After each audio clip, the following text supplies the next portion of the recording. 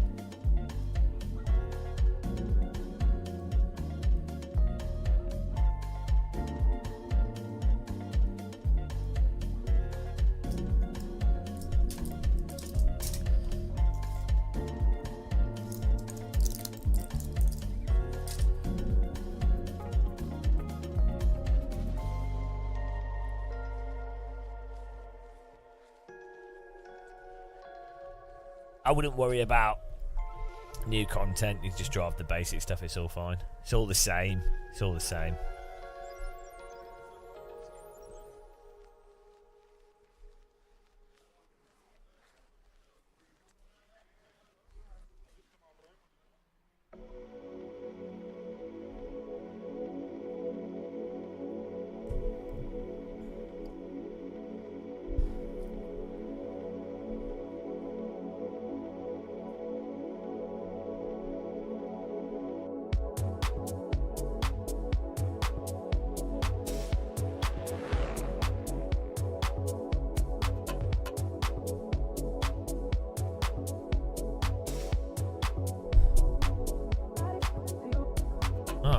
We're gonna go straight. I've never driven this car before.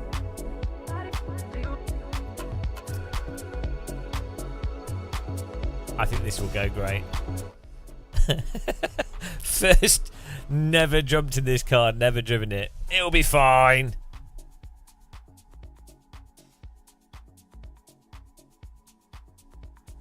Who needs to practice?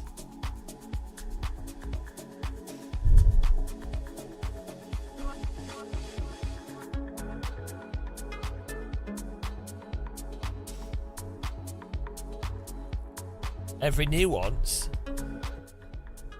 There's not much nuance to iRacing. Everything's a concrete bobsled.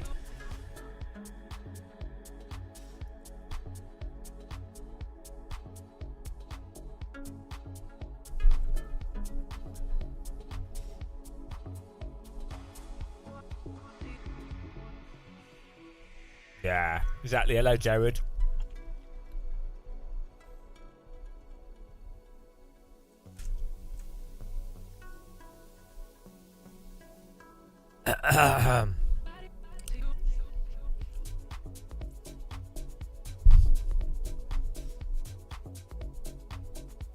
Hello.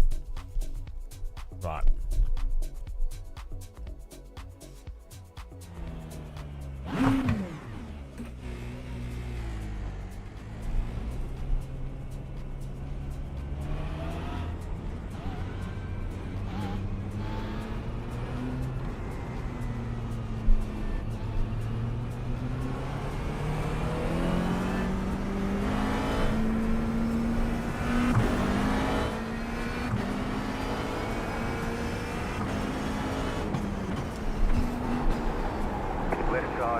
Clear.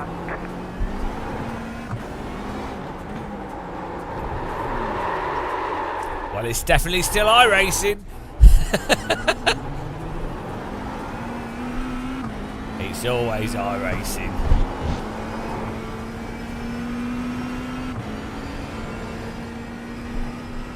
That's the best thing to do, Miles. I've just have fun.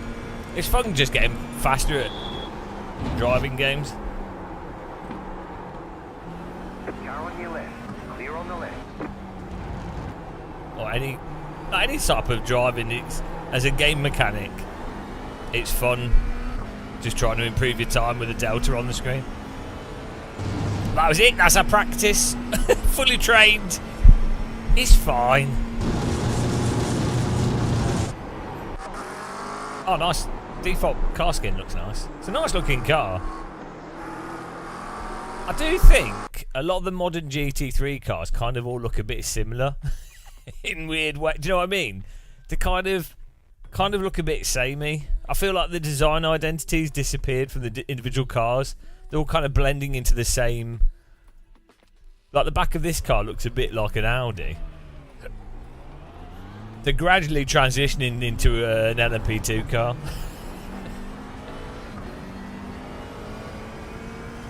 I do think McLarens look really nice though.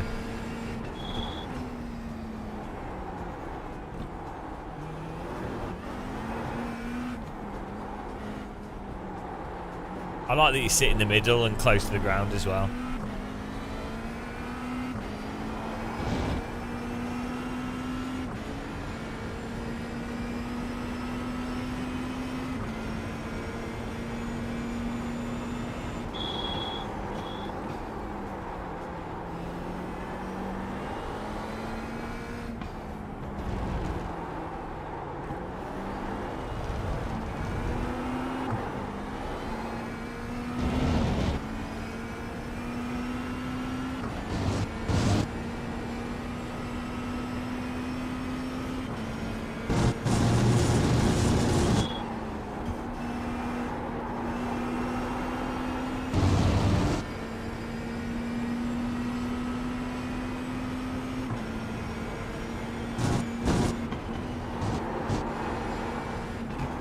Everything's really quite sloppy in iRacing, so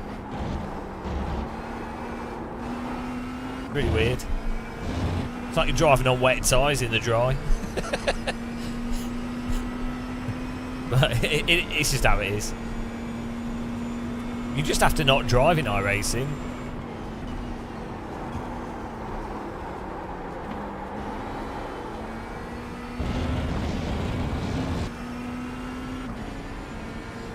Concrete bobsled. Green flag, green flag. Oh. The seating position is going to make me keep doing that. Okay, here comes your first time lap. It's much better having a seat in the middle though. Although this is actually to the left, isn't it?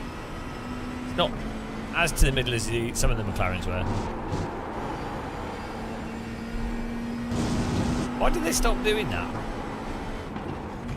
Seat in the middle is the best place for a race car.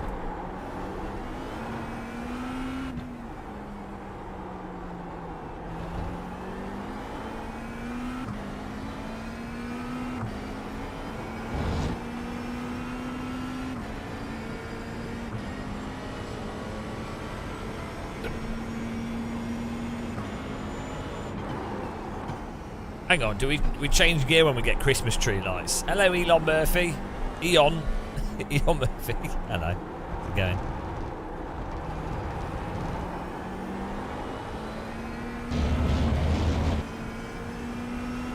Elon, wait, that's your name now.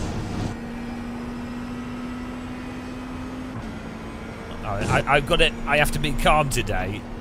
Yesterday I was up at 2 in the morning, and then we were up till like 11 p.m. So I need to, and my body hurts. So I have to try and be very calm today. Give my body a chance to catch back up.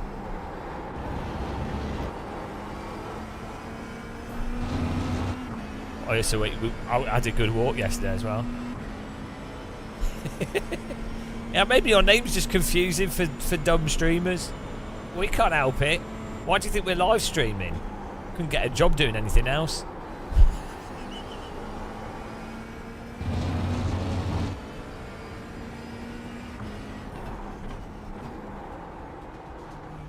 Ah.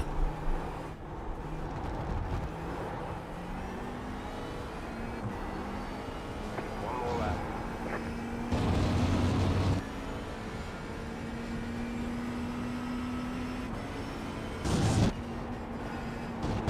What's that? Was there a stream with like a constructive conversation? I'm always telling people how to drive iRacing constructively. Concrete bobsled.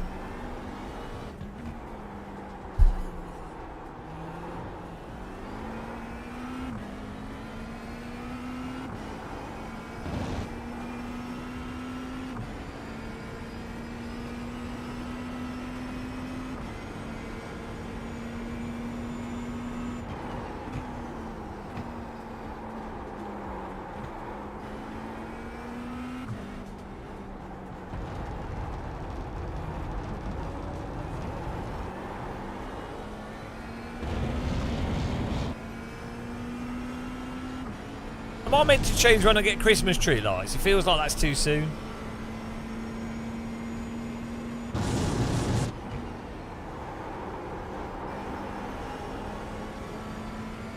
Well, how do I know when I'm at 7,500 RPM? There's no...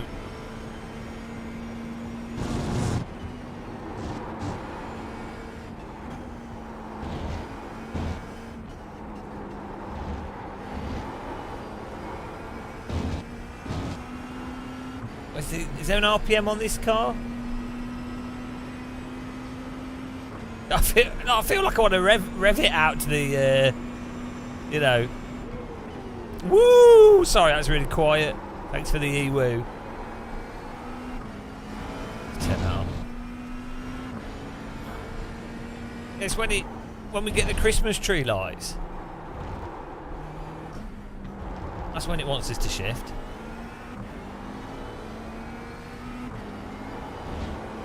A good driver must adapt to a bad car. So how to drive a concrete bobsled preemptively and mostly on the pedals. I don't like ACC. Yeah, I do like the normal. The normal. That is amazing. So The it's normal. probably one of the one of the or not the best simulation to practice, like even F1 or GT mods. It's really good.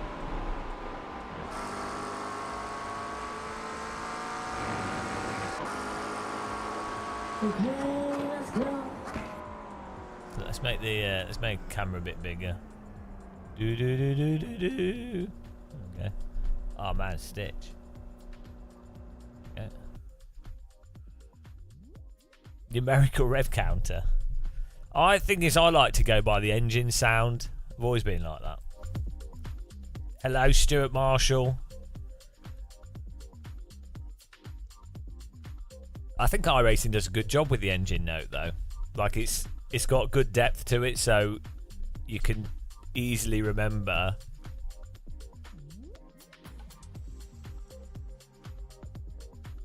You can easily remember the note at which you normally shift. Some sims it's a bit vague. The tone.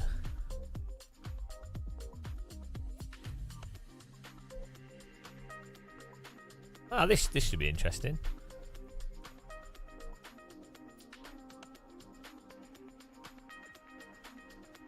It seemed to drive like the Ferrari, to be honest. Same sort of thing. I mean, everything in iRacing drives the same, really. So well, the same fundamental techniques and everything is the same. Like obviously, a car might be a little bit more rotaty or a little bit faster or lighter and heavier, but it's all iRacing, so. Which is good and bad, depends if you like iRacing. That's like every sim though, isn't it? It's going to drive by the time model. What's my opinion on the in-game sound options? Oh no, I don't like them, no. Just because in a real car, you feel the engine vibration through the chair, which makes up for the muffled sound through a helmet. And then there's also so much more rich sound in a real car. There's much more like richness to the sound. Like sometimes in real cars that I've sat in in tracks, sometimes it's really hard to hear the engine, but then you're more aware of like the vibrations of the road surface or the chair vibrating from the engine RPMs. There's like feelings through the steering wheel. There's a whole bunch of stuff which you just don't get in a sim, so it doesn't really make sense to just muffle the audio. Yeah, no, that's why I wanted to join in a race. That'd be funny. Where is he?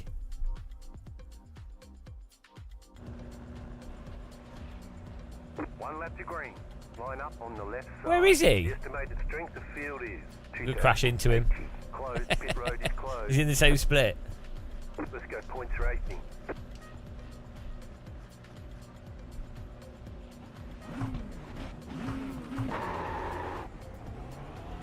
Well, no, I've got base shakers, and they still don't really replicate the actual feel. But I mean, who cares? Just do. People should do if they like it. About to go green. Love Stay 46 focused. likes using the muffled sound, so it's good to have as an option. The pace car is in. Some aspects of immersion are quite subjective, so why not have it as an option? As long as you don't have to use it, that's the main thing.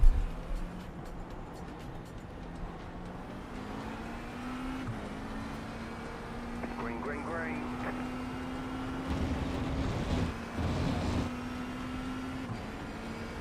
Oh yeah, that'd be good. Yeah, because you really do wear headsets in an aeroplane. Yeah, planes are well loud. Even light aircraft, just the wind noises. There's an incident behind. Left side. Clear. Well, I was expecting the brakes to work a bit better than they did. It's alright, it's a little tickle of the car in front, it's fine. 0x. Totally fine. I thought the brakes would be better than that. Oh well.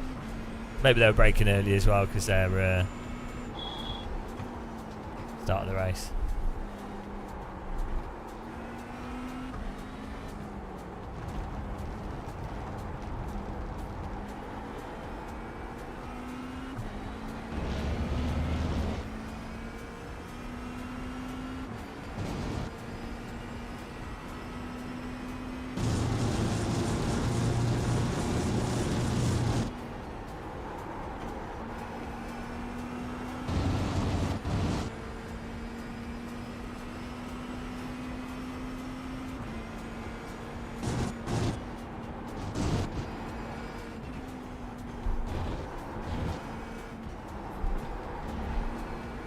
I need to gear shift sooner. I keep forgetting.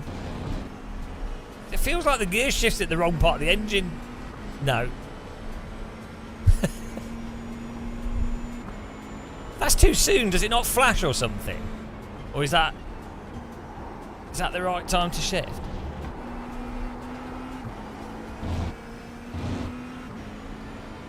I guess it is. Seems to be faster. Right side. Bloody hell, it doesn't turn in on the brakes. We're just understeering. Left side. Clear on the left.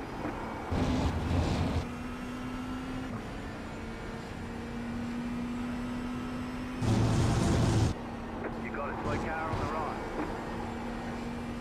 Go left. Probably need to just move the brake bars further back.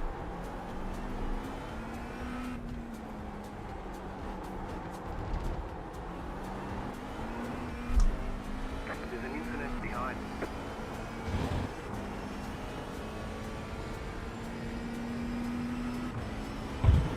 Hey bro, what are you doing?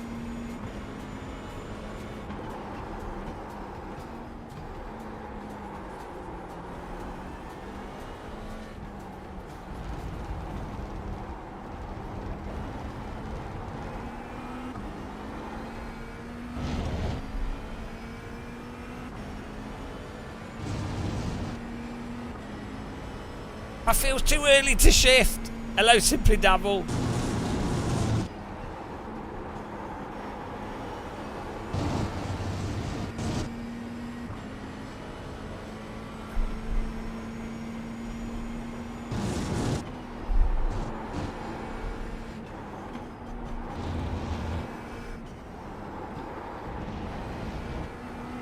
Can someone confirm? Yeah, it feels exactly like the Ferrari, to be honest. Basically. Maybe a little bit more nimble, better seat position.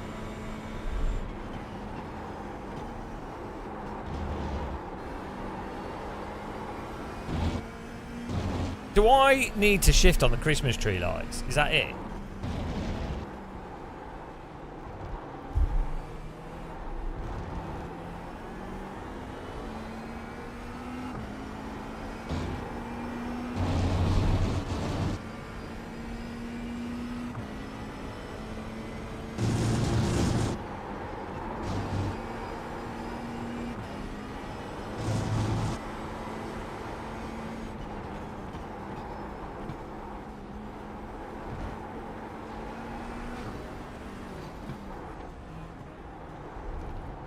Right side. Clear on the right. He just got punted.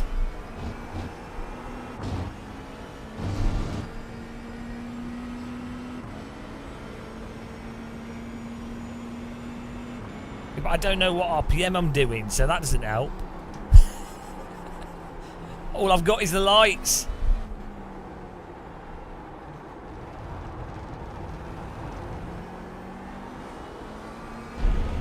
The lights is all I've got. I need the Formula 1 car beepy thing. Beep. Yeah, I can't. I'm not going to push random keyboard buttons.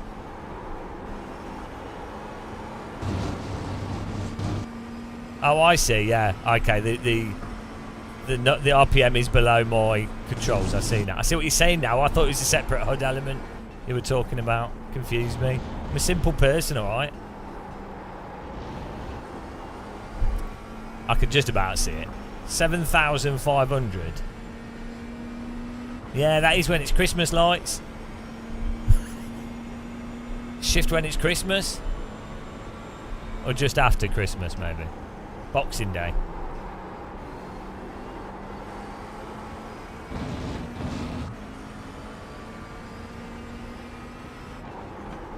Right side. Keep to the left. Clear on the right.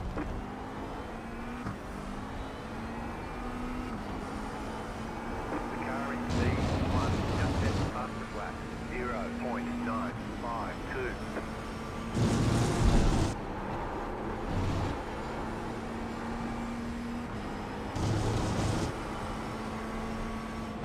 Left side. Clear on the left.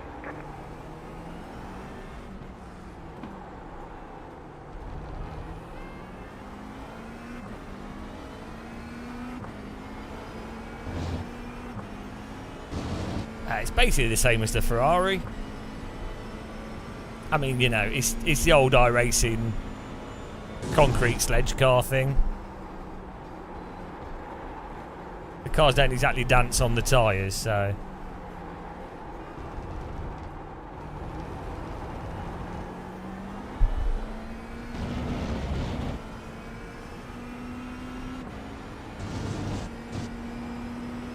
It's alright though, it seems to be fine on this track.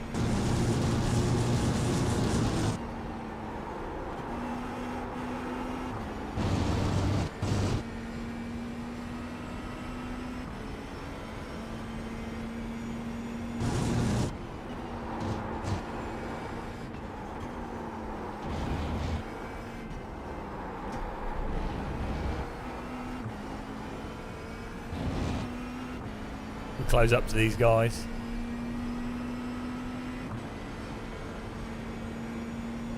Terrible, yeah.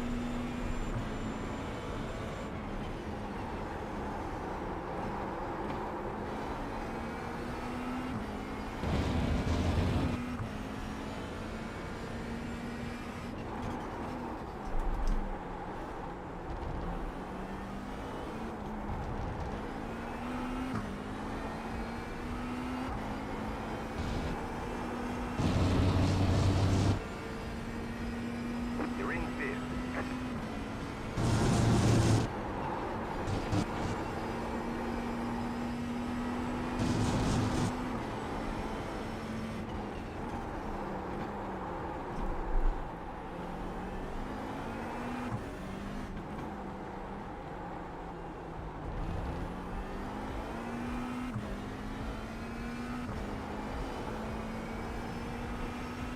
No, I don't drive the GT4 cars in iRacing because they're too bad.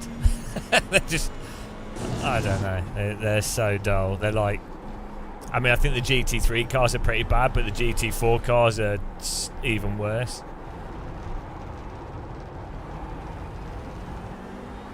Which is funny because GT4 cars are a lot, they're really good in other sims.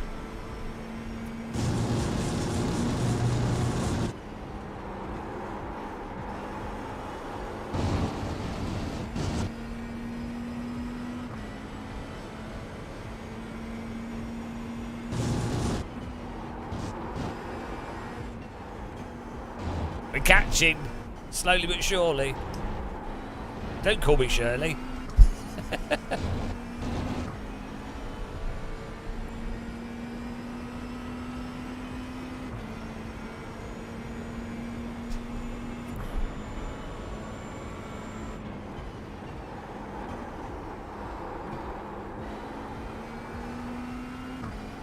Hello, filing accounts. How are the accounts filing? How was your documentational process?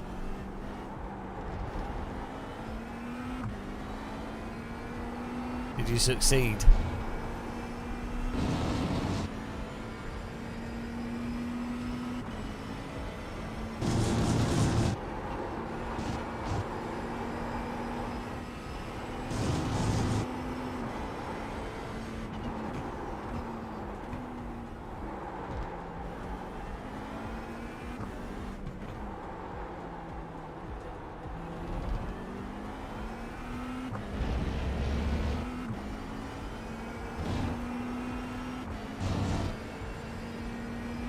Oh, well done.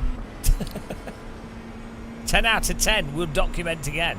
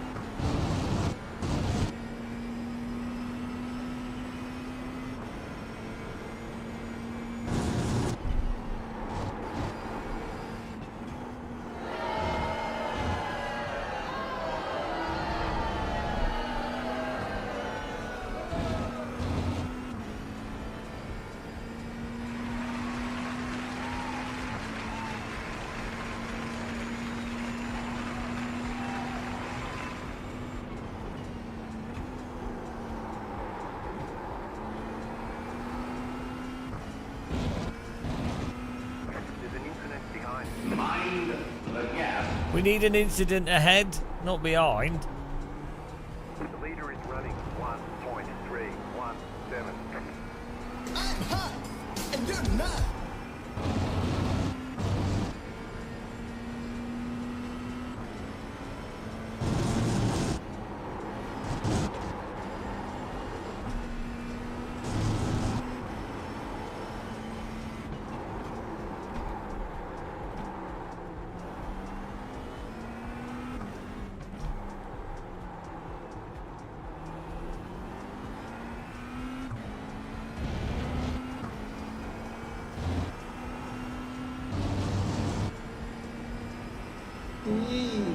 Yeah. Oh, thanks for subscribing for getting 98. Welcome along.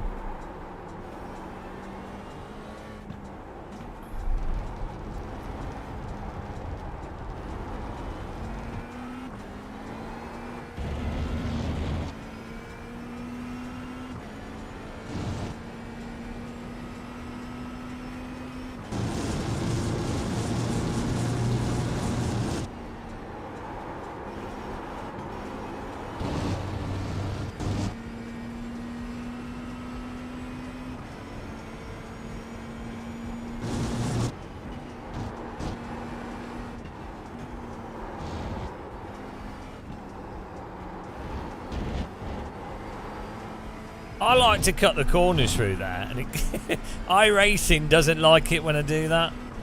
But I think those are more fun lines when you cut the corners. Gotta give the wheels a bit of sausage.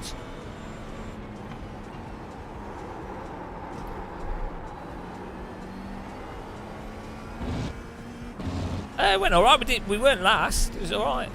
Yeah, it was good. Good fun. We almost beat Michi Hoyer, and then I sausaged my car. He had tons of damage on his vehicle. That was alright, it's good fun.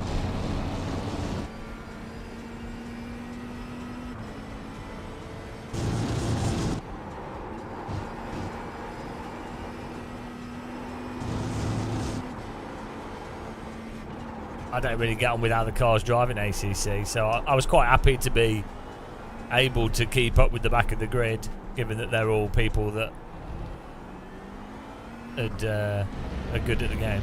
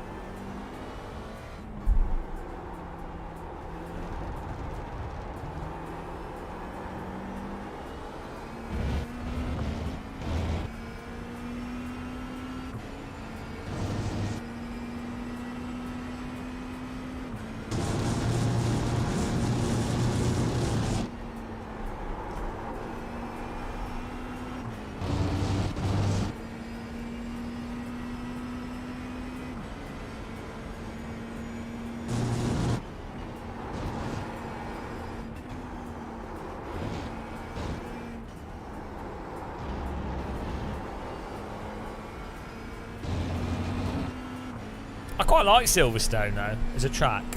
weirdly like Silverstone.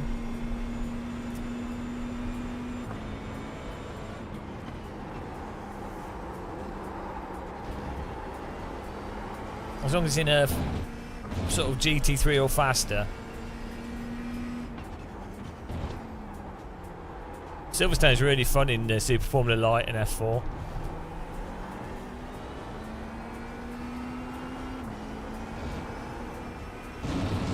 Exactly, yeah.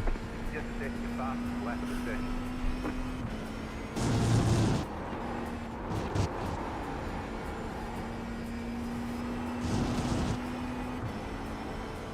Well, it was a bloody airfield, so it's fair enough that it's flat.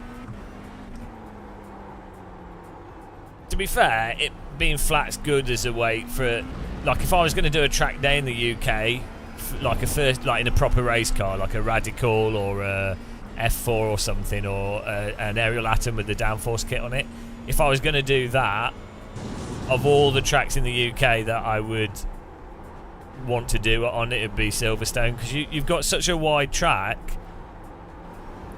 that with anything that's like a normal, like a low spec race car,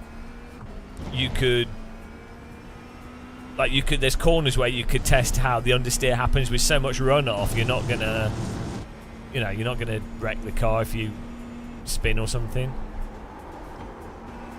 It's only when you get to like the higher Formula cars would they like skip across the grass and the gravel.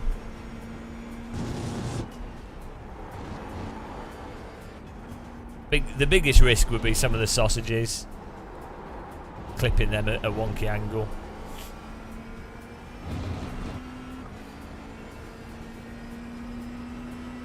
But even the long right-handers, a lot of cars, if they span out, they would still be on the concrete before they got to grass and stuff.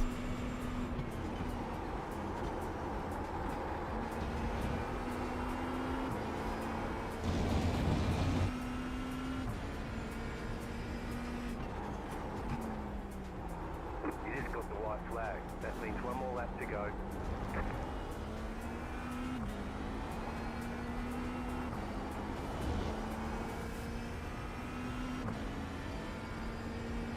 Oh yeah, I mean, well, to be fair, Silverstone isn't completely flat. I've had passenger laps around Silverstone in a few cars, and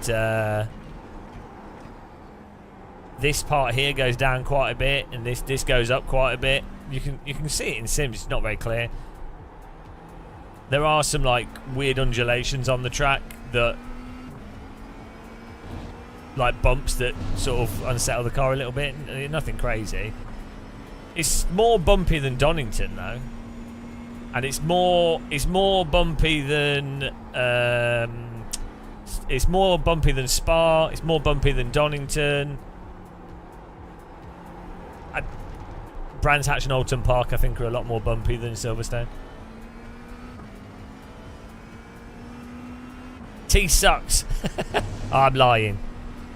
I told Quirk about Quoker taps, like instant hot water boiling taps, and he'd never heard of them before. His mind was blown. He didn't believe me. He's like, no. Surely that's too dangerous. I was like, no, it's a thing. It was really funny. I'd love to have one of them. If I get a new, if I ever do my kitchen, which I need to sort out, I'll get one of them installed. Yeah, it's like a tap that's instantly boiling water. Yeah, amazing for making tea, but they cost between £500 and £2,000. You've got about 5 laps of fuel.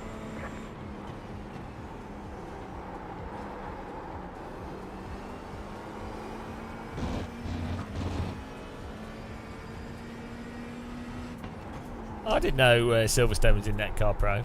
I know all the fictional tracks in Netcar Pro. I used to drive the Osella all the time. That was my favourite sim car for years. Well, yeah, this car is basically the same as the Ferrari. Chicken flag, chicken flag. Like, it's also, you know, it's the same iRacing thing. It's the same iRacing thing where it's just a concrete bobsled. You just go slower if you try and balance on the limit, and then the car just slides around. So, like, if you actually try and drive it how you'd drive in a proper sim, you know, it just falls apart. Yeah, it's a little bit more pointy, but I mean, this is just a fixed setup, but still, it wants to be driven like.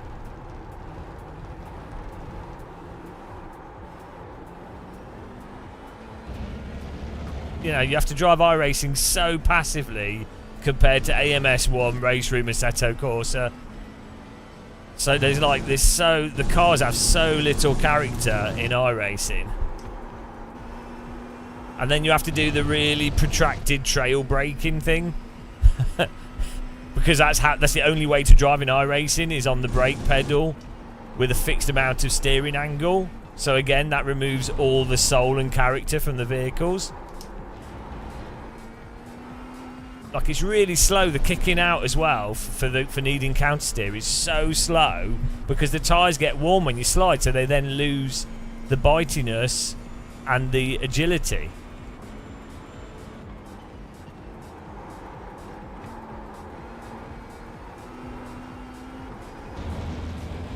See how much slower it is if I try and actually push.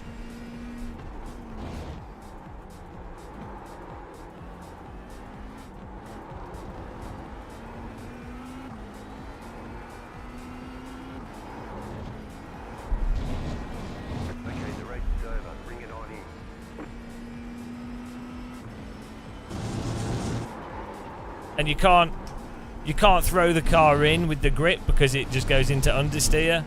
So you have to do the whole brake and turn. You know, it's a way to drive, but again, it removes the character from being able to use the mass of the vehicle and the different vehicles to get them into corners more. Obviously, TC and ABS interact with that.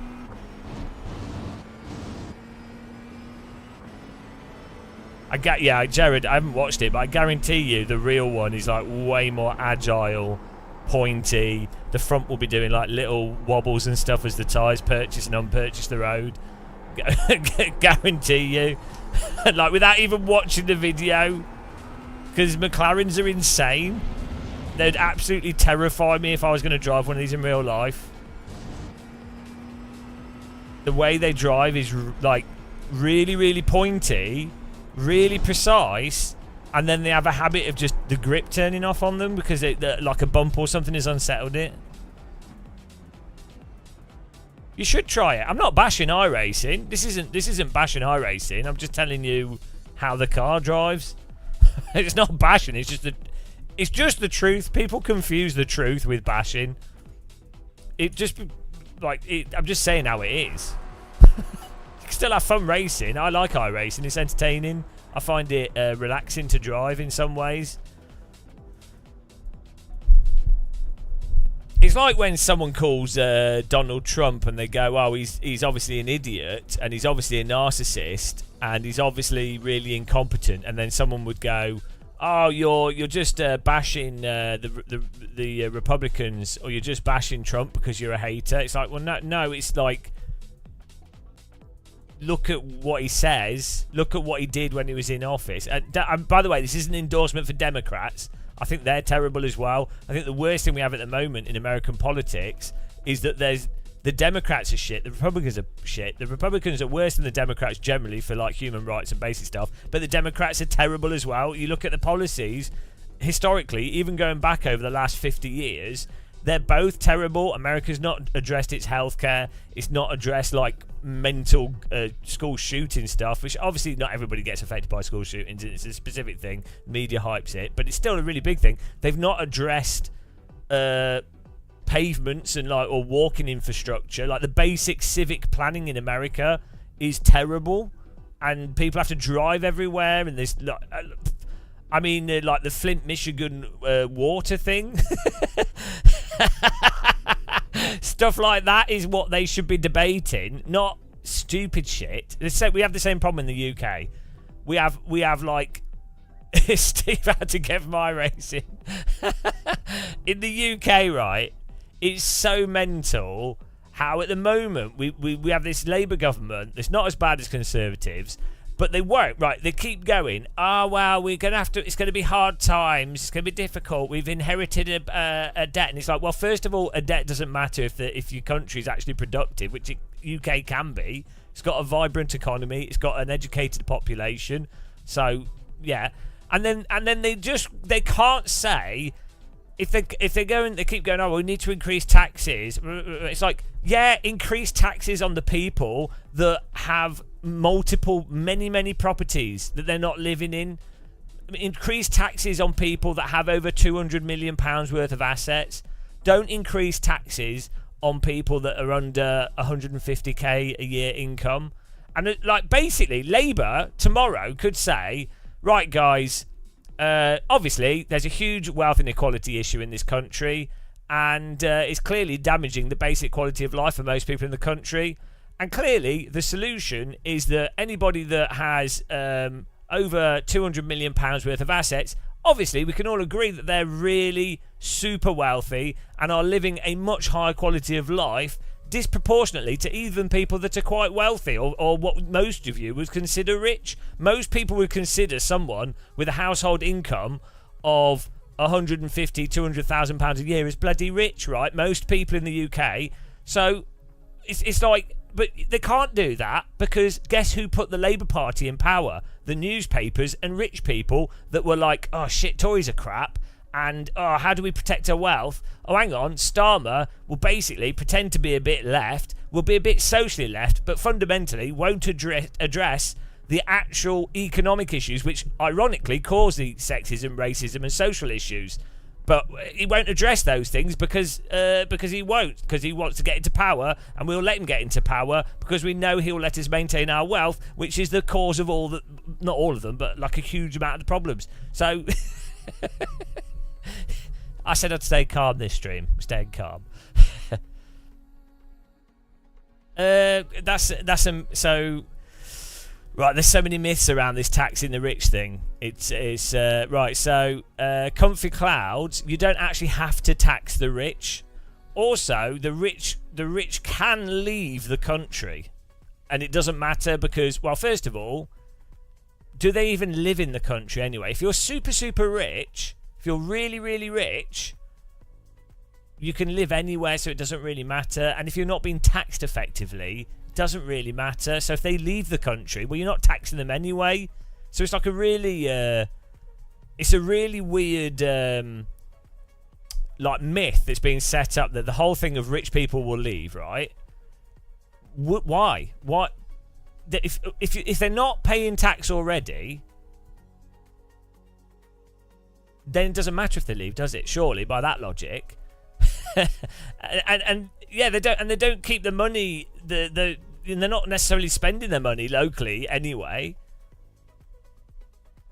So and then also, what you'll find is if a country is nice and a pleasant place and safe, people tend to live there even if it costs more. Like the basic day to day, like that. If you could choose, if you're really rich.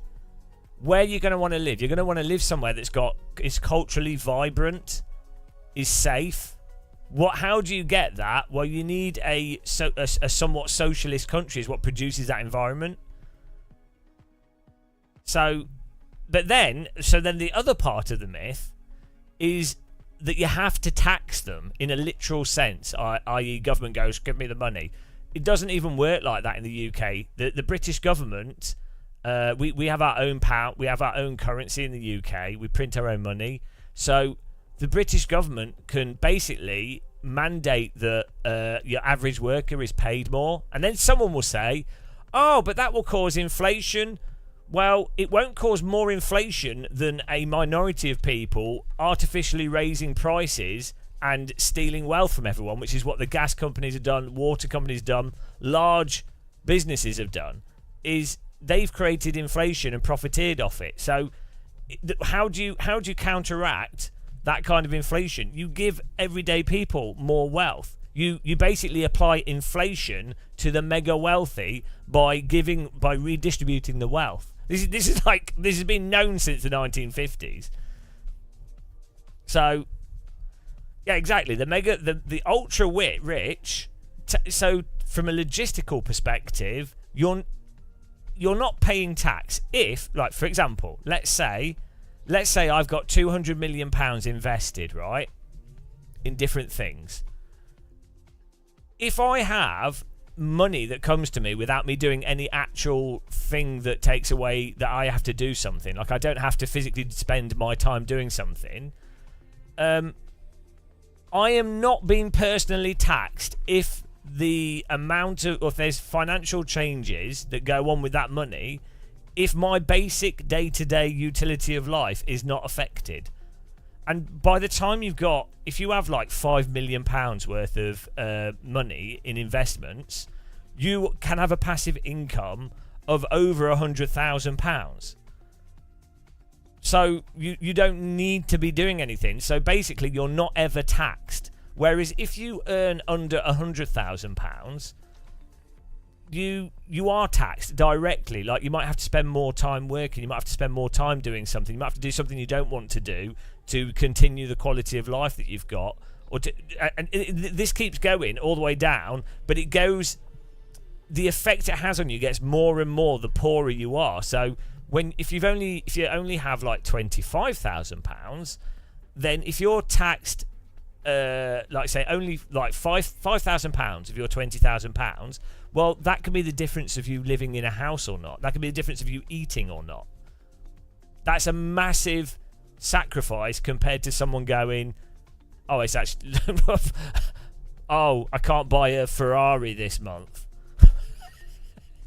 Do you know what I mean? It's the problem is the conversation on this is so distorted because the media is paid for and is constructed to enable this wealth inequality. So the whole narrative and view of it is like completely it's just mental propaganda.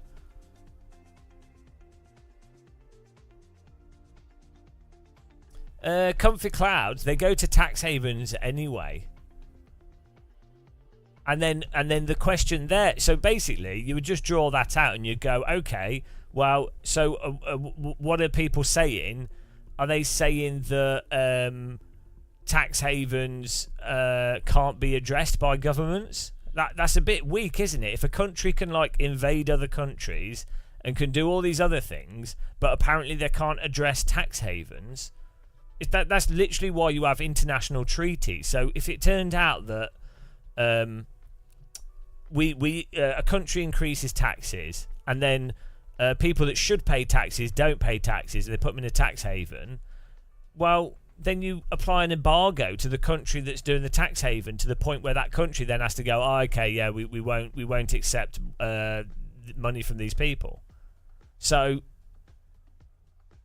do you see what I mean? Like, it's this whole like bizarre narrative is being created.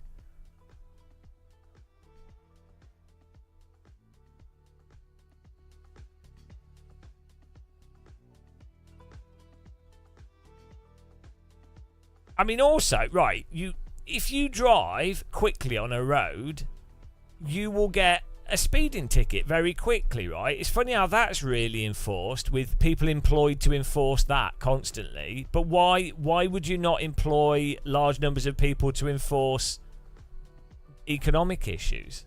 If your goal is like egalitarian society that's fair, you go, well, hang on, we're making a political choice here, what we're enforcing. So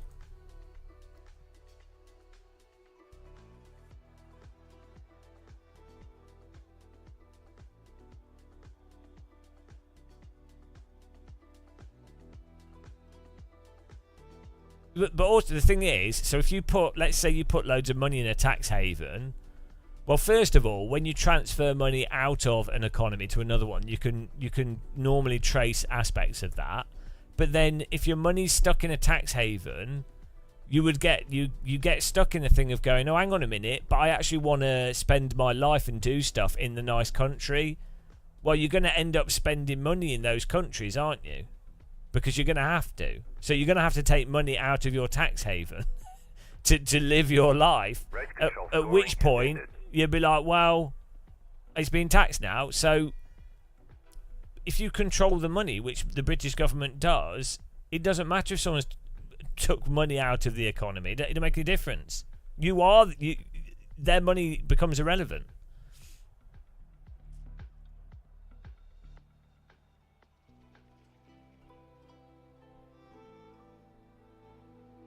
Yeah, but you'd still be spending money in the other country that you're going to spend it in.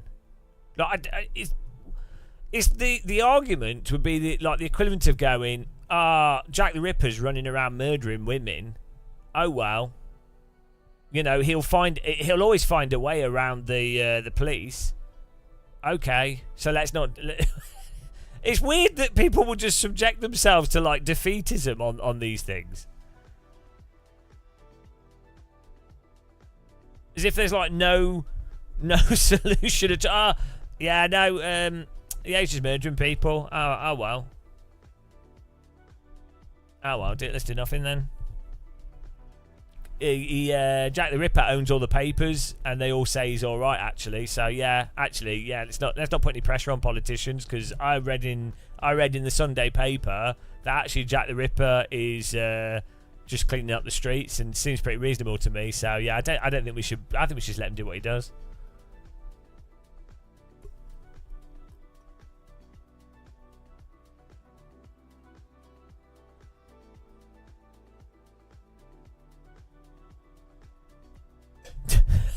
It's just really weird.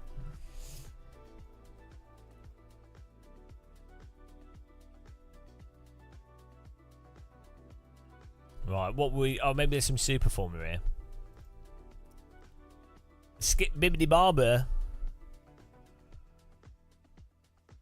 Yeah, he never got caught, so yeah. It was because it was at the end of the day he died of old age, so it didn't matter.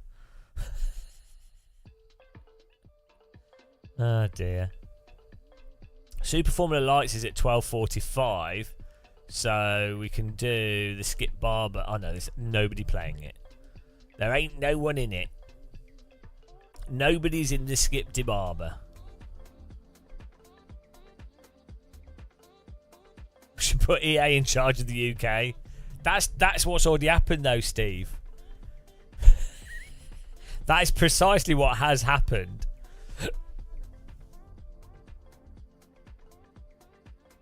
Seven people in this Suzuka race. Why is there so few people on it? It's like 11 o'clock. It's not like people have lives. I think we'll have to we can do the F4 one.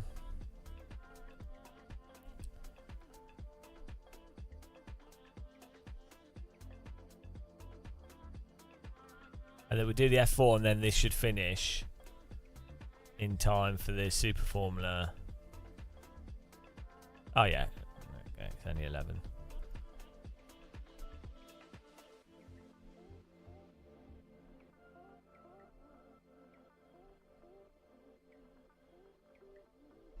You need the social security DLC to have access to the NHS. Oh, they're working on that. Have you noticed how it seems like Labour seem to be happily stealth privatising the NHS more?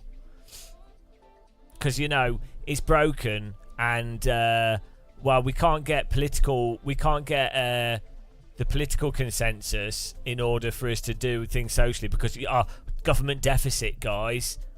We can't, even though for decades it's obviously shown that if you invest in infrastructure and services that people actually need and use, that it builds the economy and makes the country healthier, more productive, which increases the country's value.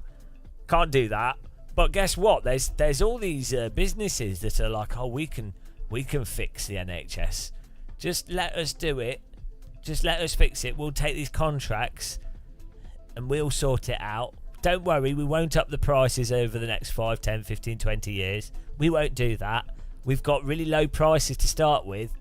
Like Uber taxis. Oh, don't worry. Nice cheap transport, guys. Oh, well, the taxi companies have gone. Oh, is it more expensive now? Oh.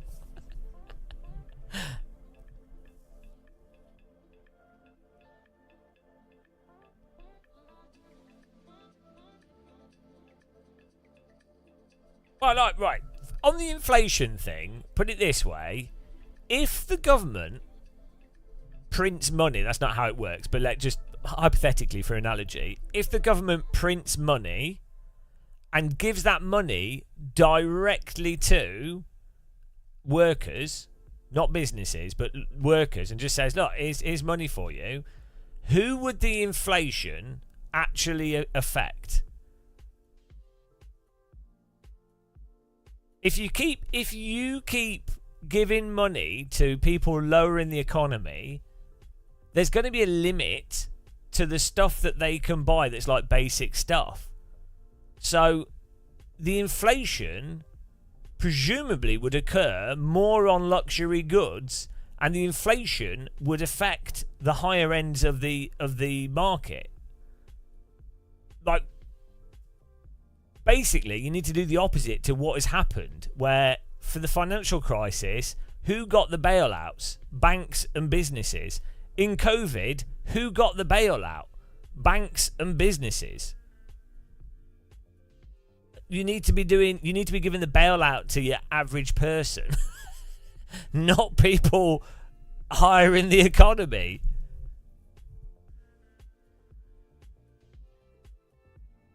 Oh, okay, well, that would be a deflationary factor, wouldn't it, Comfy Clouds? So if you have more money... Well, I don't know about you guys. When I've had more... So I had no money. I don't want any sympathy, but for a long time I had no money. It was my own fault, just trying to make businesses work, right? I didn't go out.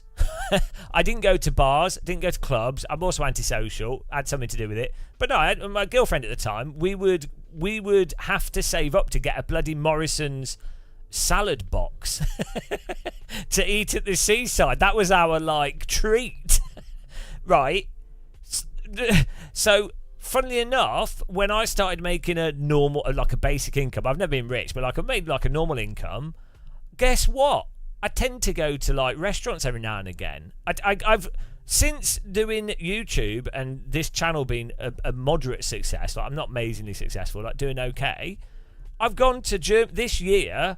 I've flown to Germany 3 times. No, I've took a train to Maastricht. So I went to London when I wouldn't otherwise go to London. I used paid for train tickets and stuff. Bought food in London that I wouldn't have otherwise bought. I bought a coffee and stuff that I wouldn't have otherwise have bought. Used the train to get to Europe, and so I'm spending more money because I was able to afford to spend that money. That was me paying for that out of my own pocket, effectively. Yeah, look at me going to Germany. But it's people really don't understand how bad of a economic effect it has not having money. Like, even if you're someone that's capable of generating economic wealth, if you don't have the capital, you can't do your job. So even this Sim Racing Expo, right? I have the capital in my business to be able to spend like £1,000 at the drop of a hat for planes and a hotel, whatever. Like, I've not made that money yet. I've not sold the sponsorship for that yet. But I have the capital to be able to go, oh yeah, okay, whatever. I mean, I'm sure it'll work out, but it might not. I might lose that £1,000 or only make half the money back. And I also have to make the money plus income, right? So if you don't have the capital, you can't take the risk. Like, people don't understand this stuff. It's so stupid. And the economic... I could have been doing what I'm doing now 10 years before what I'm doing now, but I couldn't do it because I didn't have the capital and because I couldn't get bank loans with the first business that I did. So if all the guys, when we started our first business, if we'd got just £50,000 or even £25,000 of bank loan, all of us would be 5 to 10 years further ahead economically than we are now. So, but people, I think the problem is people are just so economically illiterate. They just don't get it. They just don't get it.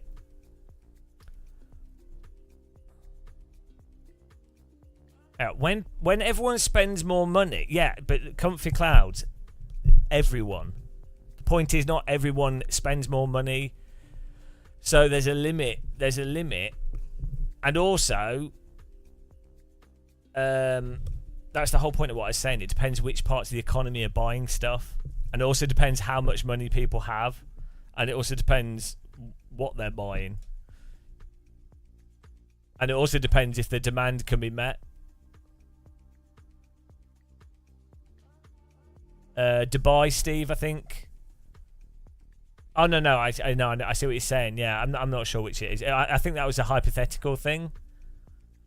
No, it's not a country. It was that fat guy that talks about marketing videos, saying how someone was talking. It was him talking about a conversation. This is what having long-term memories like. I can't remember what happened 2 minutes ago, but I can remember the entire content of a short from 8 months ago.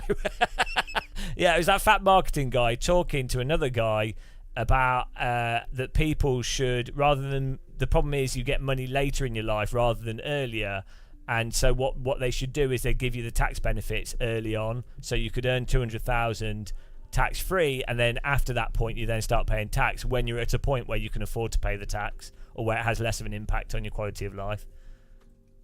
Yeah, which yeah, it'd be interesting.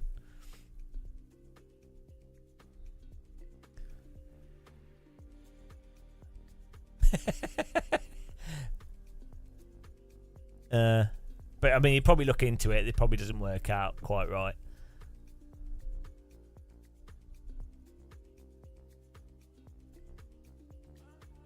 Well, so rent in Portugal 600 minimum and salary is 800. 12% of the houses are empty.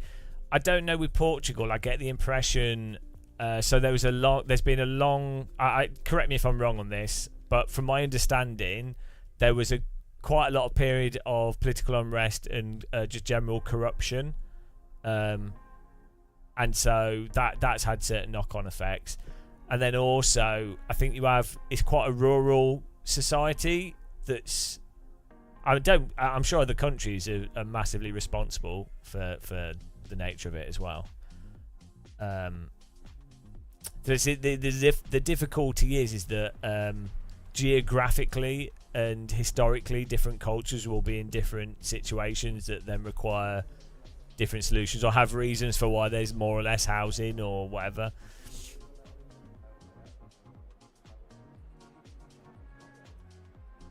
I don't really know enough about Portugal other than what people randomly told me. I've not researched it at all.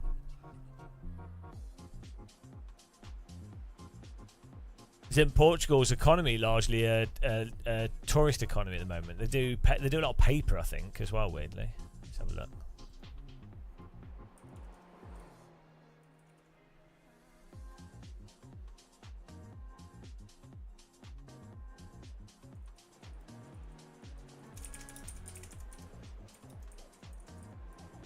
Don't know what resources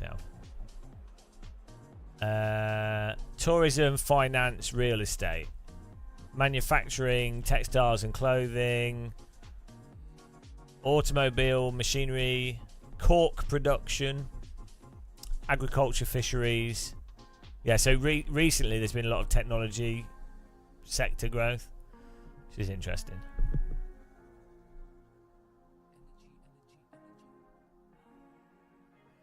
Dave Cam.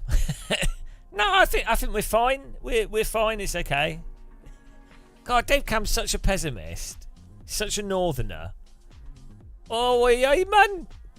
Howie.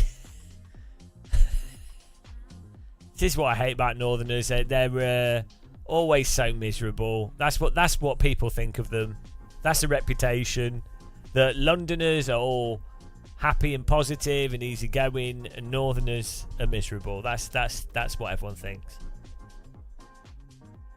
Those friendly Londoners.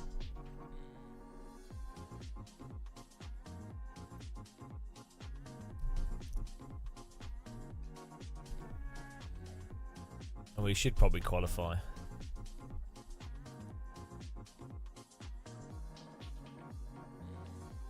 Sell them setups, that's the industry, yeah.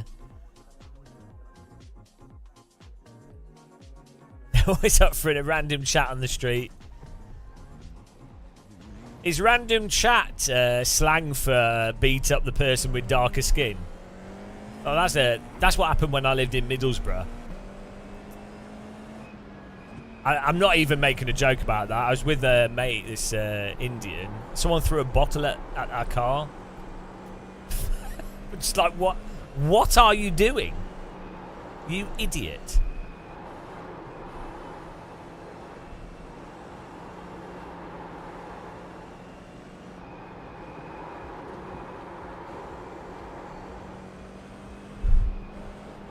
Drex. Clip it and ship it. I'm sure you could take that out of context and reframe it that I'm a racist or something. There's probably a way.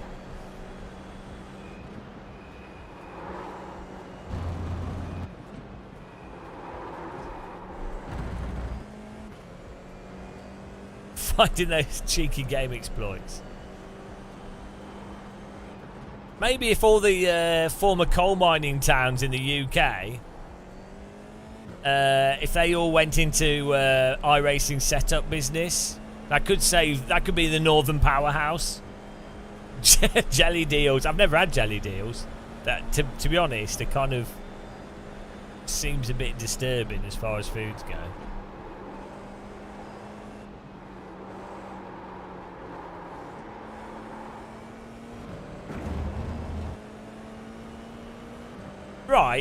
Right. Explain the logic of this. Okay. Every car in iRacing basically drives the same. Like concrete sledge tyres, right? And the same with all sims will all drive based off their tyre model. Okay. If given that's the case, why would someone want to drive a slower and more sloppy car than a lighter and more precise car? If your goal is like racing and controlling an object in a video game, which is what driving in racing games are, why would you drive something that's basically the same but sloppier? Like, if you're playing any other video game, normally the progress is that you gradually upgrade your in-game character so it's more responsive and more powerful. Like that's the gameplay loop for the vast majority of games. And most things in life, people like to go, all right, it's crap because it's sloppy and imprecise, and the reason it's now better, we've made it better, is because we've made it, you've got more control over the object, right? So it's really weird that you can counteract that basic mechanic and that logical process. You can counteract that purely by using brands and branding, basically, that ironically has actually nothing to do with the actual in-game thing, because the Porsches, the McLarens, the Mercedes or whatever in iRacing don't drive like the real cars whatsoever. It's not like actually driving the real car. It's just an image of the real car, a picture of it, but and their marketing, and that is enough. That is enough to basically convince people to ignore all the intrinsic gameplay mechanics and qualities. Marketing, guys. Now, someone will say, yeah, but they just like the car, they like how they drive. Okay, they might do, but that's just an argument from subjectivity with no reasoning behind it. You could say that's a moot argument, because you could say, well, actually a proportion of people just like the F4 car or whatever. So obviously that's just someone could subjectively like anything, but that's not a cohesive logical argument for what I'm saying. Preempted those people that would say that. The pace car is out of control. If AMS2 worth getting for multiplayer? No, AMS2 is good if you want a simple game to play in VR that looks nice in VR. It's simple to use in VR, and the AI is quite good fun, and you can create a thing. You can create a session and fill it with AI and drive with your friends. And it's got awesome Brazilian tracks and Brazilian cars that just aren't in anything else. So that's what's good about AMS2. Do I have arguments with myself? No, but look, right. I find it's really good to have devil advocate conversations with yourself. If you're thinking about something, what you do is you automatically present yourself with the opposite view, so that you're constantly refining what you think about stuff. So you go, well, okay, you will see something or think of something, and you go, oh, that seems quite good, because your ego will be like, oh, great idea, well done. And then you need to go, no, I'm an idiot, it's probably wrong. And then you think of why you're wrong, and then you think, well, maybe that's wrong. And that's called being critical, right? It's critical thinking. And that way you keep doing that, and you gradually will chip away, hopefully, towards something that's probably likely more true.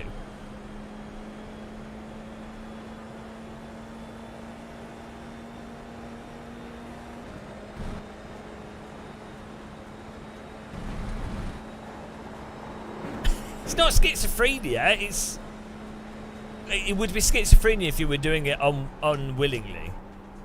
If you're willingly doing it, like you're thinking about it, not thinking about it.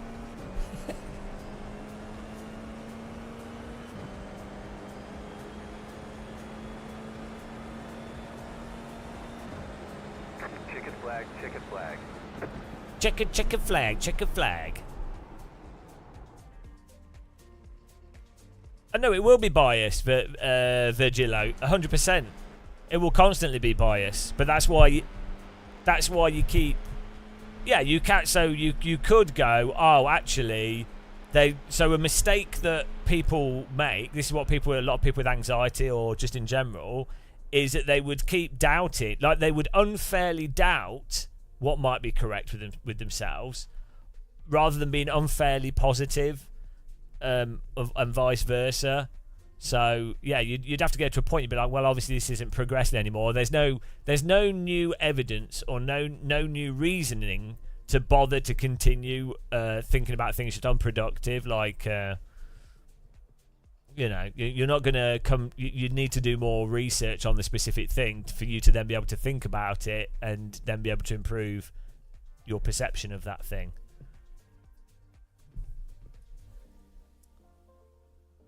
So like with us talking about Portugal, I don't know. I don't know anything about Portugal apart from like a very small number of conversations. So I can't even formulate a reasoned view on why they might not have housing, other than like what other people said in chat, which is like, there could be broad things, but I can't even think about it. So.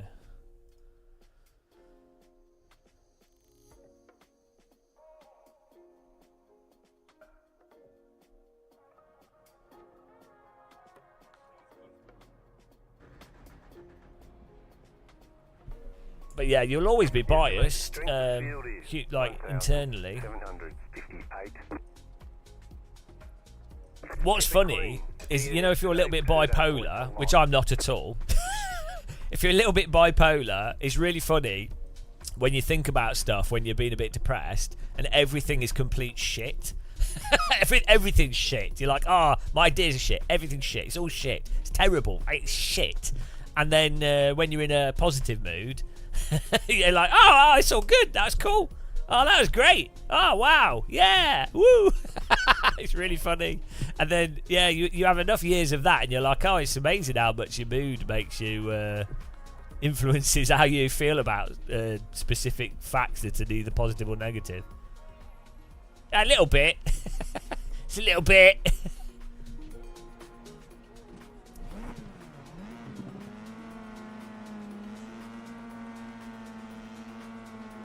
Green flag, green flag.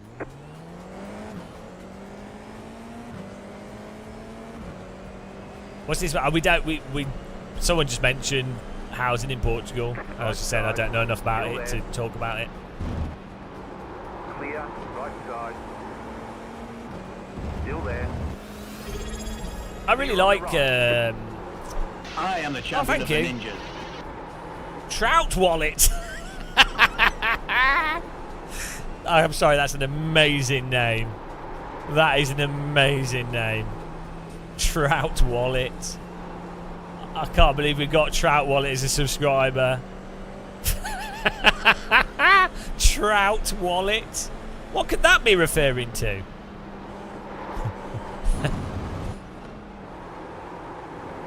Oh dear. Marcus. Trout Wallet.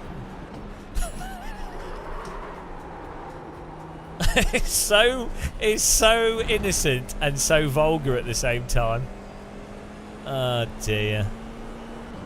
Or it could just be literal. Maybe he actually has a wallet made of trouts. Who knows?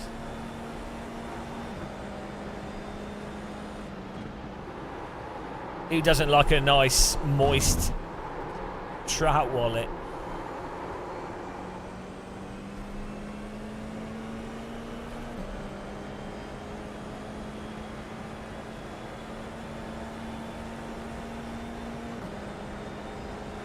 I appreciate the sub. Thanks for supporting us.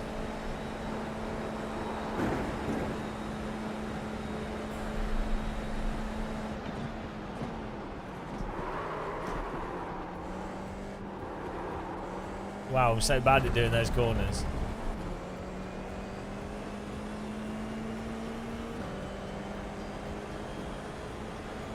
Oh, Dave Cam, you still there? You're in fourth position. Did you get one of those, the new seatbelt tensioners from that company? I was like, I'm behind on reviews, so I can't really accept new stuff to review, but I really want to try it to see if it's substantially... Because you've tried other solutions as well. One person said to me that it was substantially different from other solutions, so it actually makes me half tempted to try it. Yeah, the Cubic one. They do good motion actuators, Cubic.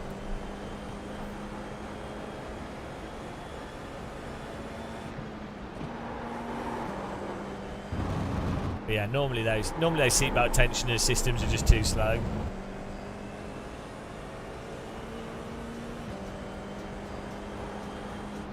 Hopefully they have one at Sim Racing Expo just to try out.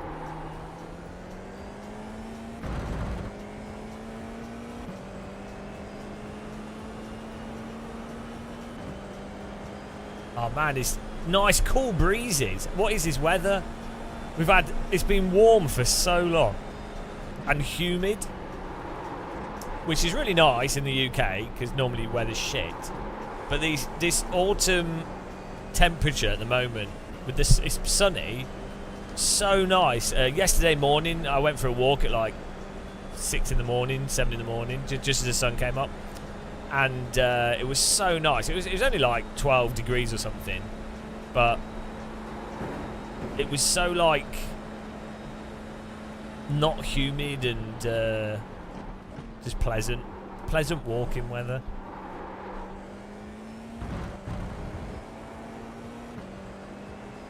Yeah, it's the bloody humidity. I think that's what So I really like Spain and yeah, Spain in particular can be really bloody hot, but it's not got the humidity that UK has. So Greece as well can be like this. It can be really hot, but it's actually really nice. Not when it's 35, but you know, when it's like 20 to 25 to 28 or something.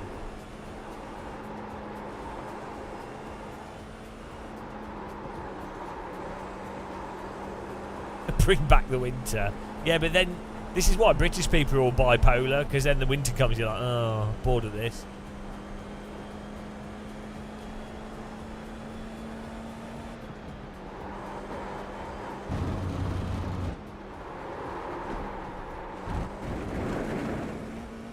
Do you know what? I definitely think this F4 car on flowing tracks is the best car in iRacing. Because the higher speed means you get the downforce, which mitigates the tyre model issues. And it's still nice and nimble. And it's not got any stupid systems on it. And the only problem with F4 is some of the people that race in it. But they're just kids, so you can forgive them. Swamp Heat.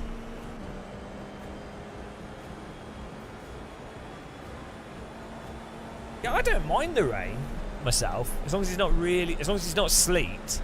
We can all agree that sleet is terrible. Sleet should be made illegal. If we're ever going to do like geoengineering, the priority should be to get rid of sleet. That should be priority number one.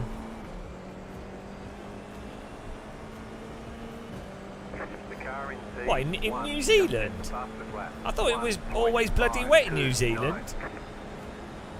That's why you've got like so much grass and sheep.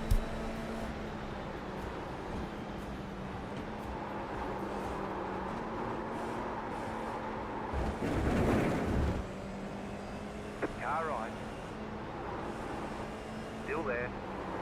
Please pump me. No, you want to. Why is he trying to overtake here? This is really a bad place to go for the overtake. Probably pointless. Clear. Car right. Clear. Actually, brain dead. Clear on the left. What? That's the problem with F4. You've got wheel damage. That right there is the problem with F4. Your rear wing is damaged. Your car has too much damage. We've got to fix it.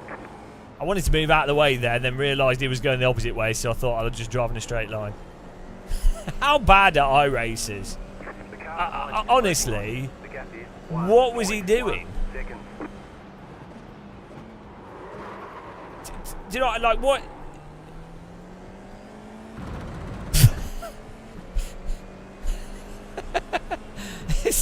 It's ridiculous, isn't it? He tries to overtake on the S's, where it's not really a productive way to overtake unless you're really alongside, and then just drives into the back of us because he's got draft and he's like, oh no, I deserve the position now.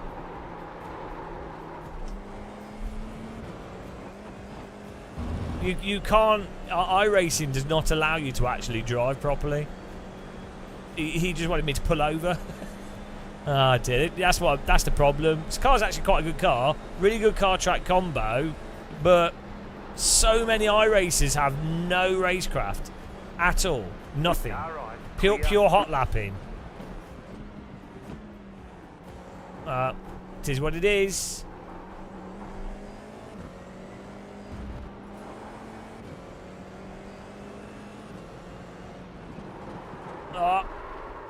Probably get a drive through for that. Why'd you driven past my pit box? The pit box in 10. Don't know if we get a fast repair in this series. I don't think we do. 3, 2, 1. Right here.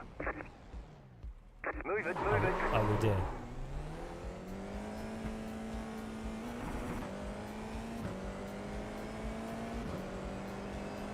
Oh well. That was gonna be fun driving. It was nice. I could tell he was going to drive into us early on.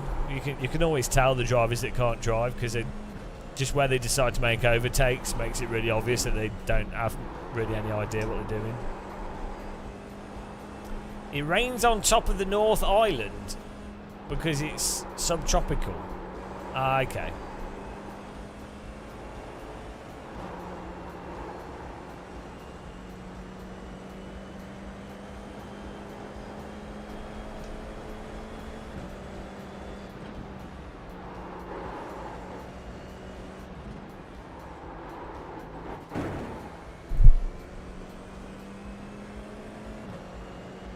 You got demoted, yeah. Well, the problem is, you just have to not race on iRacing. If your goal is to get safety rating and I rating, you just need to pull over for wreckers. We can move up. Rob, thank you for subscribing. Really appreciate it. Hang on. 8 months. The car in C1, just set And the bus. Crowd Garage. 1.458. No, Rob was 14 and Crowd Garage is 8 months. Thank you very much, guys. Hype Train.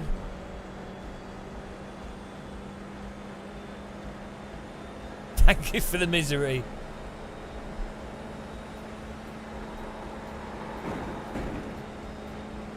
It's 9 and raining all day. Wow.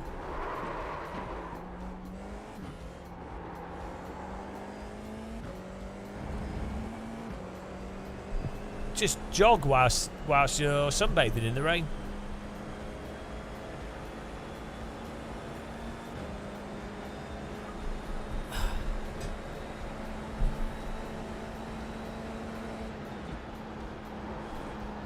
Tesco sausages.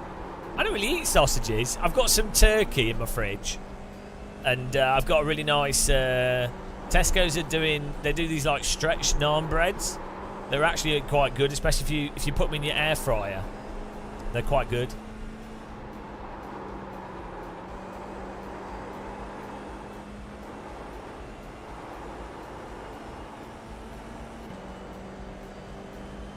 They're really. So I've just been cooking turkey, and then a bit of naan bread. I should probably put it in curry sauce. That'd be nice. Oh, maybe I'll do that. I'll cut some up. Turkey and curry sauce with some rice and naan bread. I'll have that for dinner today. Top notch. Top plan. One time when I lived up north and I had no money, when I was with my girlfriend up north, and we had no money or food, so we used to go to Lidl's. They had the people in the shop knew about us and they knew we had no money, and so in Lidl's they had sausages that were gone by sell-by date. So we went to Lidl and they had Krater sausage. So I bought all the sausage. We had freezer full of sausage for like £2. Dave Cam's like, oh, hang on, I understand what he's saying. I speak this language.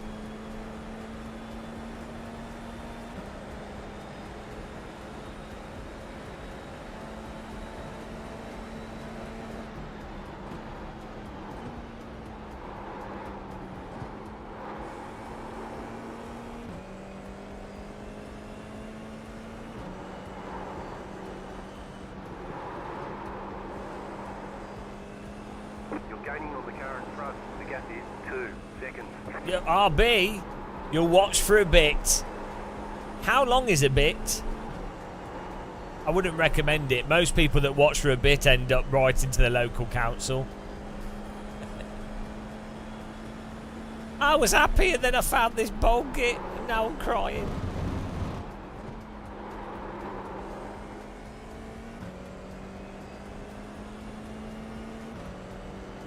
Oh, it was offensive to Northerners, Hell Knight. You can't win. All accents are offensive. If I talk posh English, That's offensive to every country that Britain has raped and pillaged. If I talk Midlands, people would get confused. They're like, where is that accent from? From the bloody middle of the country that you live in, you idiot. The official language of the UK is the Midlands, obviously, logically and reasonably. Can't argue that. It's the middle. Where, if you had to go, right, which accent is the legit accent of a country? It's the middle.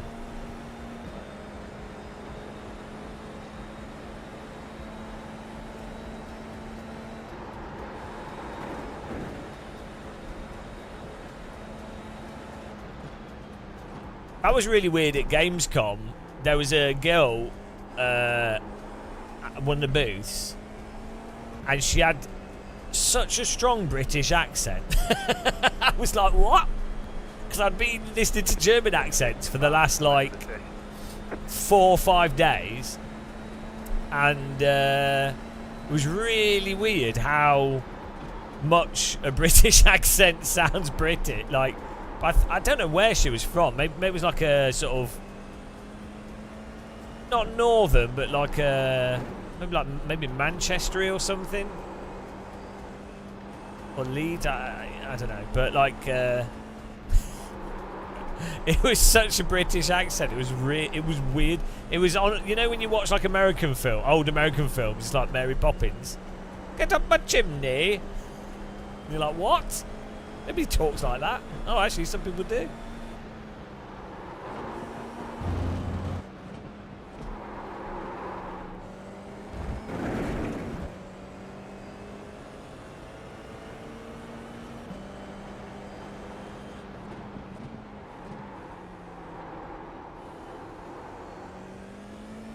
Yeah, but my accent is in the middle. Where I got my accent from is the middle, the absolute middle, the most middle of the middle. So my house was right in the middle of the middle. I am the accent, basically, as middle as you can get.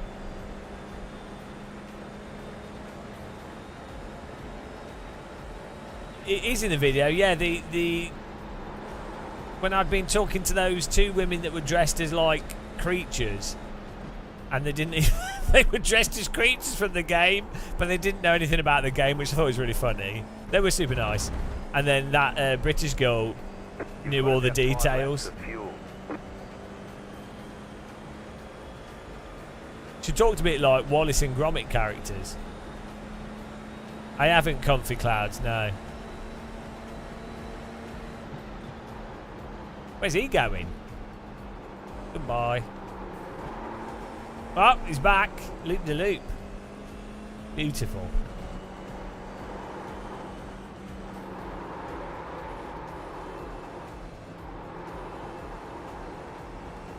We were testing the McLaren, but it drives basically the same as the Ferrari. We're a little bit more nimble Ferrari. Yeah, there's no real point in getting it over the Ferrari. It's fine to drive though. Maybe it's a little bit more forgiving than the Ferrari.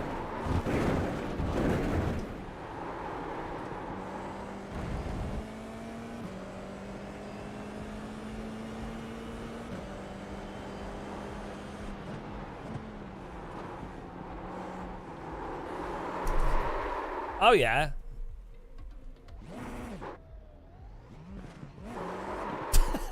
What was that? What was that? You're losing on the car in front. Physics. 9.6 seconds. The car behind is close. Did my PC? Not yet. We need to try Flight Sim.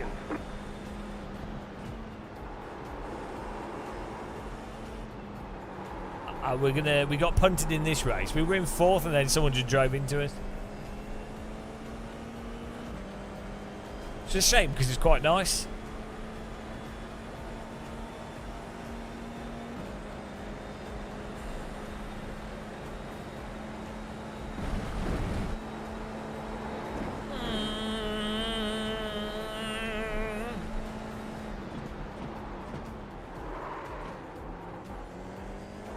White flag. Stay smooth.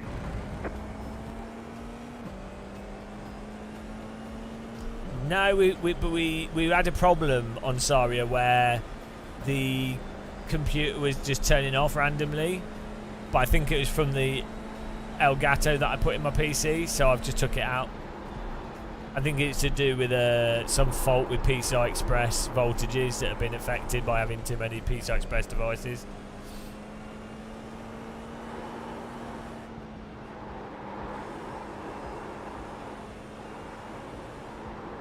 Which is a shame because I really don't want to. I don't want to buy another capture card. I actually have a spare one we could try and then see if it still stops working. But I have like 5 capture cards.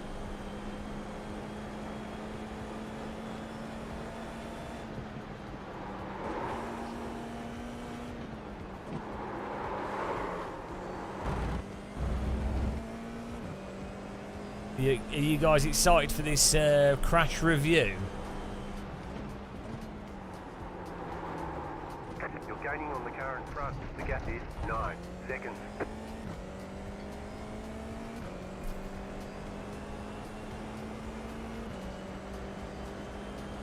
We got absolutely ramshackled. Shackle of the ram. Ernest shackle rammed.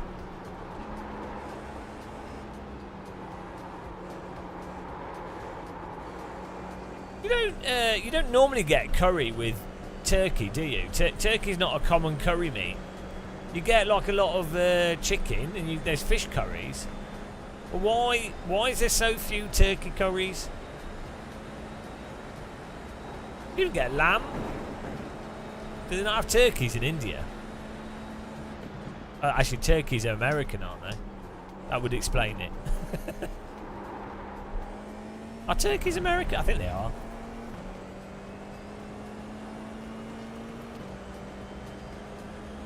Car stop on the right.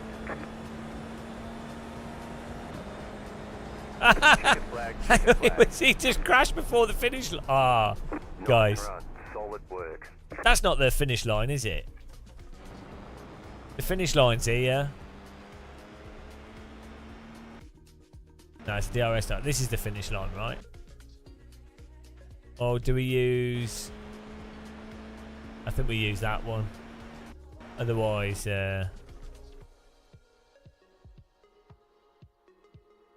Oh yeah, it was. It is that first one. It's weird how this track has 2 start-finish lines. Right, here we go. Look at this.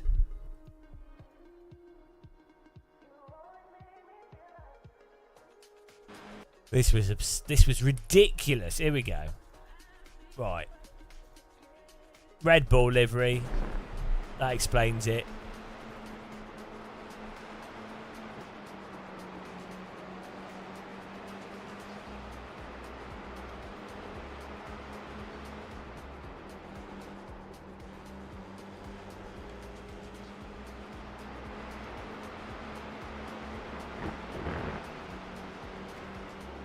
Like, what on earth is he doing? There's no way past me.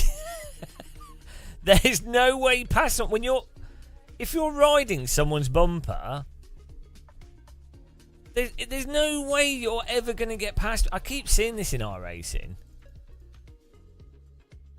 You're never getting past this guy. You don't have enough of a run to actually do anything productive. You ain't going to go past the left here. And he's already, even if you go, well, no, he wasn't expecting me to start turning left for the corner, but my car is actually, at this point here, I'm still not going, we're taking the corner normally. And he's already driven into us.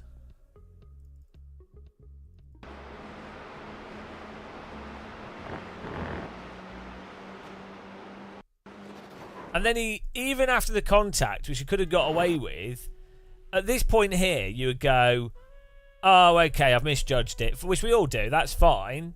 At this point here, you would lift. But he's just then driven into me.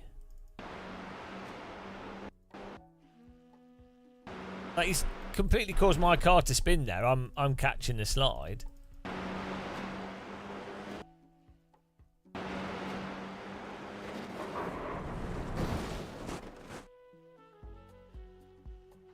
I'm saving that. Or Michael Sullivan.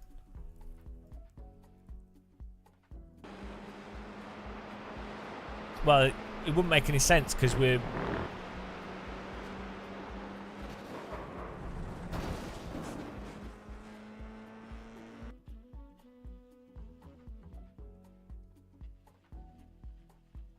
Hang on.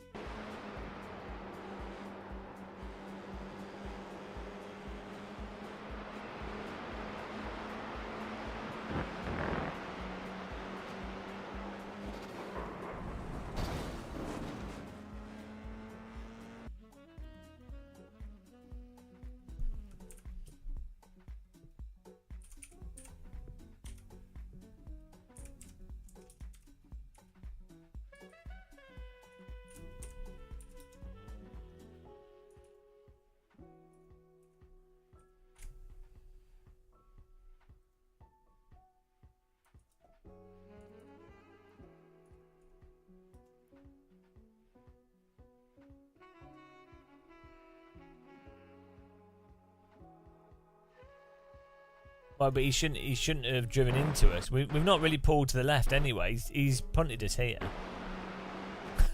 That's him driving into the back of me. He's too close. This is the problem here. He's too close. People always do this in our racing. It's really weird. If you're riding the ass of the car in front, you're not going to have any momentum to then to then do the pass. You're already driving into the back of them. So there's no advantage to doing this. He should be like a meter back to then get some momentum to then be able to make a move. I don't know why so many iRacers do. Like, they don't seem to understand the dynamics of drafting.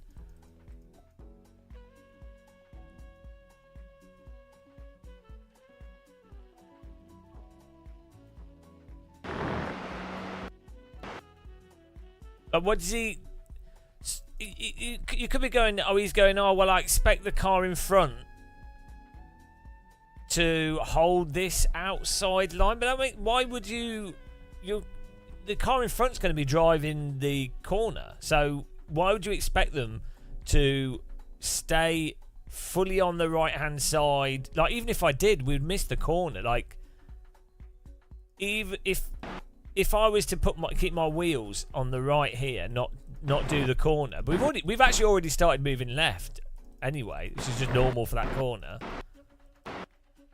And even if we did stay on the right hand side, he still would have driven into us. But you know, that's fine. You can misjudge that. But at this point here, once you've driven into the car in front like that, if you're the car behind, you have to lift because you've almost punted the car in front.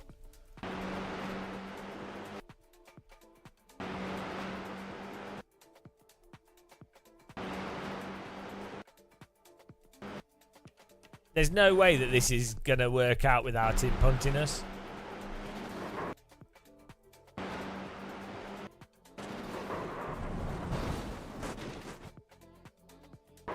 It's really weird. And he got 4th place. So he actually is a good takedown. It was actually a good play by him. I can't be bitter. Good takedown.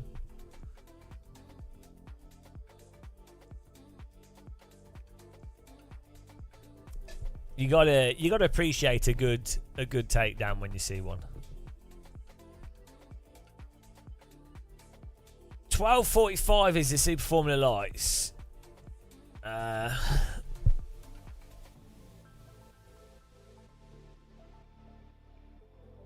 We just tried the new McLaren car, Thomas. Guess what?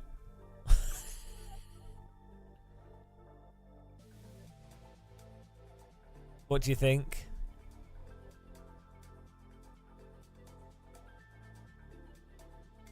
Yeah, I want to do this though. It's at 12:45.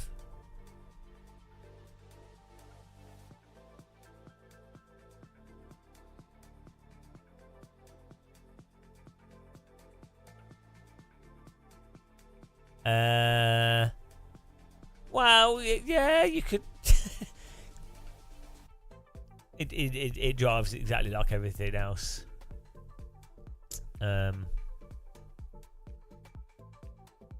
We did the Virgilo. Yeah, we did a video on it.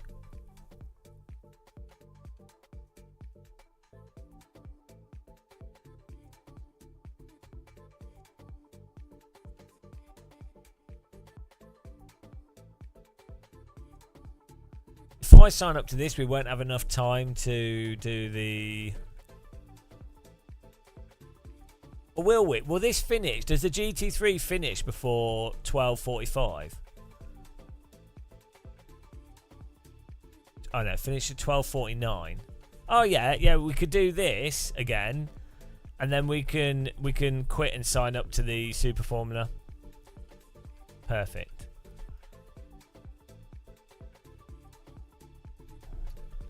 Oh, the Porsche Mission R is such a good car. I mean, who doesn't want to drive a overly heavy electric vehicle with no sound in a driving simulator where the cars drive overly heavy? Who isn't that appealing to? Oh, hello. Thanks for subscribing, Malabert. What do I recommend for making easier trail braking? With or without preload? Just practice. It doesn't really matter what pedals you use. So I think in an intuitive sense, if you have a brake pedal that has a feel to it, it's not really about the trail braking part of it. It's to do with the initial braking part where you brake hard, but you can feel where the pedal has firmer resistance at about 70% input. And that's useful because that's where pedals tend to be at that point where the cars tend to lock up. As for trail braking, it don't really matter because the trail. Why do I hate you? Right, This is because of driver coaches.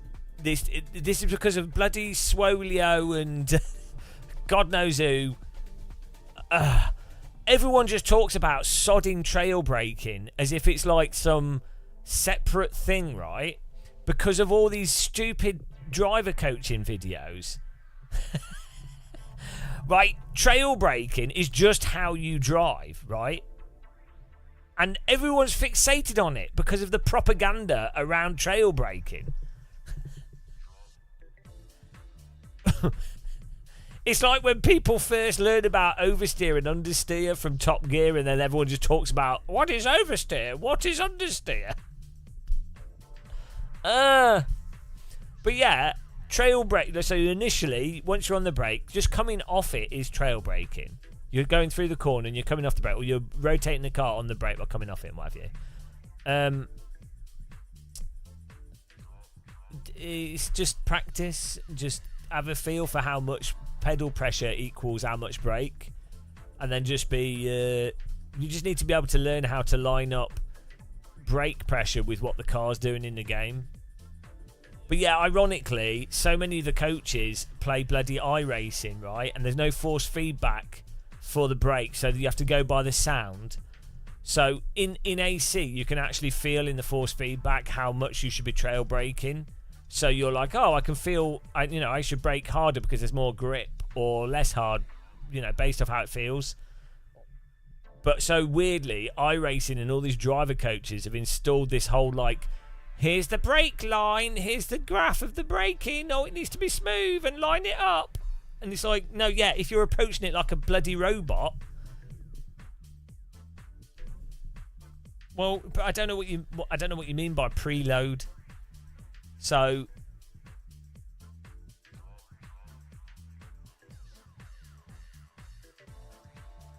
it depends how your pedal's set up.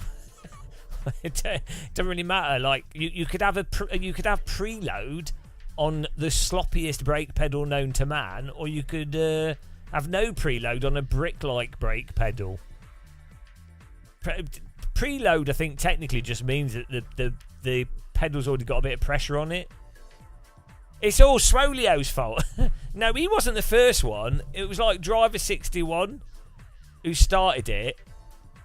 And then he made good money out of driver coaching, and he was doing real world coaching, and then he started to do some sim stuff, and then people realised how much money you could make out of sim coaching and selling setups and stuff, and so that became a whole industry.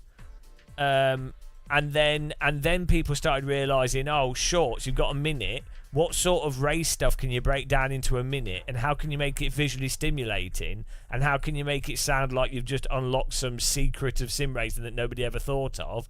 Oh, trail breaking.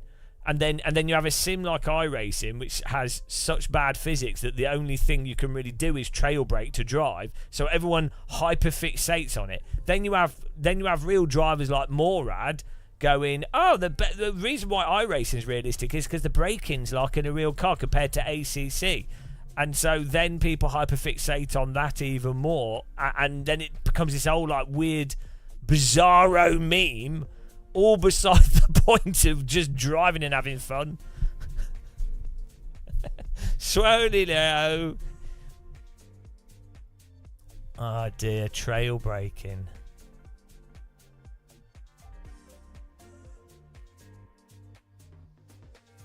I don't know why it went wrong with sim racing. It's a combination of YouTube Shorts, the capitalism of sim racing. This was never a thing in the 2000s. We never had like bombardment of people spamming trail braking stuff.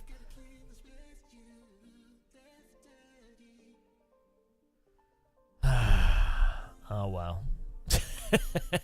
At least people are learning about trail braking.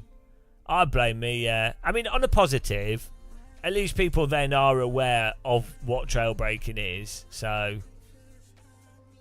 maybe it's just part of the process. It stopped being fun after Stunt Car Racer. Now that Nasty Butler, that's just because you got RSI, because you're old. It was still fun for people that aren't decrepit. That's a you problem. So old.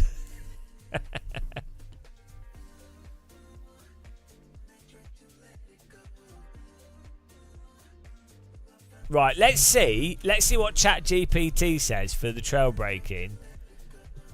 Who made the first YouTube shorts about trail braking in sim racing? Here we go. ChatGPT will know who's guilty. Let's see what names it comes up with. Oh, hang on. Oh, there isn't a definitive answer.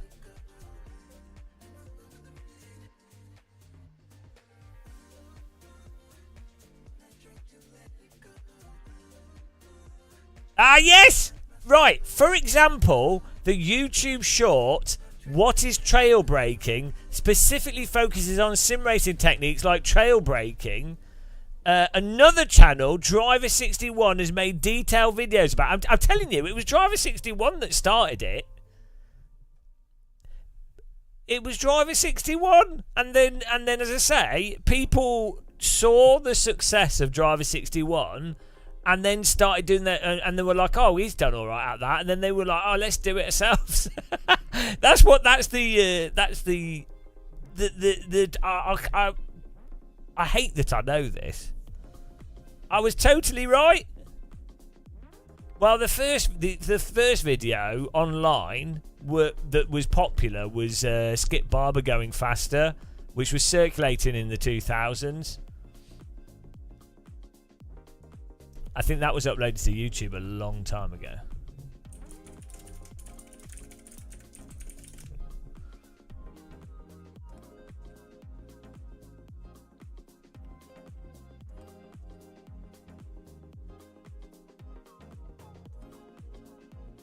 But yeah.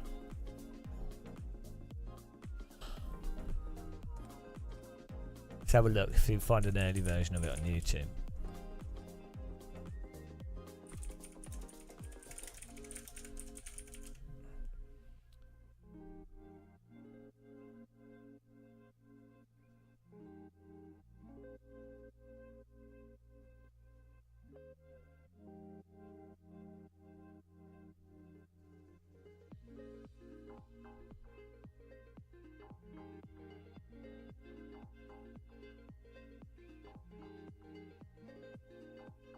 Yeah, it is weird how you see this sort of stuff happen online.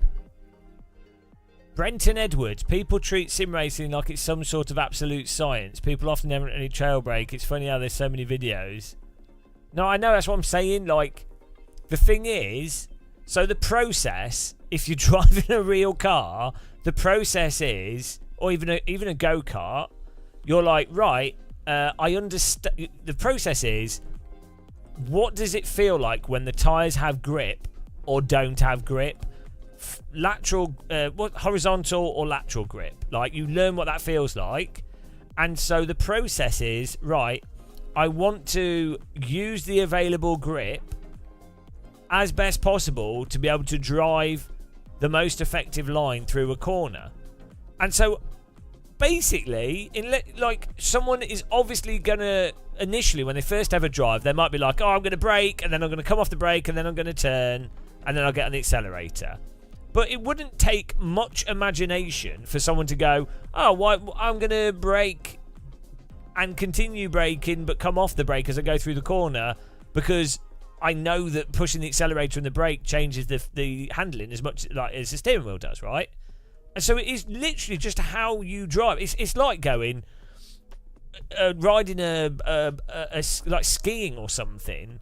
Is like absurdly breaking down just normal skiing and then separating it out and then trying to sell it as a separate concept.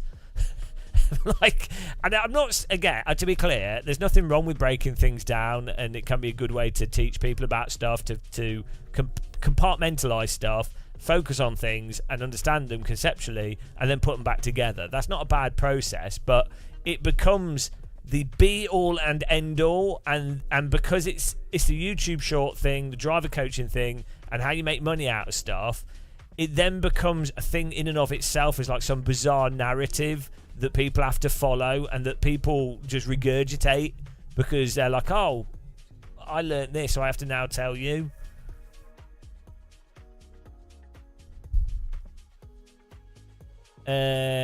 Driver 61, Scott Mansell, yeah.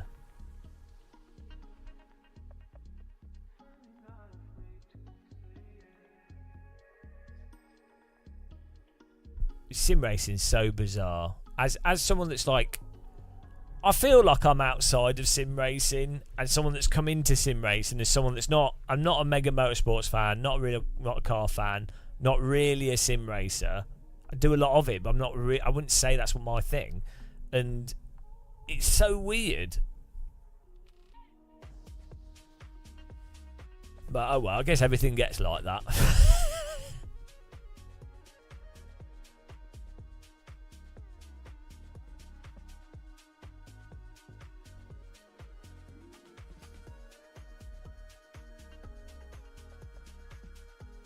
I need to put some food on.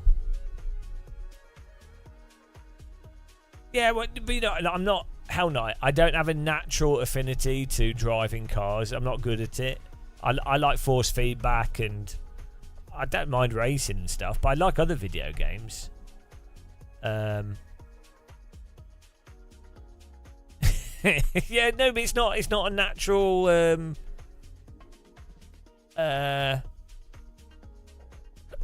Like for me, like as I said before, light gun games are more my thing. Like sort of positional strategy in an FPS game is my sort of thing normally. Like World War II shooters in FPS games were the type of games I need to actually like really focus on and play a lot of.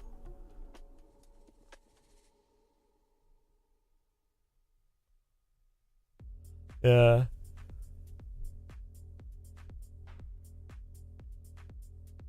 I have friends that are genuinely mental for race driving. Like they wanted to, all they want to do is be a race driver, but they financially can't do it. Whereas I would rather fly helicopters. You know, there's other stuff I'd rather do. Like I'd enjoy it, but it wouldn't be the top of my things to do that take that much effort and cost that much. I tried Squad, but I found it a bit clunky. I like Hell Let Loose, but it technically doesn't run very well. I really hope there's another game that comes out that's like Hell Let Loose but doesn't have the engine issues.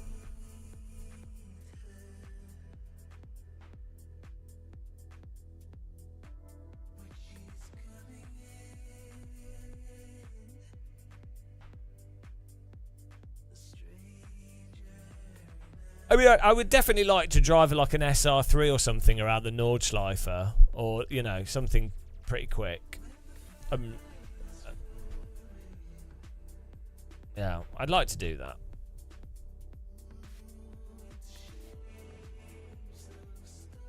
Yeah, I need to. Yeah, the Delta Force game, but there's too many icons in it, and I think it's too much on the arcade side, and the player movement seems too fast. But I think Delta Force could be fun. But I think it's too much on the Call of Duty side for me. Like Hell Let Loose, I think is pretty much spot on for what I want.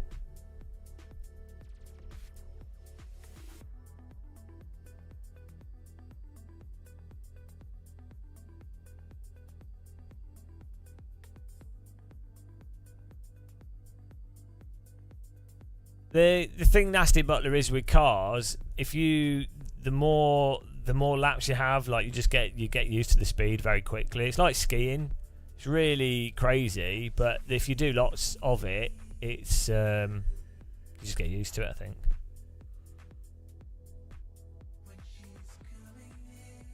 Right, we need to join this and then join the Super Formula Light, and I need to put some rice on. I'm starving.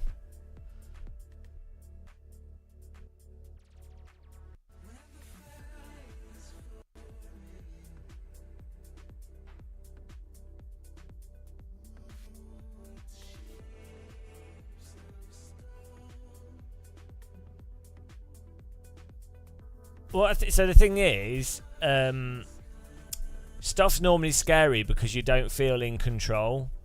So if you did stuff to the point where you were like, oh, you feel like you're in control, then it wouldn't be scary anymore. So I think the thing with speed, with cars or skiing or anything, mountain biking, if you're in control, or you feel, you might not be, but if you feel like you're in control, then it's no longer an issue. So like, I used to be terrified of flying.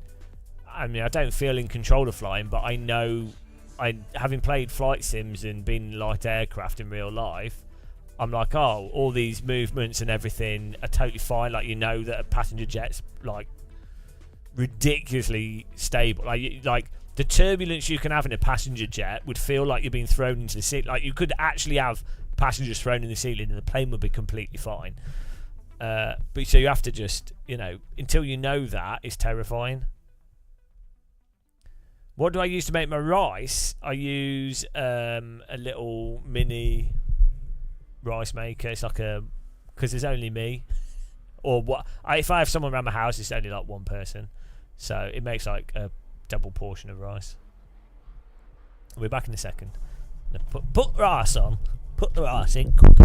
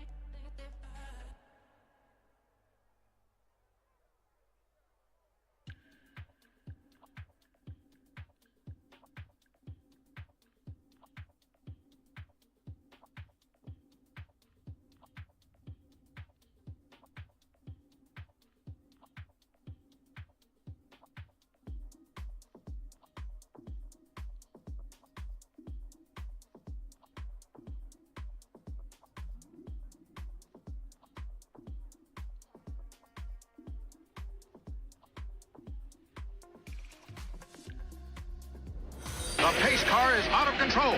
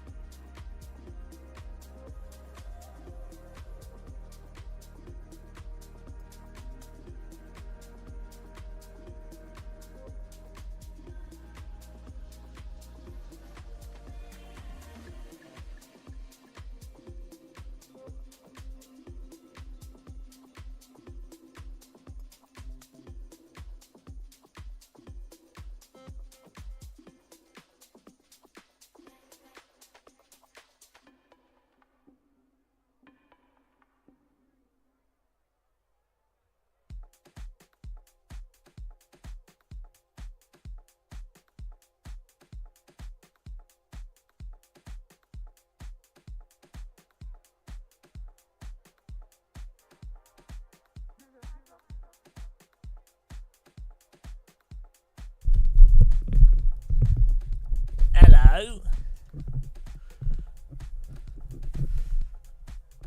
I've got curry going. Oh, we've got to quit. We've got to register for the other thing.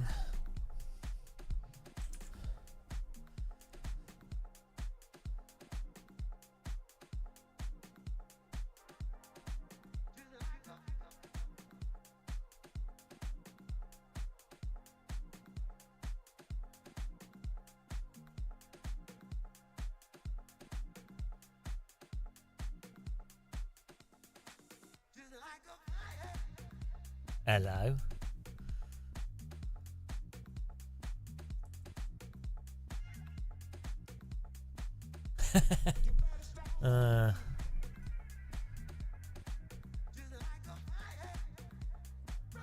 Yeah, I got like a pepper curry. Here we are, filing account. What went wrong?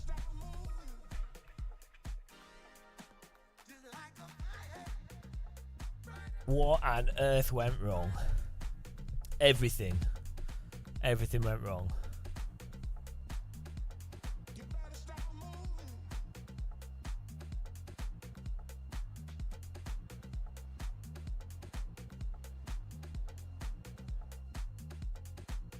Here we go.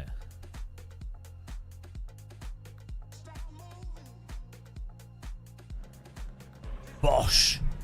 One to go. Next time by. Bish, Line up on bash, the right bosh. side. The estimated strength of field is 2,113. Closed. Pit road is closed.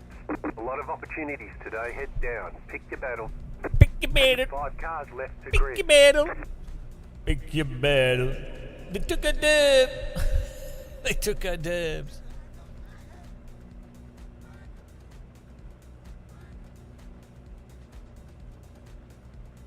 Okay, let's go.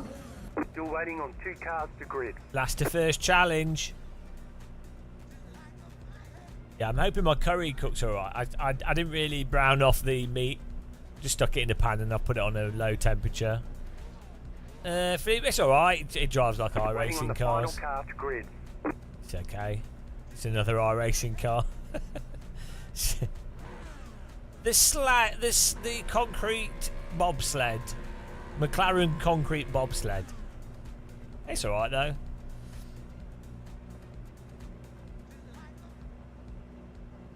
Everyone's gridded. Oh, I don't know what my time. I'm well slow. We'll see what lap times we get. I'm not good at GT3 cars.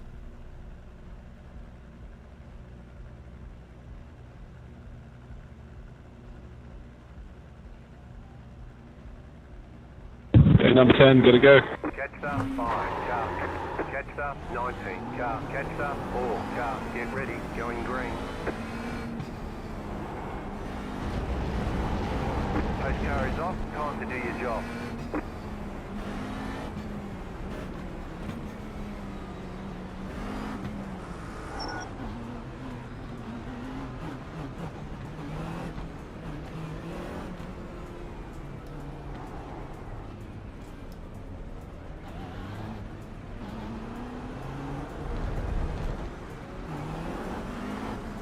Green flag, green flag.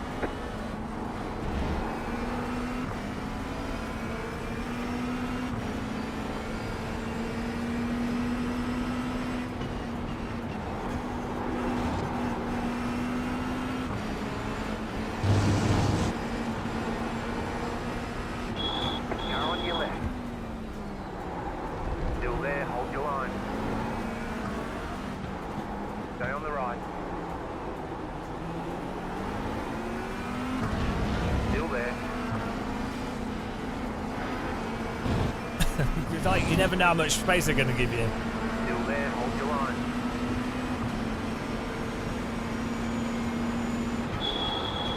Clear on the left, left side. Clear on the left. Car on your left, clear.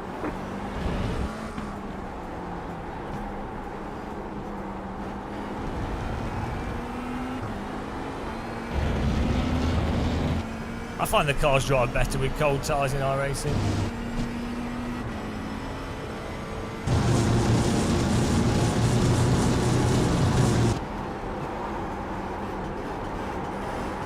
Oh. Don't slow down, don't give me a slow down. Okay, we're right. Until that happens. Until you get stuck in understeer. Car right. Clear. Lol. They wrecked behind me after that.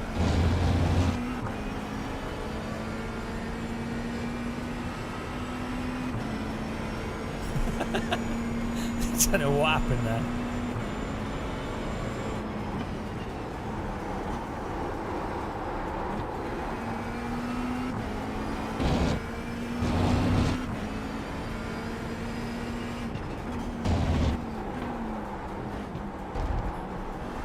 This looks like a crash about to happen in front of us.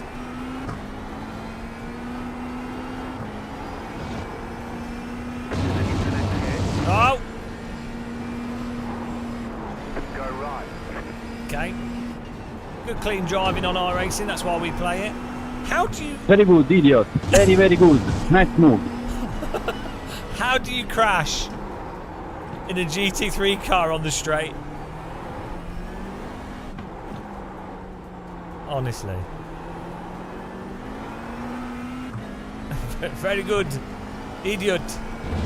Idiot! Oh dear.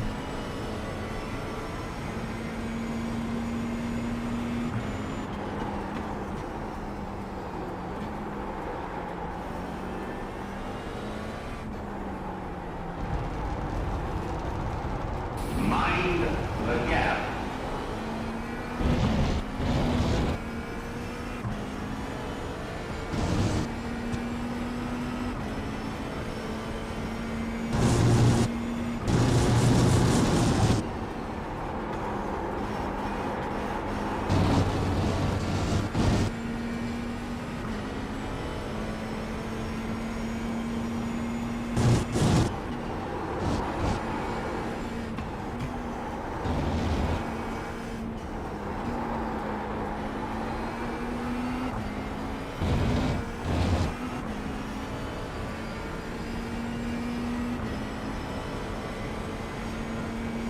I need to bot my curry.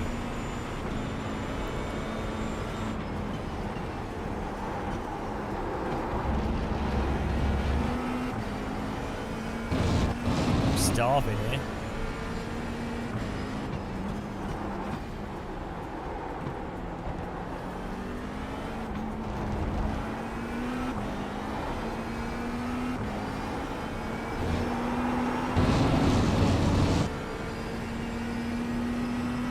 You're in the top 10.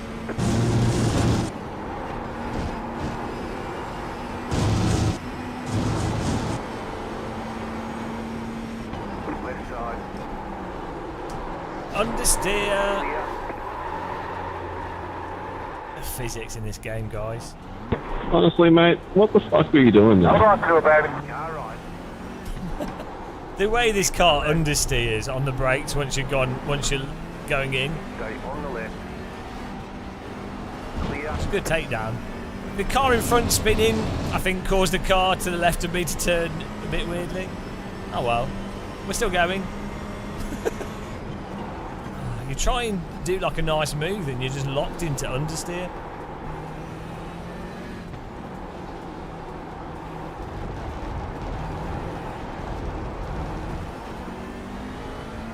Got away with that though, I think.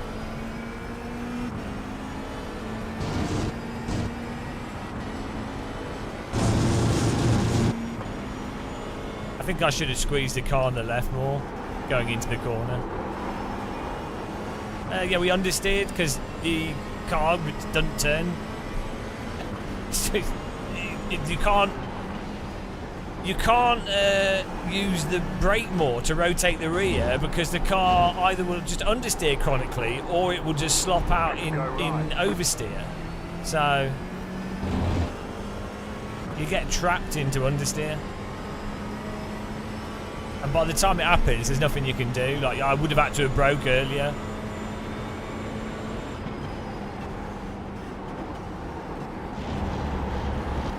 But if you're doing a pass there, you have to kind of send it. Yeah, but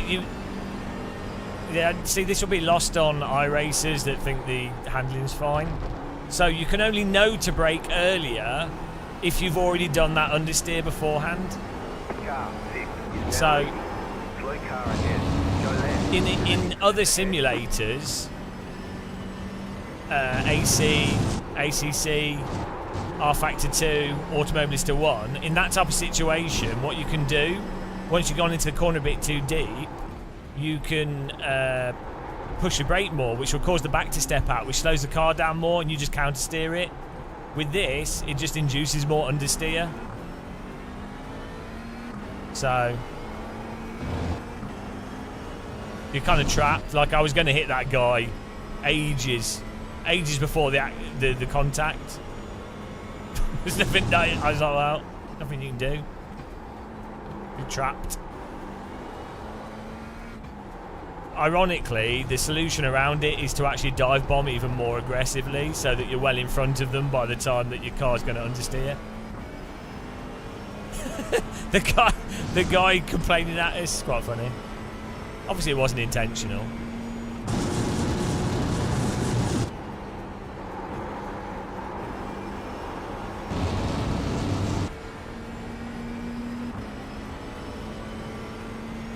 It's funny that he says go back to rookies. GT3's more rookie than the rookie driving because the car's so heavy and slow. It actually takes more skill to drive in rookies.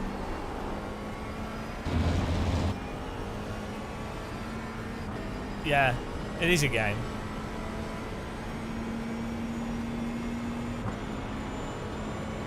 It's just the downside of understeer. Like, if you get stuck in understeer, as I say, the only way you can know is to have done what I like, understeer into the corner once, to then know, oh, okay, that's what's going to happen. That's the downside of having a tyre model that doesn't allow you to counter-steer it aggressively. Once you've done it, you're like, oh, okay. now I know.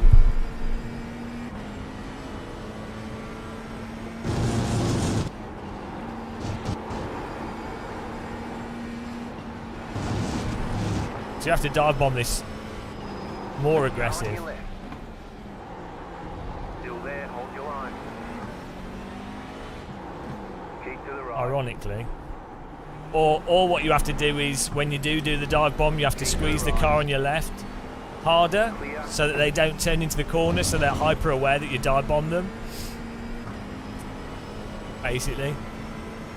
And there's nothing they can do, but at least they can see that you're coming, so they then back out of the corner. So you're forcing them to back out, which technically is worse driving, but it results in cleaner passes and less contacts.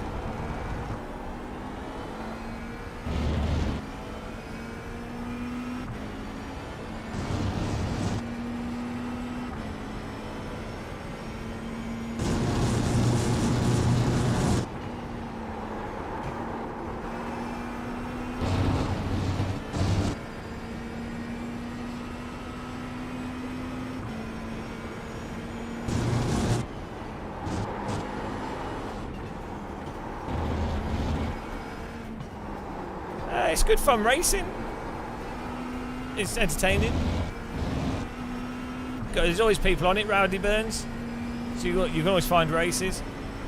It's going well. Keep at it.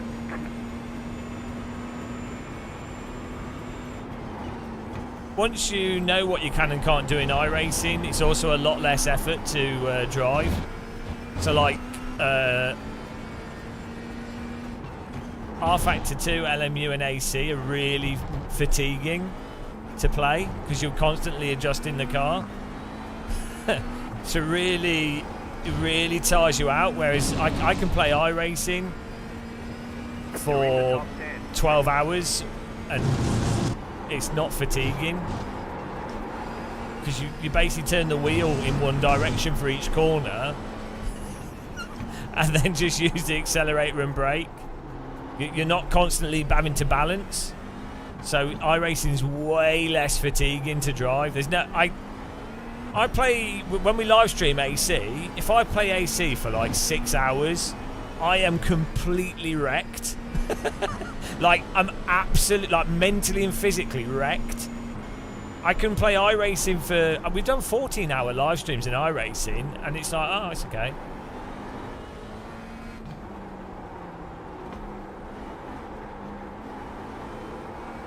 Because each corner is a single process. You have to drive it like a 60s Formula 1 car. We're not having the debate. There's no debate.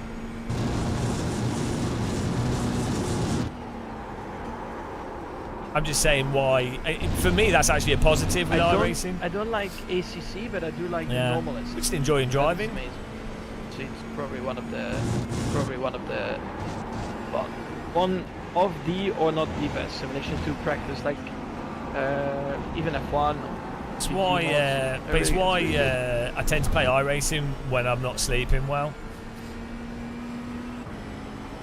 Well, this is but a downside to AC Evo is if it drives like AC1 or generally like more realistically, I won't be able to play it as much. Like, I really enjoy AC, but even if it had like the same ranked multiplayer as iRacing, I don't think I could physically. Maybe if we only drove really slow cars or something, but I think I would physically struggle to play it as much as I can play iRacing. Well, I can play like Flight Sim as well. Play that for hours.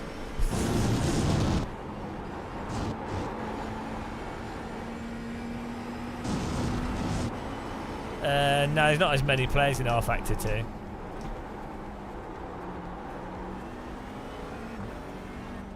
Also, I mean, voice chat's amazing. Yeah, I like AMS1, but so the thing is, you have to admit, both AMS1 and AC do feel a little bit simplistic in some ways with the handling. The thing is, real car tyres at times are like, especially slicks on a flat track, are kind of a bit simplistic in a sense. But yeah, like. But that's simplistic. I mean, iRacing's quite simplistic in a way as well. But I think that can be quite nice from a video game perspective. From a video game perspective of enjoying just relaxingly doing something that's not like really dynamic and active is more relaxing.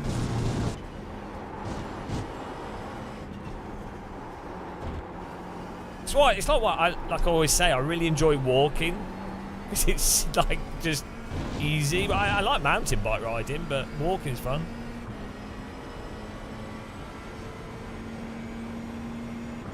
It's not a video game; it's a simulator. Yeah, it's a game and a simulator. Yeah. So the way I think you should do semantics for simulator. Yeah, pretty much, Zeke. Yeah, iRacing is the most active, so yeah, you're going to be able to find players in GT3, F4, Oval and stuff like the popular series. You'll find them at any time of the day, which is just only iRacing. Pretty much everything else is either European times. So if you're in New Zealand, Australia, and Northern America, it can be quite hard to find. It can be quite hard to find servers, and also it's just got the rating system and things. So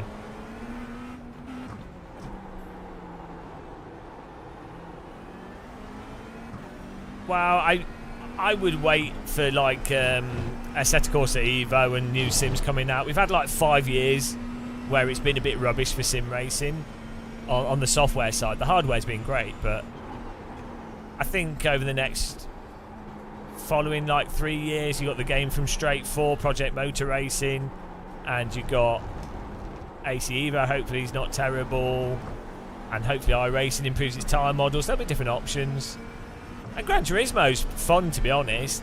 Like, you know, but yeah, exactly. Well, it's the same with any game. Doesn't matter what the game is. It's not really about realism or better or worse. Once you get used to a video game, you've gone through like the annoying process of learning. So, I mean, some people enjoy that process, but some people don't.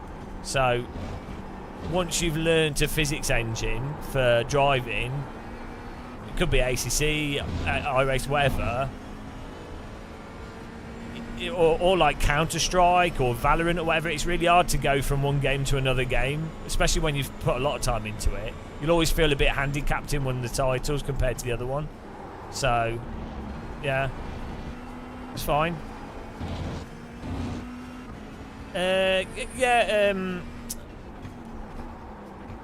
Ben Collins consulted on Project Cars 2 as well. He's consulted on loads of games.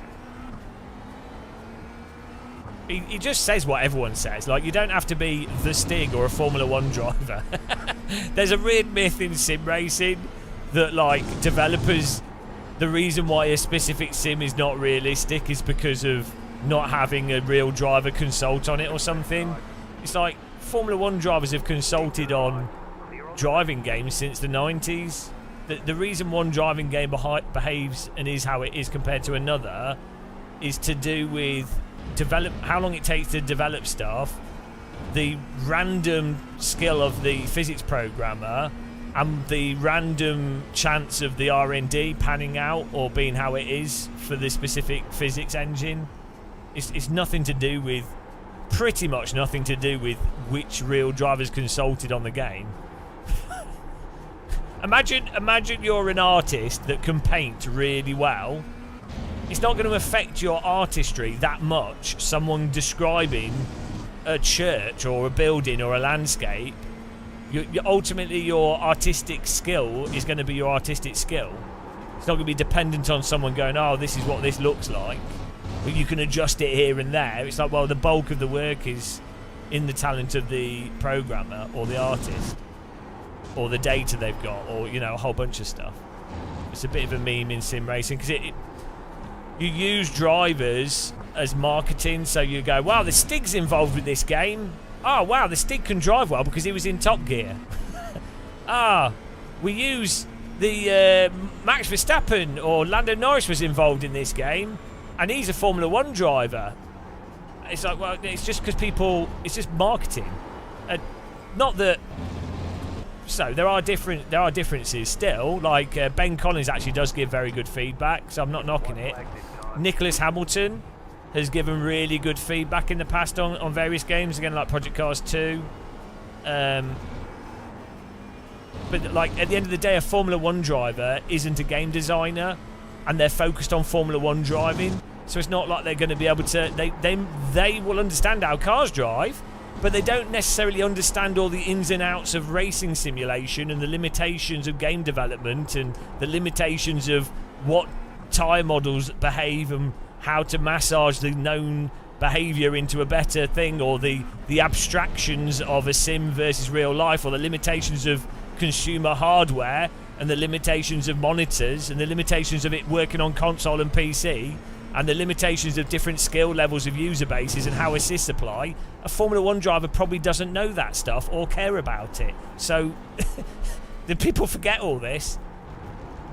They can give really good feedback, and there will be stuff, it's worth getting the feedback, but people have a really skewed view of what it means when a driver, Formula 1 driver or driver coach or anyone gives feedback on a video game. It's mostly marketing.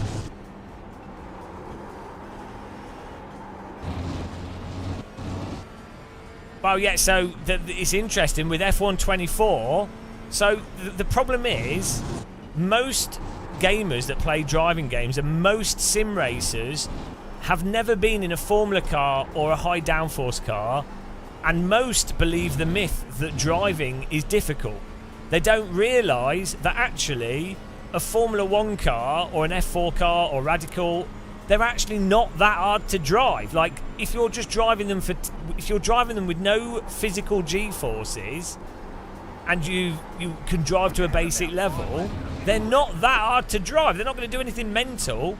What's hard with a Formula car is driving it faster than 15 of the other best drivers in the world, whilst in bloody warm clothing, whilst the car's had a weird setup, whilst the tyres aren't working properly, whilst all this random crap's happening, and then instantaneously being at pace. That's what's hard. Not just driving. So what happened with the Formula game is that the drivers, the real-world drivers, will have said, guys, Codemasters, EA, the cars shouldn't be too hard to drive. They should be quite recoverable. They should be really quite grippy. And so what will happen is Codemasters actually did quite a good job of taking that feedback and actually making the cars line up to the fact that real cars are quite grippy and predictable. What then happened was Codemasters' engine for the Formula 1 game is a little bit limited in physics and what it can and can't do. Esports players then come in. They will then look for exploits in the physics engine and overdrive it and do crazy stuff, which is, that's how you play esports, and it's fine. And then they will instantly be riding the cars and driving them in, like, doing spins and crazy stuff, which you just wouldn't do in a real car. And also, like, those behaviours exhibit themselves due to the limitations of the physics engine. So from an esports perspective, it ends up being very unrealistic. But from your average player's perspective, the early release of the Formula 1 games in many ways was actually more realistic. So, but yeah, it's just there's so much stupidity around all this stuff. But yeah, what can you do? What can you do? That was that race. Oh, let's have a look at the pump. We need to go to our other race though.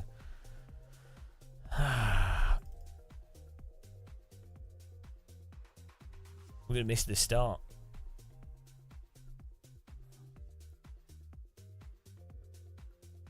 And we can just save this. Oh, how do you save a whole replay?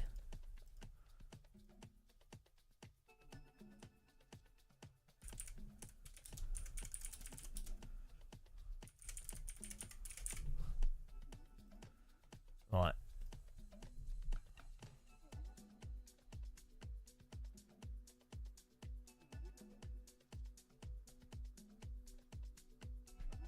G-forces, yeah. So in a real Formula car, the difficulty will be lack of time at the specific track, random changes to the car, the variation and depth that you get in real world tyres and track surface behaviour and stuff, the having to perform immediately in the qualifying and practice sessions and the race for that point in time when the driver might not be feeling perfect, or you know their fitness might be up and down or whatever.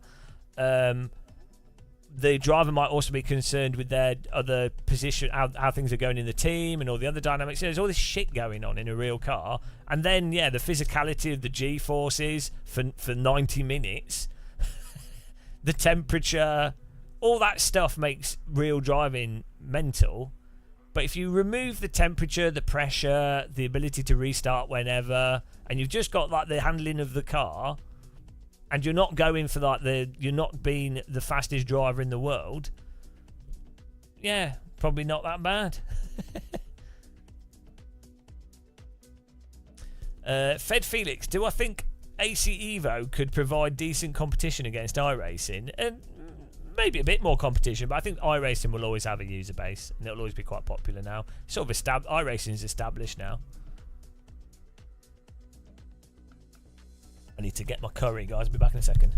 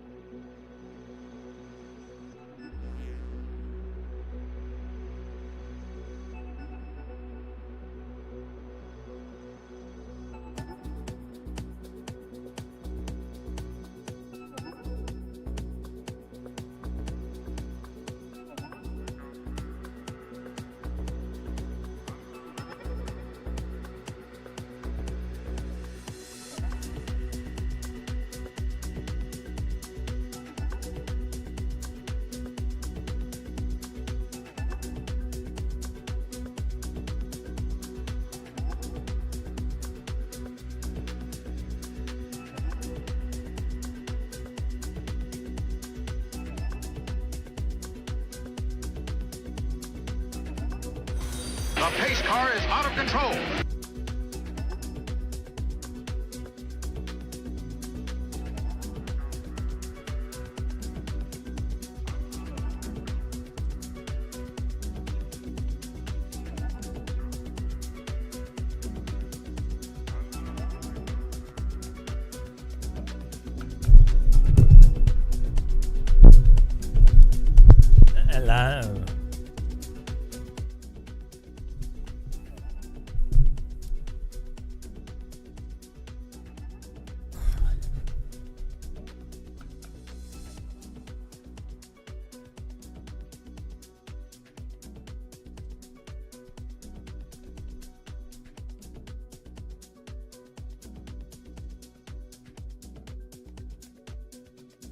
Probably going to get wrecked straight away here. Oh dear. Well, we'll see. Fix that up. Just get in there.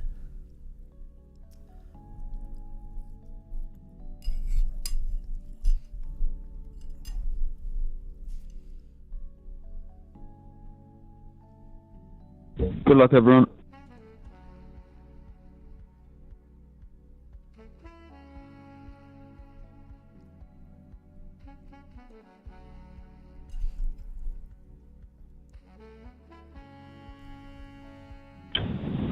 Good luck, everybody.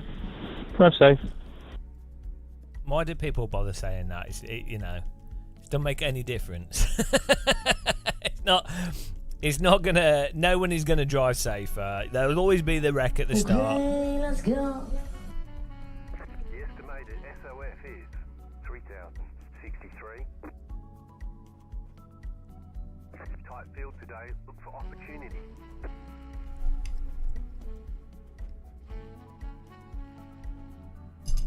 Still waiting on 2 cars to grid.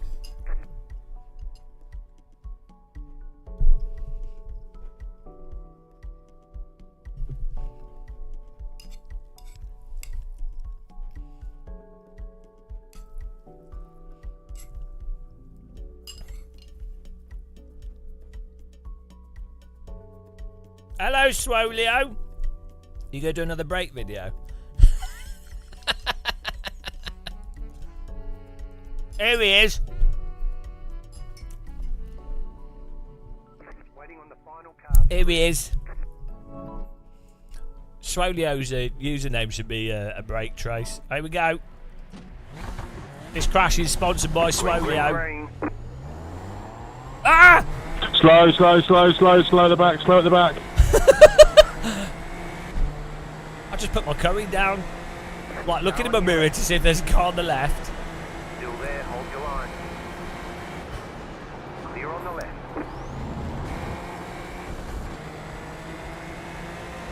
Car on your left. Still there, hold your line.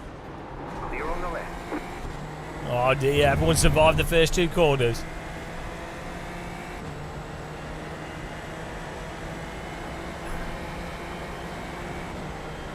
Right side. Oh, here we go, guys. Here we go. Still there, hold your line.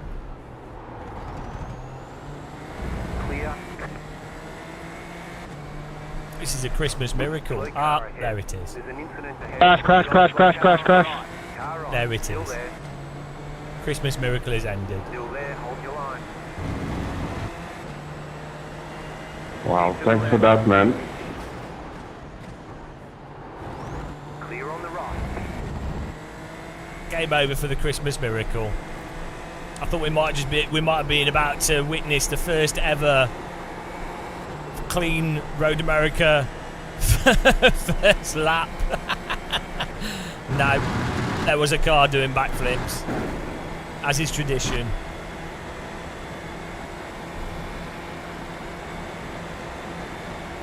Left side. You got a slow car on the left. Car stop on the left. Stay on the right. You got a slow car on the left. Clear.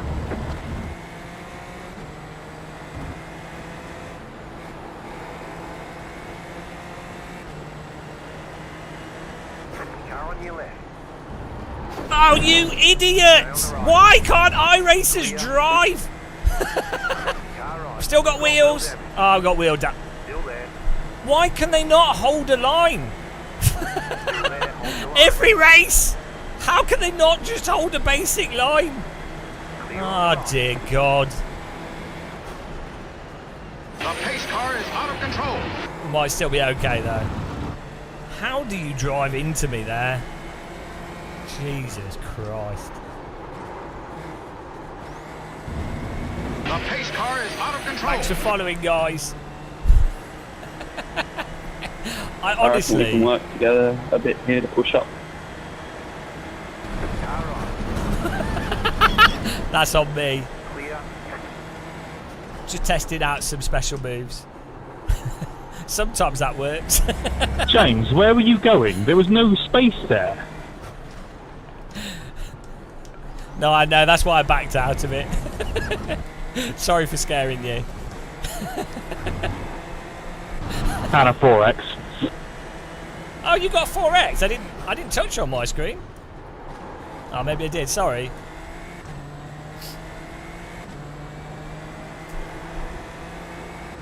Yeah, sorry about the 4X.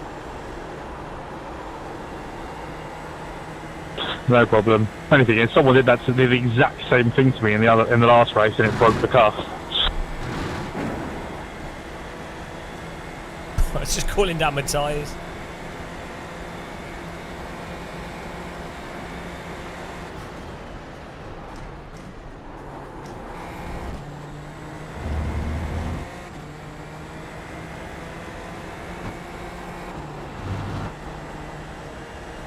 No, because I immediately, I know it's moronic, and crucially, I backed out of it when he wasn't going to move, and immediately admit to him and apologise, because it is a completely moronic thing to be doing. So the difference is, a true iRacer wouldn't have backed out, would have wrecked him, and then would have blamed the driver that they wrecked. That's a true iRacer. I admitted guilt immediately because it was a full-on Jack the Ripper special.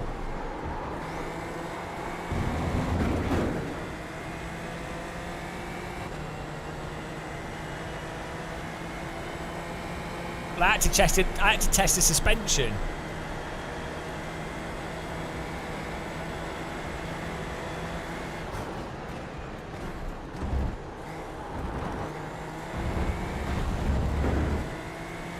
Yeah, that was definitely a guilty.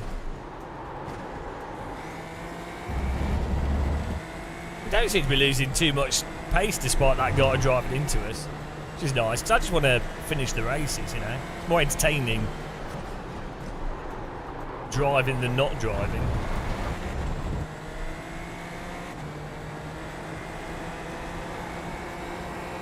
We'll have to be careful with your 9X.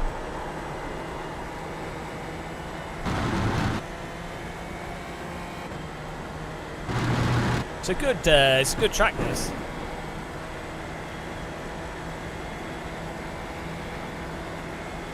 Nice flow to it.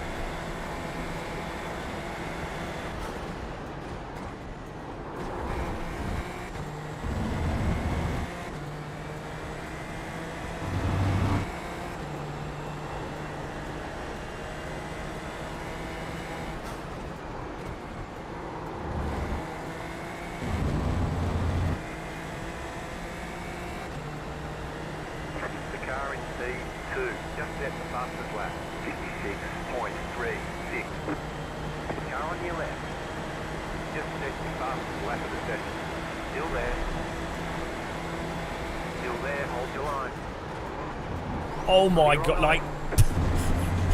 Is he trying to die? I've just reactively blocked there. That was a reactive block. It's for both our benefits. That was a safety reactive block. Oh Jesus, he's going to wreck us, this car behind. Still there, we're on the right, 3 wide, left side, 2 wide. Keep to the right. Keep to the right. We're on the right, 3 wide. This ain't working out. Left, 2 wide. Clear on the left.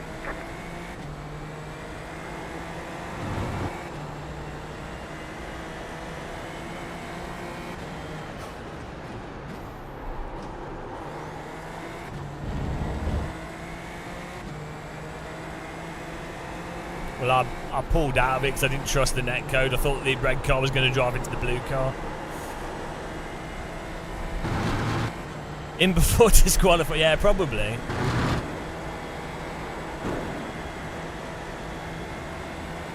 I don't trust this red car.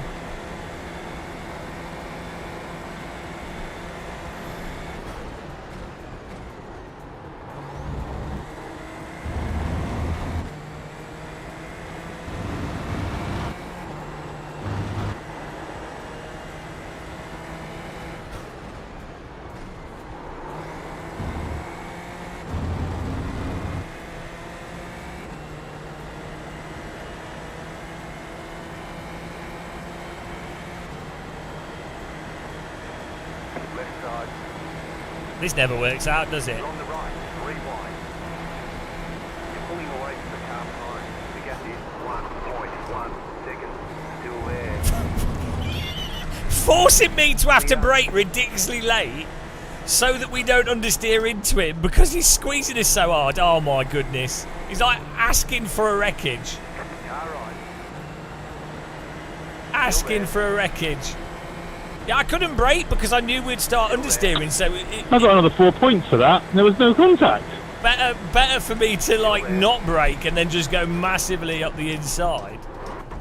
Keep to the left. Well, what is he doing? Clear. Car on your left. Stay on the right. Oh, my car's absolutely... Got wheel damage. Oh, Keep I've to the right. got double wheel damage. We're getting a DQ from this. My car's wrecked from these guys driving into us. Clear. What is that red car doing? Yeah, we're not getting to the end of this race, guys. Oh dear, the quality of racing on iRacing is so bad, it's insane. Like, the easier the car is to drive, the worse people are.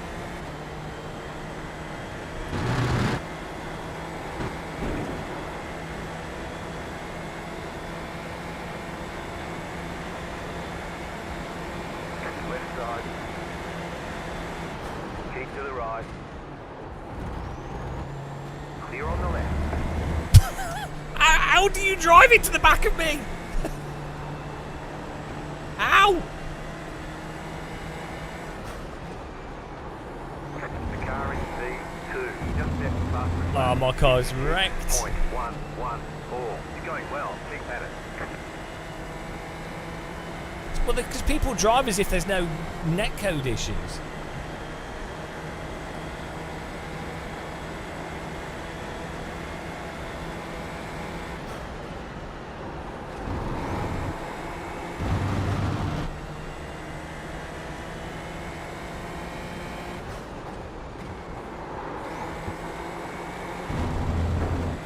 I mean, I deserve like a 1x for the grass and a 4x for driving on the grass and hitting that other guy. Today's min race is quality.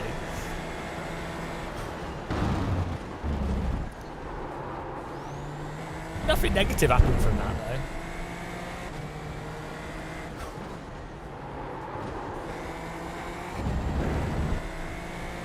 I'm surprised we're still going. Like, we've been, we got damage on the left side and then we got damage on the right, so maybe it balanced things out. Now the car's fixed. The steering is turning to the right automatically.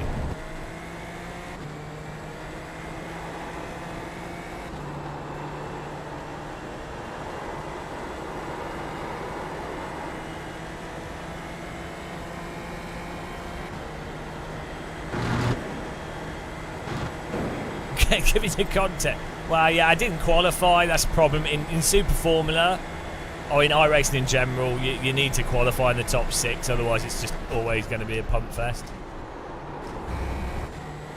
There's a lot, especially on a track like this where there's a lot of draft. You'll get a lot of drivers that are a bit slow and a bit rubbish, but they get draft and then they're like, "Oh my god, I'm gonna get an overtake," and then they just drive into you. But that's part of the fun of Road America, to be honest. It's just a game. That's how the game rolls. New fast flat for you.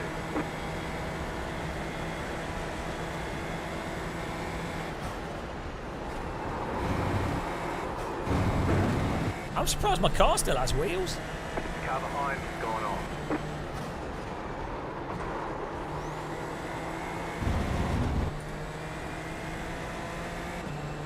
Okay, yeah, we can't have another car contact. We're on 15 out of 17 X. Oh well.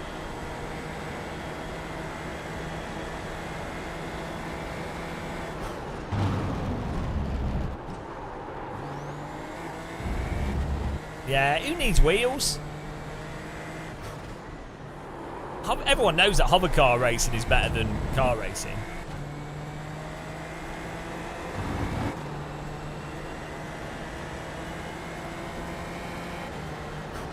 Well, I've always said this. I don't know why a company hasn't basically made a battle royale racing game where you like take something like iRacing concept, you have 100 cars, and the race can be like, you always do like hour-long races or 40-minute races,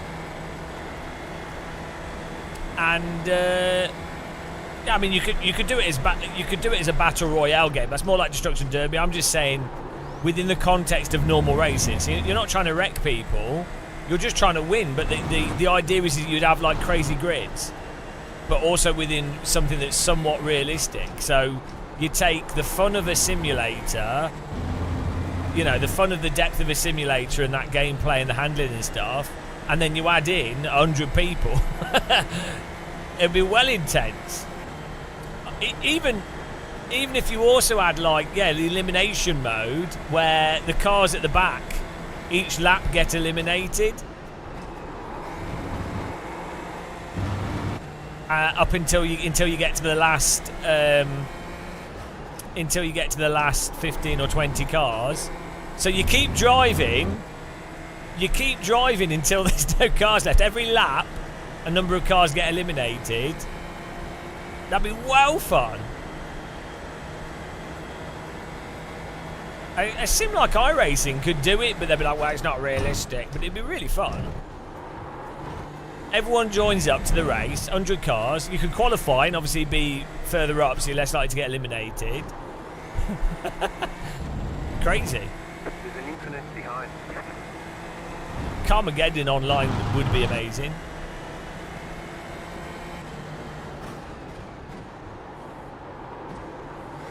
I thought the Dr. Disrespect meme was inappropriately talking to teenagers when you're married. I thought that was the meme. I thought the meme was becoming a millionaire through live streaming, having a nice relationship, and then for some reason chatting up teenagers, leveraging your authority and power and wealth. Oh, oh, is that the new meme? Ah, yeah, okay.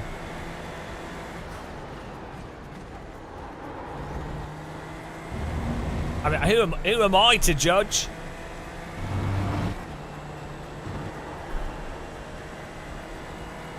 That sort of behaviour was all the rage in the 90s and 80s. Like start a rock band and then have underage girls come back to behind you know, that's how it used to work.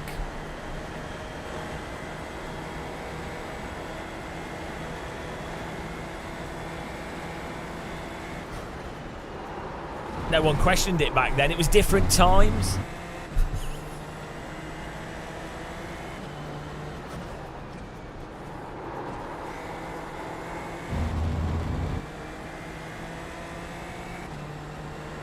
What the hell? Where are you braking?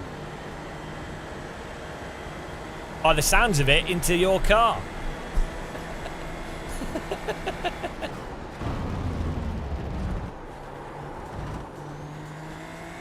That was a bit of a late dive there, I'm not going to lie. Whoa! That's nice. Oh, yeah, well, Ayrton Senna, who is lauded and celebrated, you might want to look at his his relationship history. It's a different time. It's a different time. Well, if someone's a good race driver, you can forgive it. You know, that's how it works. If you've been really, if you're really rich and you've been successful, then you can't morally judge people. That's how ethics work. It's different time. It's different time, guys. That's actually probably good, interesting debates on ethical context. Because that argument where someone gets, because there is a valid argument of going, so someone in Victorian times, the context that they're in would be totally a normal context. So you go, well, you can't behold someone to somehow being, you know, culturally outside the normative awareness of ethics, because it obviously would require someone to be extraordinarily ethically aware for that time period. So you know there is actually a reasonable ethical argument for people in different time periods being less ethical, because from their perspective it'd take more effort for them to be more aware. But at the same time, there are degrees you could debate it to different degrees.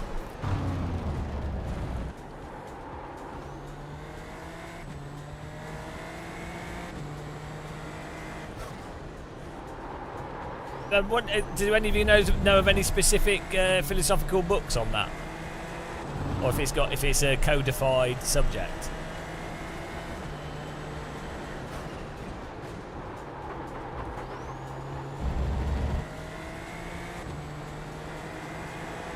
Come on, guys, you sim racers. Surely you are interested in some philosophy. We might have finished this race. Very cool.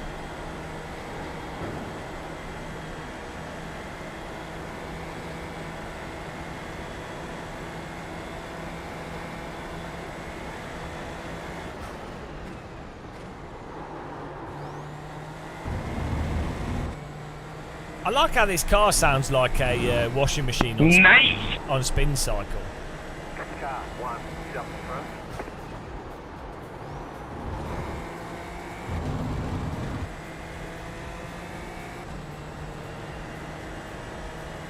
White flag, one more left to go.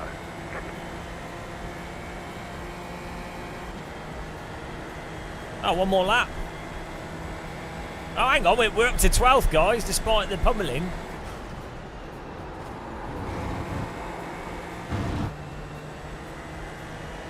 Let's go.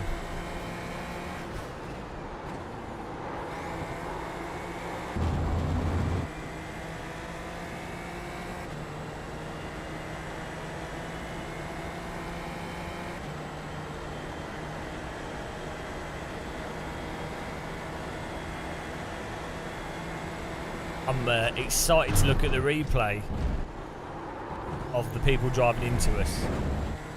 That's the most fun part of iRacing, I think. Crash analysis.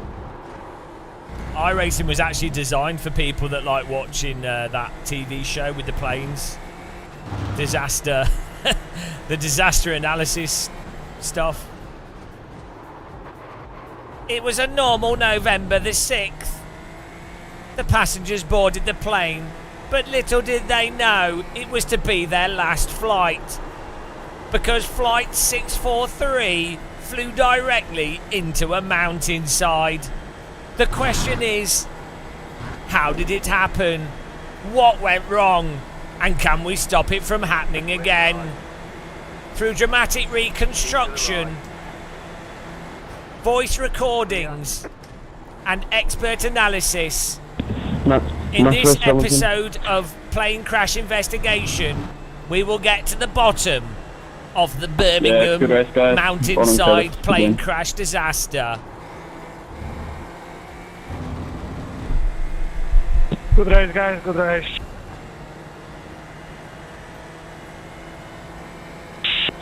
Good racing, gents. I mean, 3 wide into turn 1 and no one died. That's a win. They didn't die because I didn't brake. I decided it was better to not brake and then brake really late and just go in a straight line. I think it worked out. If I'd broken the normal place, we would have all been dead. Everyone played their role. It went very, very well. I was playing the sausage roll. Oh, we'll have a look at this. Yeah, it's good racing. It's fun. Sorry again for driving into on the grass. That was 100% me being a dum-dum. No worries, man. It happens.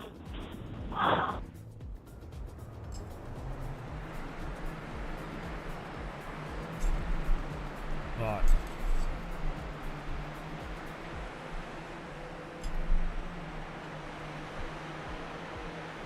Alright, Novotny. I've just realised who you are. I knew I recognised that voice. Oh no. Well, I ain't been recognised. I knew. I had a strange sense of PTSD listening to that voice. I couldn't put my finger on it. I just felt sick inside. Initially, I thought you sounded like Alex Blundell.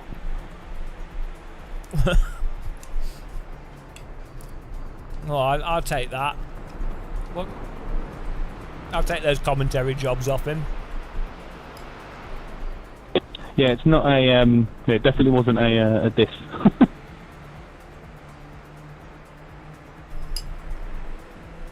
Just normal man. Anyway, I'm off. Great racing. Good one. Right.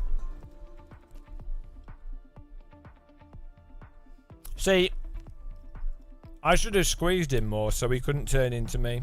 This is what you have to do. Let's go. You have to over squeeze to assert dominance.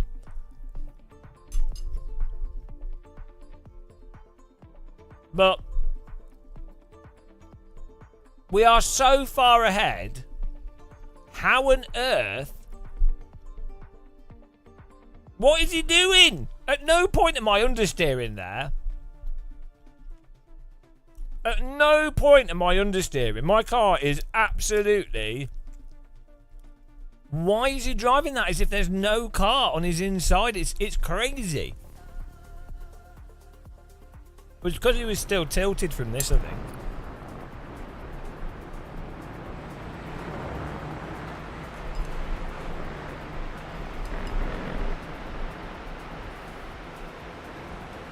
Yeah, it's just like he's lost at plays.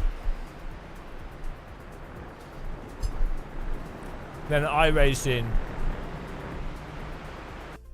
Netcode does the rest. No, it's probably just tilted from the previous accident and focused on the frustration of that.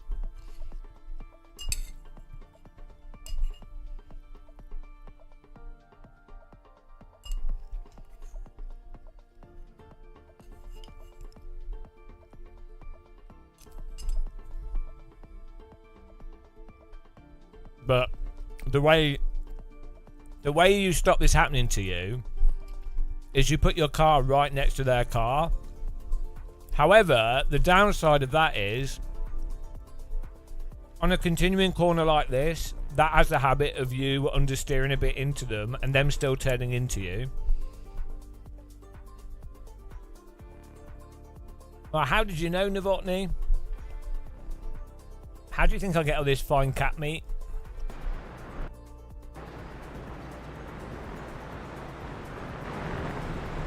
Right.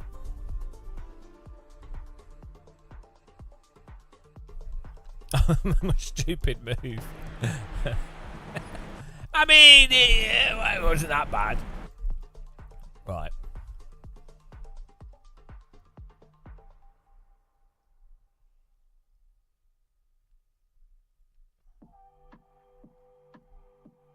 Three wide. Did the other car drove into us, right?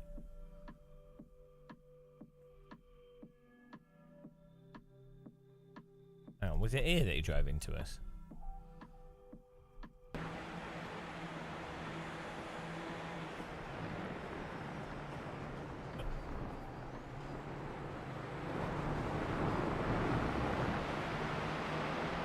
Oh no, we backed out of that, so that I thought he was going to crash. That's all right.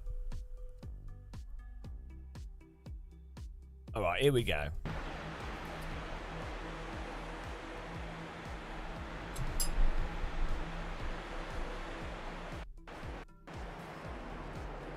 Yeah, so if I'd broke the normal position here, we would have understeered into this car, but by braking later and so we can brake in more of a straight line and be able to, it doesn't matter that we lock up.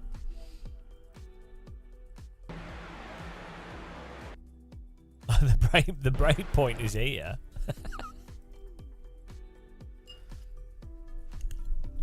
I think the thing is, the car on the inside always has priority into the braking zone. because the car on the inside is always going to understeer if they brake late. So if you're the car on the outside, you can't afford to do a brake battle with the car on the inside. You can't afford to do the I'll brake when they brake, because if you brake at the same point when they brake, but the corner's tight, the car on the inside is going to hit into you. So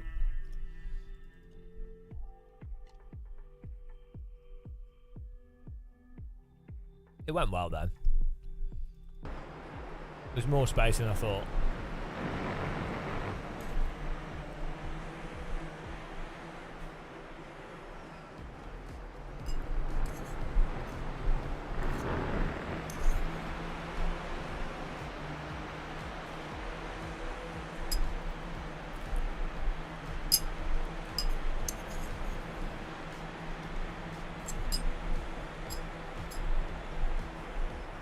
It's a good track.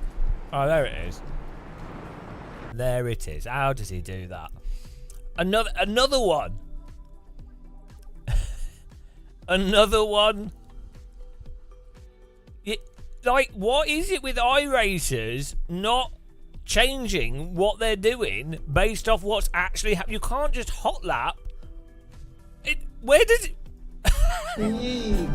Why is this every race? Every race in iRacing is drivers ignoring what's actually on the track and just hot lapping. Like, the only way you can stop this from happening is sticking your car right next to them absurdly, so that they can't hot lap into you because you're there and they can hear you, and you know you're completely blocking them. That's the only thing you can do to stop it. So there's totally viable strategies of actually being on a tighter inside line and braking later and being ahead. Basically, iRacing removes that strategy because of the statistical likelihood that a car will just hot lap into you completely unaware.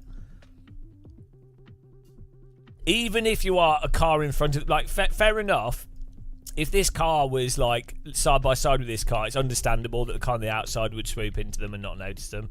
That's fine. But even when the car in front is like actually fully ahead of the car behind, they're driving to the back of you, which is really weird.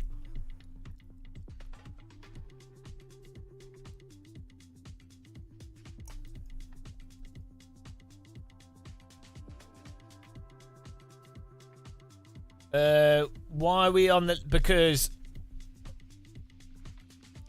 if you brake late and you're on the inside as a way to drive, so you can squeeze the car on the right, and that's on average that's a good thing to do. But if you're on the left hand side and you brake later than the car on the right, you're going to be well ahead into the corner, and the car there can't drive through you, but they will do in iRacing.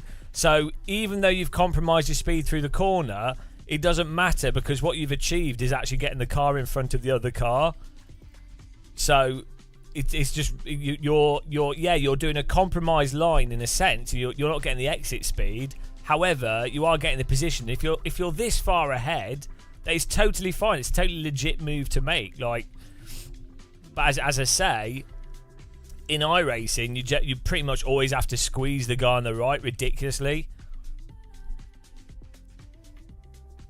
Yeah, most players are actually bots.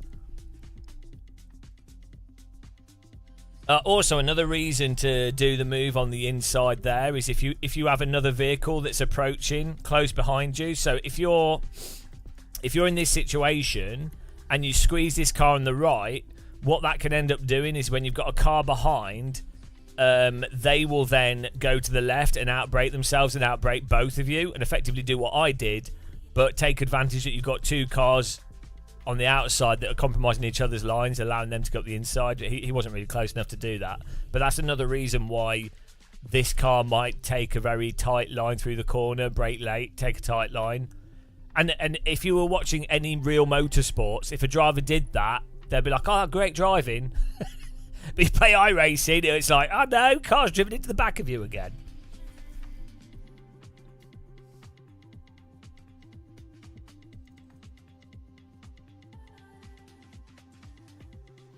it's really bizarre the degree to which people don't adjust. Just don't change what they're doing based off what's happening.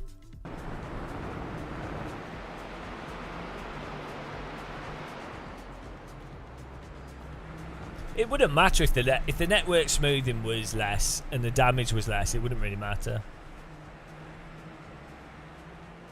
Do real drivers testing games make a difference? They'll make a little bit of a difference. So you will have so driver feedback, or like real pilot feedback, or real people that do something to a high level in real life when talking about a game. There is like useful information, obviously. Like, it's good feedback. It's probably better feedback. Well, it's a certain type of feedback. There's what like having a real pilot or a Formula 1 driver, or a driver for the specific thing that does that specific thing in real life. The thing that's really useful is that they might have like nuggets of sort of binary information. So like with this specific car, the ground noise is much louder than other cars. With this specific car, you can really hear the tyres, or you can't hear the tyres. With this specific car, it's particularly prone to curbing, or not particularly prone to it. Like, do you know what I mean? With certain real cars in real life, there's some cars have weird like behaviours and quirks to them that you just wouldn't be aware of unless you'd done that real thing. So, hello, Alex. Yeah, the red car was mental. It was fun racing. Oh, he's an hour behind. Oh, hour behind, delayed. Disregard the message. Look, that message is lost to time. I need to get a setup for the open one. We could use the fixed setup, but we're definitely going to use a setup for this on this track. I don't know if I have one actually.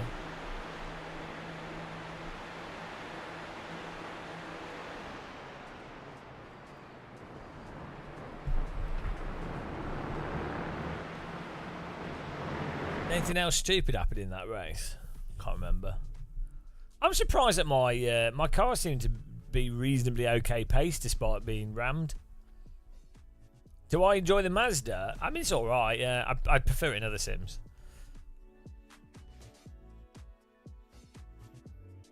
For hang on. Why did you just give up? For me, I prefer like F2, F3, Radicals. But I like Shelby Cobra. I just like cars that are drivers' cars. MX-5's great. Like a car where you're balancing the car with a mixture between the steering wheel, the brake and the accelerator, and you've just been precise and the car responds to it. So I don't have a specific thing. I don't like cars that have a lot of systems on them. So like modern Formula 1 cars, or some of the like LMDH things where there's just so many like buttons and modes and shit. I think that's stupid. I don't think that should be what driving's about.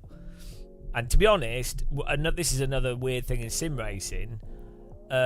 Sim racers act as if the drivers are like programming the cars fully whilst they're driving, working it all out whilst they're driving. And it's like, well, there will be some drivers that are so good at driving that they're totally, they will be fine with that. But in reality, when you've got cars like that, like the LMDH prototypes and Formula 1, most of the stuff is either set up by the team, or the team is telling the driver what to set up. The driver's not having to race and then go, oh no, I need to put engine mode to this because I've just seen this from the tyre data whilst I'm driving. The team tells them. So it's really unrealistic for a racing simulator to basically expect the driver to be doing everything.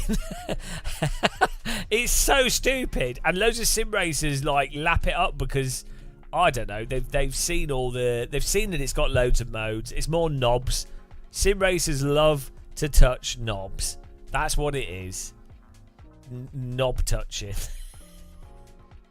But there's the old car setup thing as well. It's like, I think it's good to have it as available, and why not? But in a lot of real world driving, a driver goes to a team that knows the car very well, has run a car at the track for a long period of time, multiple years. They know what setup to run. They know what mappings to run. The team will do it for the driver, and the driver just tries to drive as best they can. That's like, some drivers get involved with it, but they don't have to. They literally pay people. Yeah, to be fair, LMDH, they've actually simplified it and reduced it a bit, so it's not that bad. So yeah, it's not that bad. But there were some. It's not the latest LMDH cars. It's like the prototypes before that got a bit mental in some of the sims, and then some of the Formula One cars. You know, all the engine harvesting modes and everything. And then to bloody make it worse, you have like the Codemasters Formula One games, which they've turned it into a game mechanic, which is fine, and it's not bad game design actually. What they've done, it's great, but it's unfortunately then imbued people with the idea that the driver's doing it all. Unfortunately, the Porsche Cup car in iRacing doesn't drive like anything. That is terrible. But yeah, in AC1, the Porsche Cup car is amazing. It's a good car. But the Porsche Cup car drives on its tyres, and so it's instantly ruined by iRacing's tyre model. So, yeah. One day iRacing will probably make the tyres realistic, and then I think that Porsche Cup car will be like one of the best cars in the sim. Right. Oh, we could do a Formula Ford. Or do we do... Yeah, let's do a... what do we do? If I do Formula Ford, it's going to put us out of sync with the timing because it's only a 12-minute race.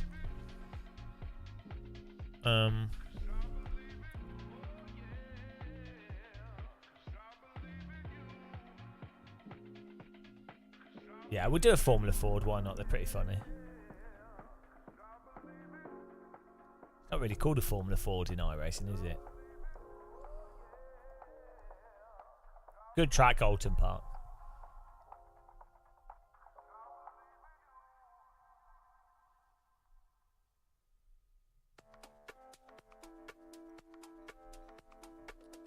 You ain't no race engineer.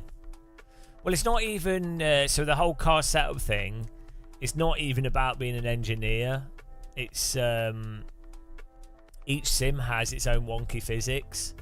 And so the more competitive setups basically come down to exploiting the sim's wonky physics to some degree. So like in Race Room, it was like zero aero. ACC's hyper sensitive to tyre pressures and min-maxing. AC1, I don't know, it's probably some like weird tyre temperature thing. iRacing has some like really weird aero settings that you could put on certain cars. I wish you'd only know if you turned 1 billion laps.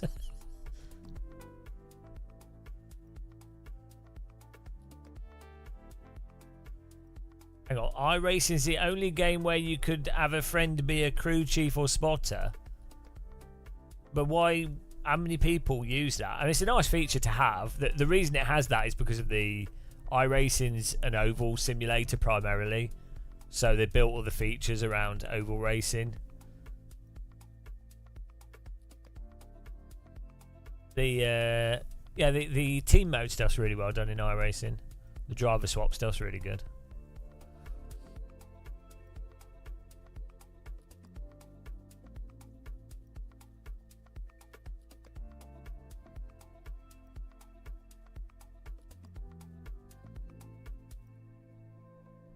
Oh, we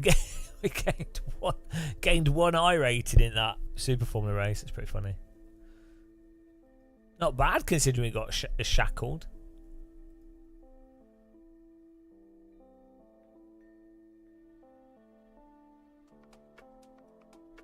When's the next GT3?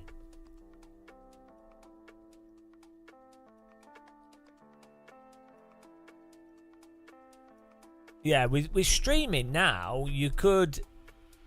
I mean, I guess the thing with the spotter is they can see stuff that's not just what the driver's looking at.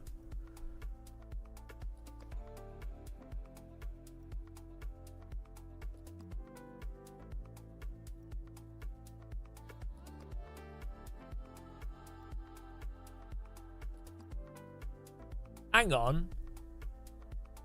What's this Indy race? Indianapolis Motor Speedway. Is this a good... Oh, it's not even using the banking. Eh? It doesn't use any of the oval. Or does it?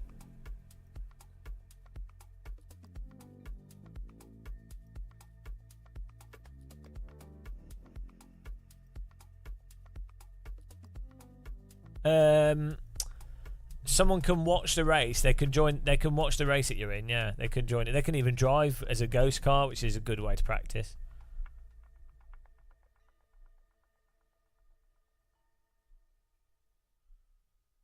This is Skippy classed as a Formula car.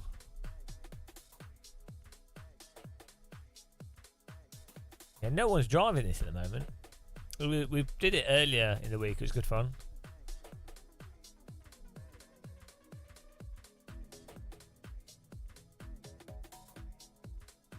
Oh, there was 14 people in the last one.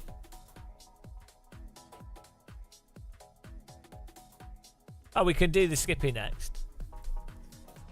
What time does this finish? 11 past 2. Yeah, we can do the Skippy race.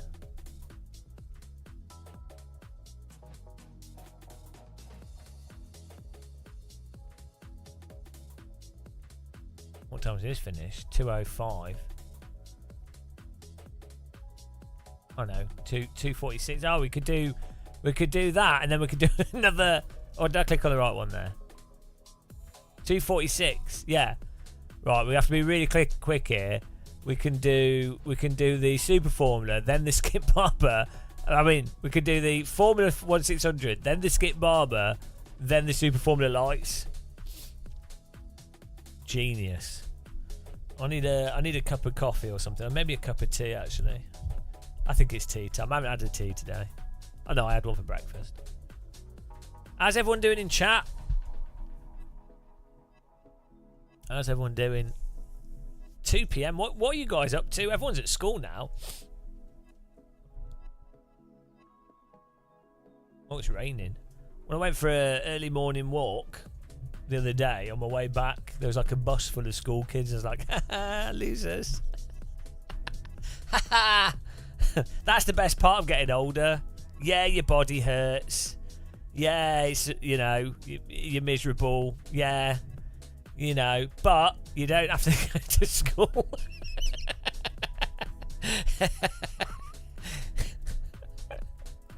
Oh, how bad was school, guys? What a waste of time. For me, if you're younger, you should do well at school. I enjoyed college, but school was so bad.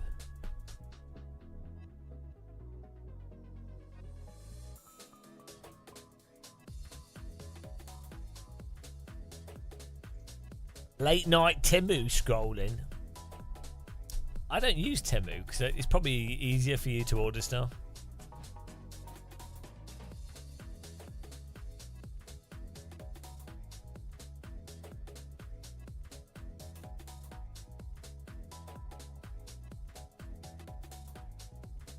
Man, this music makes me want to play some 90s like Wipeout.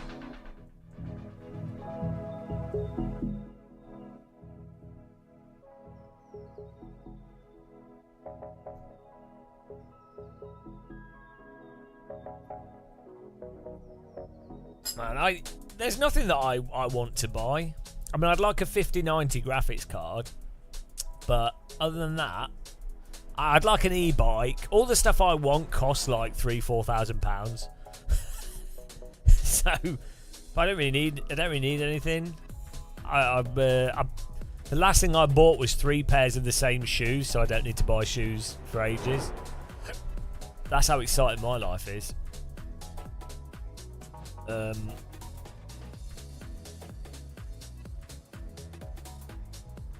could probably do with a new washing machine. That's about it, really.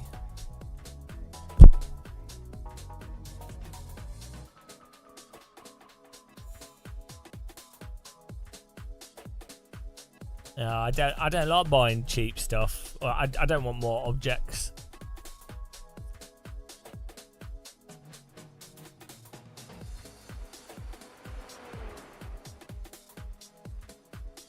I could do with like a robot slave.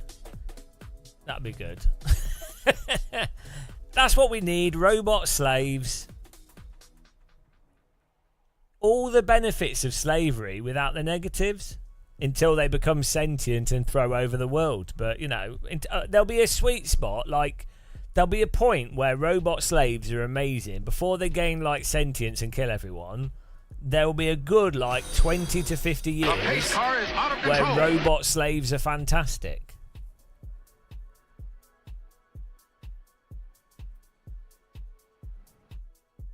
I know, but I haven't... Okay, I've got the coffee machine, I've got the rice cooker, and I've got the air fryer. That's I've got it all. I've ascended. The silicon hamburger holder. What? What? Hang on. Why would you cook the hamburger in the silicon hamburger holder? Okay, well the didgeridoo... Yeah, but didgeridoo is useful. I've always wanted one of them since I was a kid, so that's a good thing to have.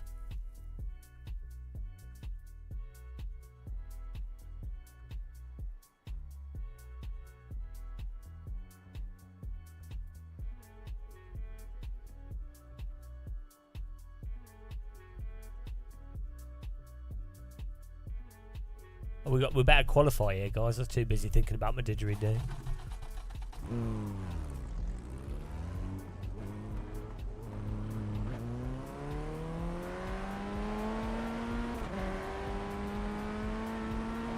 Well, who doesn't like blowing on wood?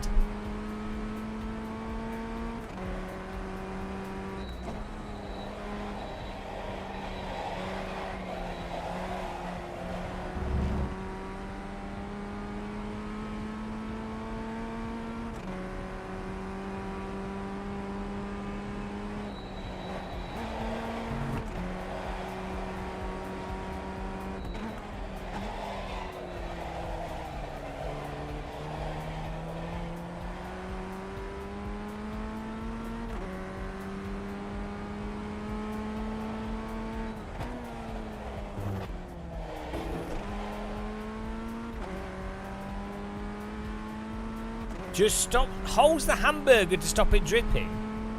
What? Why are your hamburgers dripping? What sort of hamburgers are you making? This is the problem with, like, what? Just put it on a plate.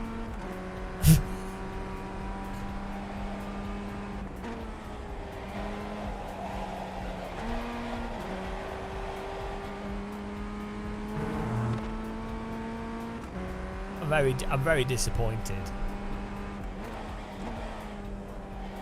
Green, green, green.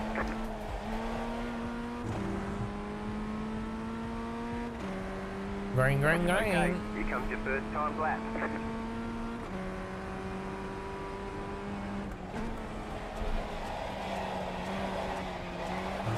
Oh, bloody hell. Good lap, yeah? Nailed it! That'll be 10 points.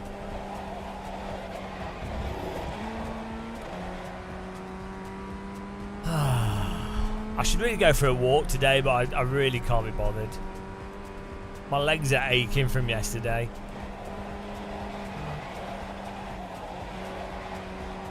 I guess if I don't go for a walk today, we can do one tomorrow. Might do a longer walk tomorrow.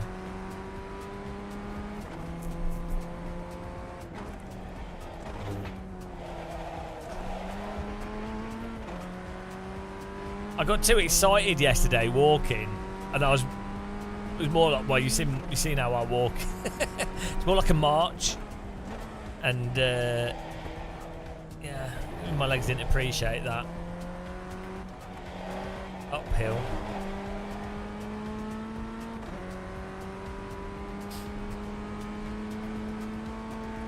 I need to find a good walk in London, actually.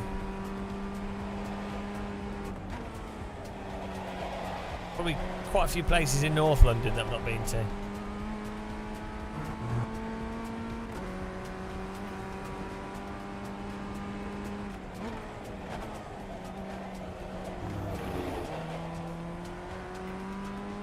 Oh, the Swans won. Well, yeah, we'll do some more kayaking.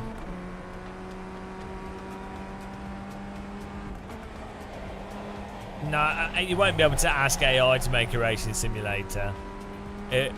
You'll still have to direct it, and it'll still be very complicated. You could use AI to assist with the coding and stuff, but racing sims are so novel. It's the kind of thing that it's hard to train an AI on. But yeah, no, you could use.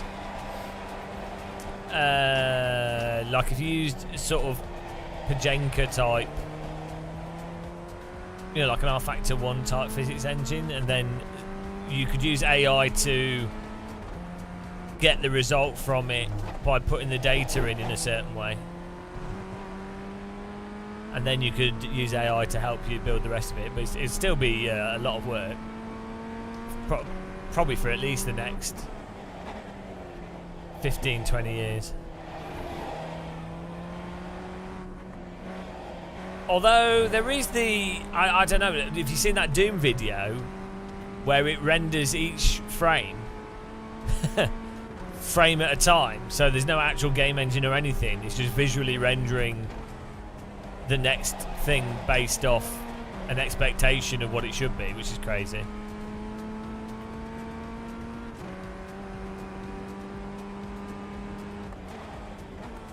But that's more visual than. The pace car is out of control. I don't know. There'll be some crazy stuff that happens with AI approaches. Probably quite unpredictable. All right, there's the checkered flag.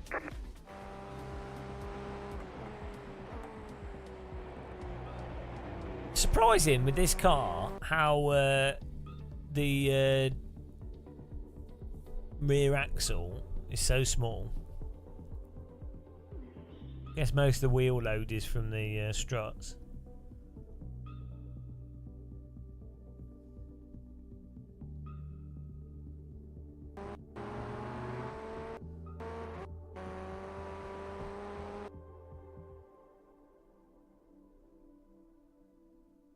Have iRacing... Oh, hang on, I need to sign up to the other one. Have they made it specifically this week? It feels like that. It's not totally perfect.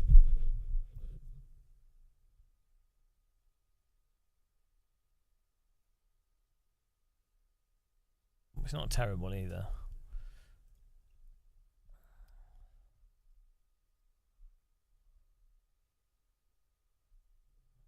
Why's my music stopped? Here we go. We need to do some flight sim and see if it get it working. See if it caused the computer to catch on fire. I couldn't get into that views. I watched like the first episode and I thought it was a bit like the editing was a bit annoying. Yeah. I just didn't like how it was. It's the same with that. What's that British thing where they're in London and they're all Cockney? The cinematography and the editing is so bad I couldn't watch it. All the camera shots are like mega zoomed in on the actors' faces. It's like, what? Hang on, what's going on? Hello, CKTL. I like the sort of Spielberg style of filming. Nice establishing shots, or like Breaking Bad. More wide shots and nice opening shots that like let you get a feel for the environment. I really don't like fast editing between actors' faces. It's crazy.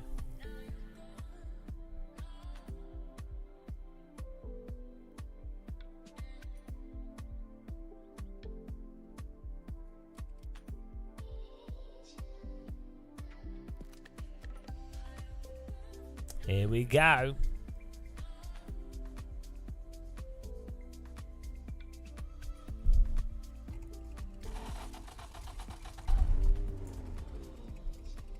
The estimated strength of field is 2,536. Okay, let's go.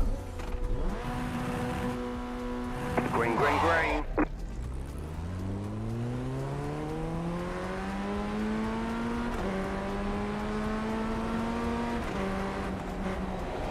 Car right. Clear. Car right. Clear.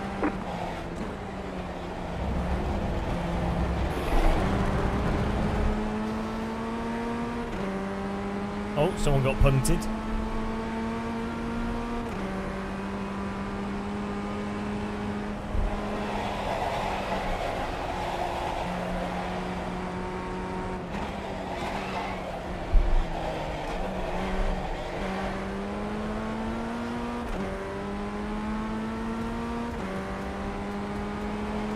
Now, normally someone spins here and then you can't avoid them.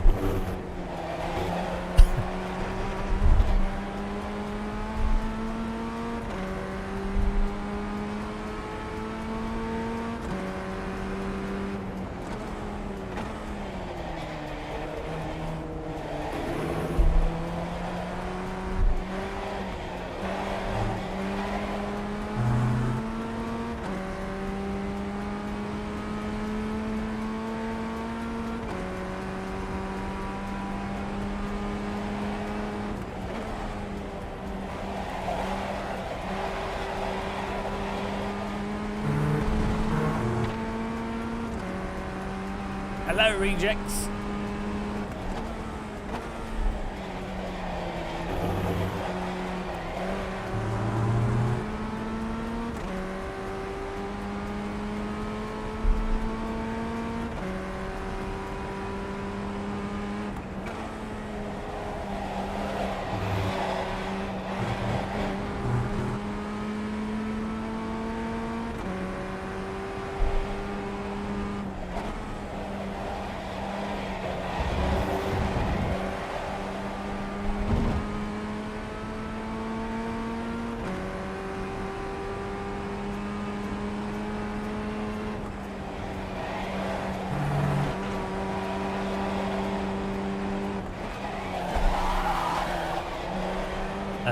iRacing's basically the same as it's always been. it's the same sort of thing. They've added weather, that's about it. But no one wants to drive in the rain. It turns out driving in the rain is worse than driving in the dry.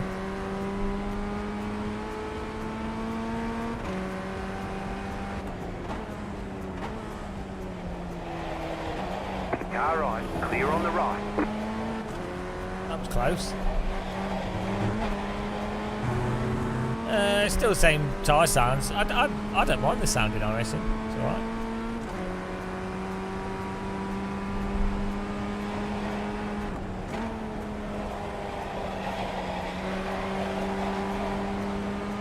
Might get a podium here.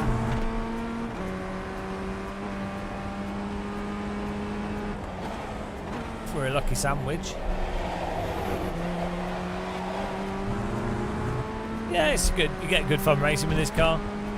People tend to crash a lot though. But you're back in fourth position.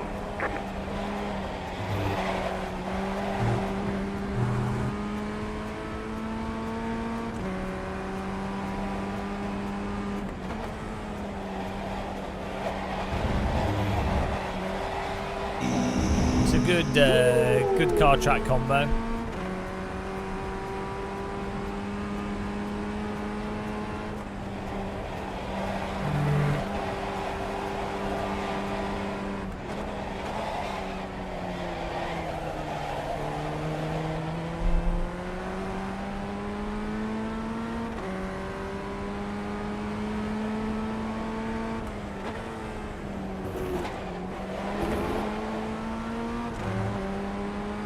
No jinx.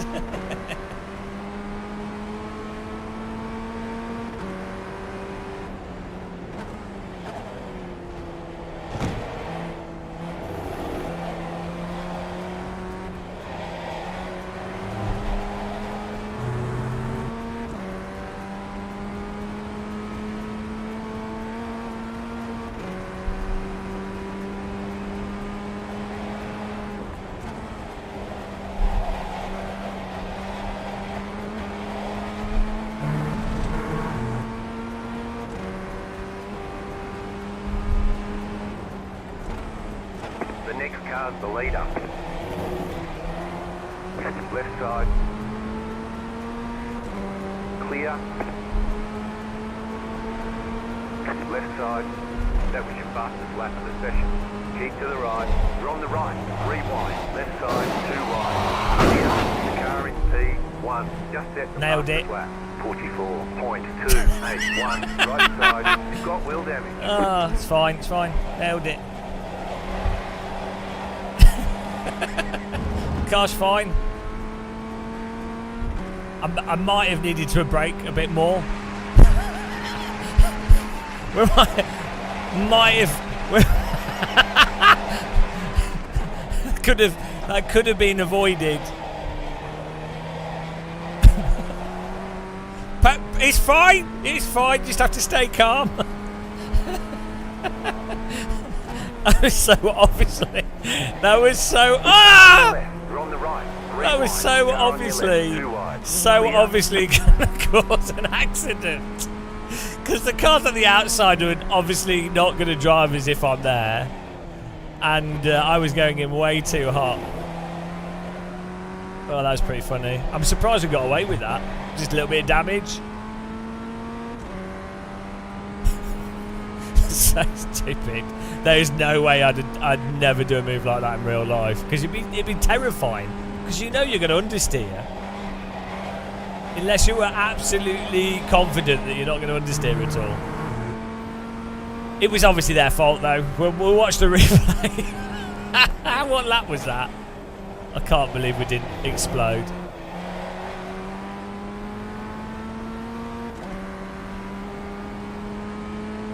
Alright, 5 minutes to go here. Okay, you're in second.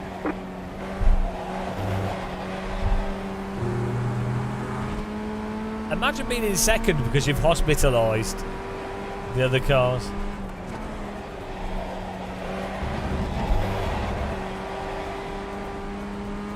To be fair, I do think the car on the outside of us drove as if I wasn't there at all. And it was pretty inevitable that we would understeer a bit. So, to be fair, what is he doing? Oh, here we go. To be fair, to be at the fair, we're going to get wrecked by this car behind us. Robert.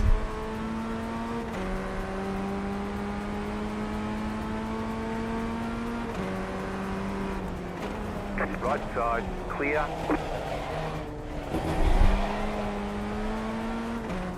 What was he doing? Yeah, we're not finishing this race, guys. There's no way we're finishing this race with wheels. The choice is to get wrecked by Robert or race. That's the choice. There's no in between.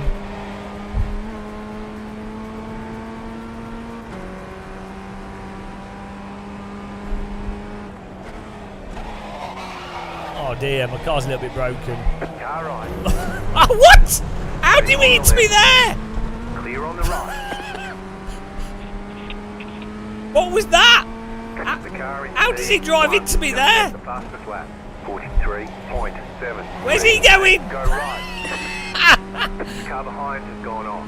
What? I've still got wheels.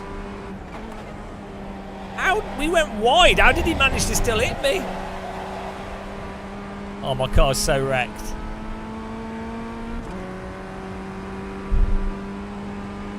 How on earth?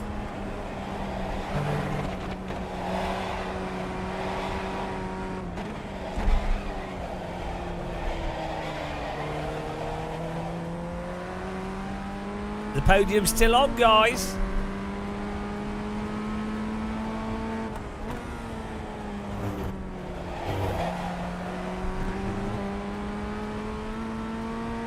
It's all under control.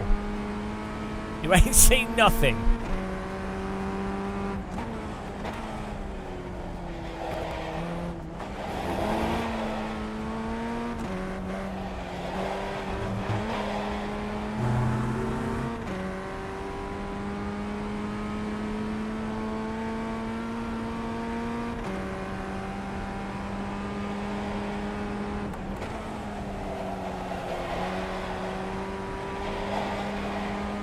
We might even still be able to get second place out of this.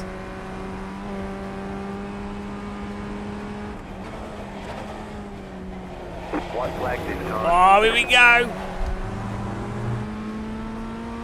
Come on. The car in P1 just set the fastest lap. 43.435. You're back in third. Keep hustling.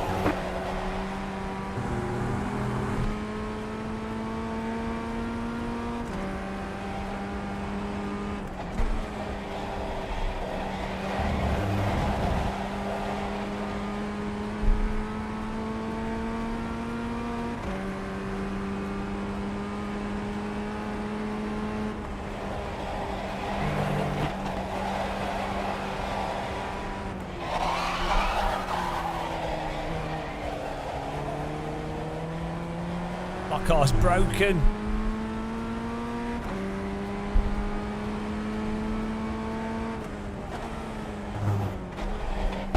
No!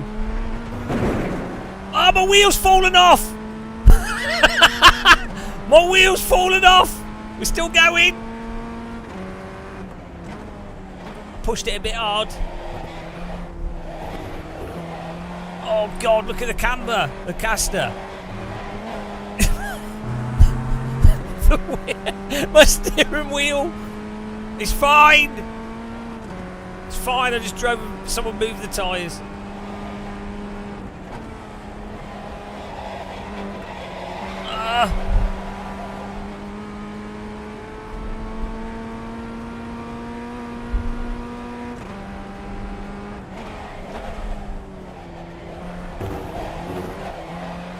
Oh my God.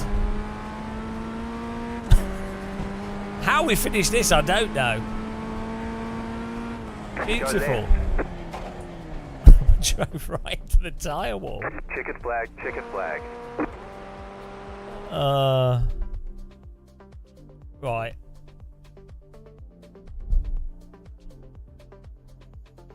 It's a stupid race. Right, let's have a look who's guilty on this. Robert. Haven't seen as dirty a driver. Haven't seen as dirty a driver as you for a while. Can't have done much iRacing. Haven't seen as dirty a driver as you for a while. Dirty driver. What a dirty driver. Filthy. Filthy driver. I didn't think it was that dirty. I mean, my wheels were falling off, but it was pretty clean driving. Statement. Learn to defend without moving under braking. Hang on. My problem wasn't the defending.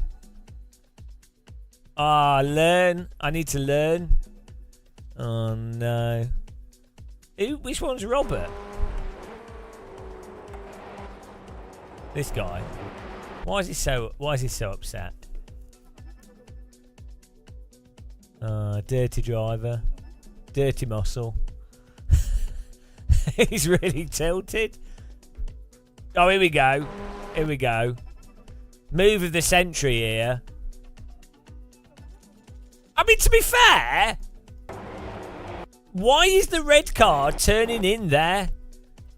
Why does the red car turn in there? Honestly, my move is ridiculous, but why does the red car...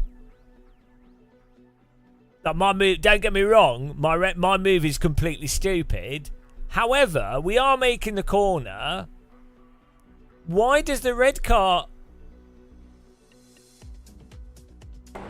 He's got a car next to him. He's got a car next to him. At this point here, it's like, oh, yeah, right, there's a car next to us on the inside.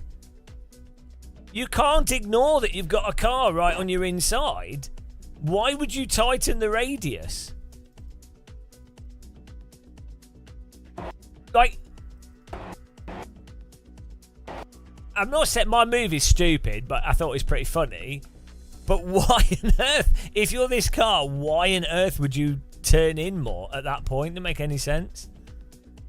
What was he doing, like braking or something? He's got enough grip to turn in, which doesn't really make sense, because on that part of the corner you're normally sort of in a bit of understeer. So I think it's really weird.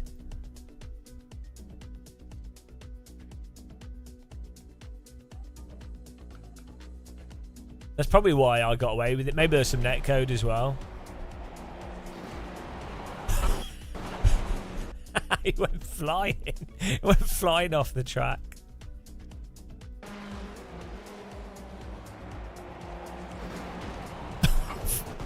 Fortunately, the other guy knocked us back round.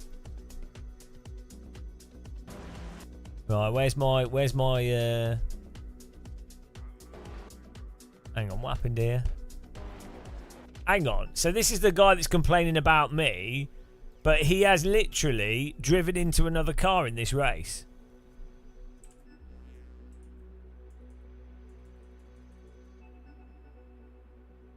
Oh, we still got a little bit. So he's complaining about my driving, but he's driven into that car and crashed, which is how we got in front of him.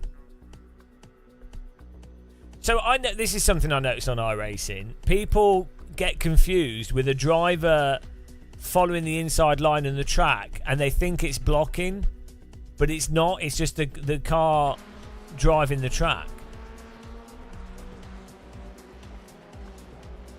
I think he was annoyed by this, but the fact of the matter is, he's not got enough of a run here to do a dive bomb up the inside and make it. And I'm just going into the corner. Like, there's nothing crazy from me here. Like, yeah, I'm meandering to the centre a bit, but he's meandering to the centre as well.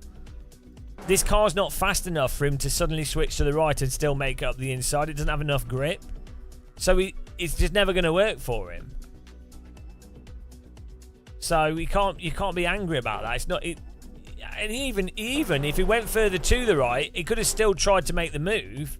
So he could have still tried to do it regardless. So that's his problem, not mine. Rampant stampede. And then I happened to go wide off the track here because I locked up. How does he drive into me? How do you have a car that's gone off the track and you ignore? You can't just ignore that there's a car there. I'm allowed to stay on the track here. I'm not turning right into him. I'm staying on the track. You can't just throttle out of a corner. He's cool. He's having a go at me. Haven't seen as dirty a driver as you in a while. Learn to defend without moving onto braking. I'm sorry, but looking at the evidence here, I think we can see what's going on.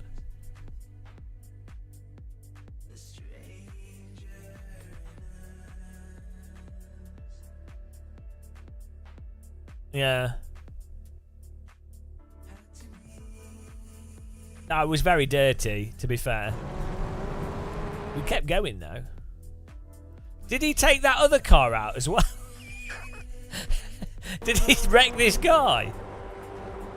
Oh no, the other guy took himself out. Yeah, well. In fact, you could take this and then say, oh, the guy was clearly angry, so he intentionally drove into us. So many iRacers taking the game too seriously.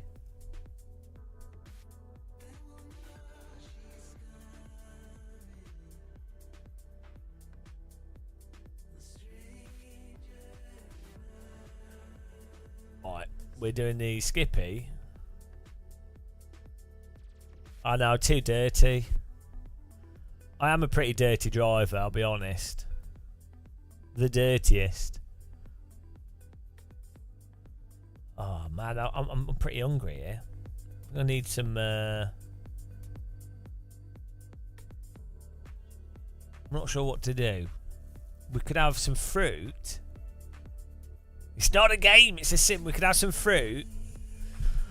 I don't have anything unhealthy. This is like pure biscuit time. It's 2:18. It's biscuit and tea time, and I don't have any biscuits or anything. I've got yogurt.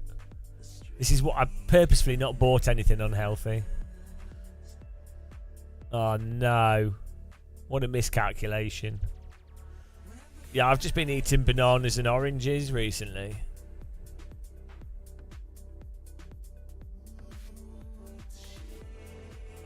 I could make a banana smoothie actually. A bit of banana. I've got some other black forest fruits. What are they called? Forest fruits. Black currant, blackberry, blueberry. Where are strawberries from? Are they South American? Are they native to Scotland or something?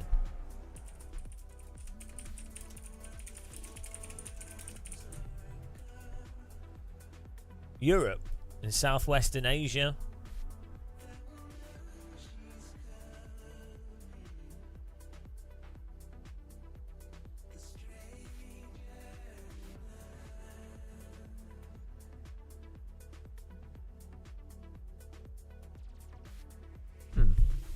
Weird. I need to buy some coffee actually. I've run out of coffee beans.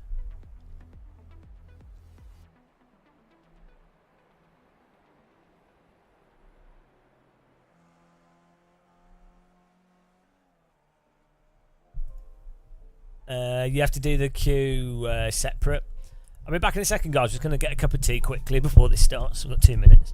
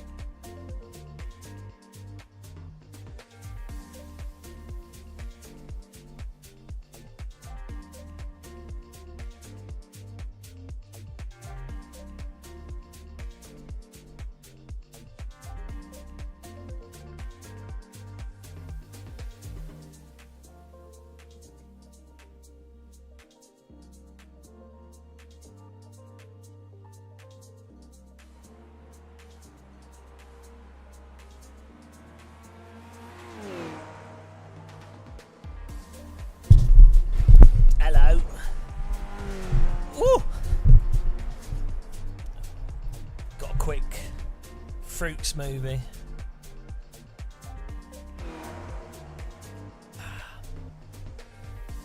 Thanks everyone that's members and everything. Really appreciate it, guys. We're on like 93 subscribers on Twitch, and on YouTube I don't know. YouTube's a bit weird for that kind of stuff. I need to tidy it up though on the live stream, like so the names are more clear for members and things. Need to sort that out. Need to reorganise my live streaming. Oh, we're going. Shit. Set up. Oh, did I sign up to the other thing? Oh, crap.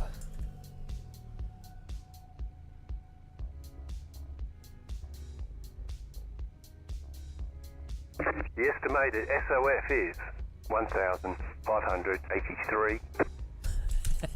There we go.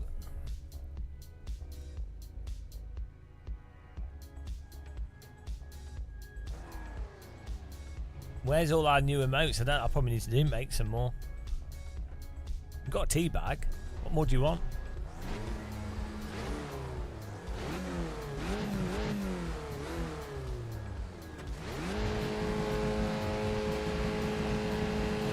Green flag, green flag.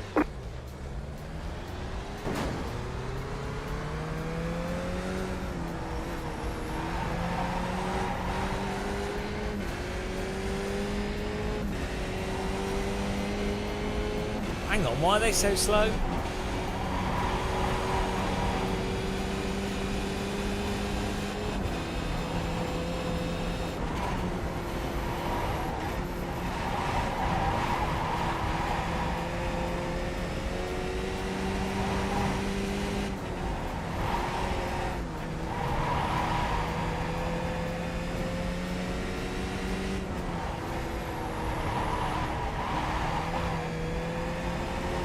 Oh, is it?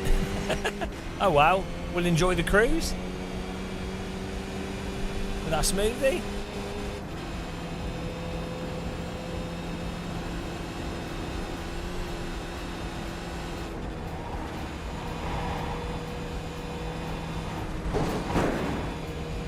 Dude, seriously? I was pulling off to the side and you're driving in the back of me.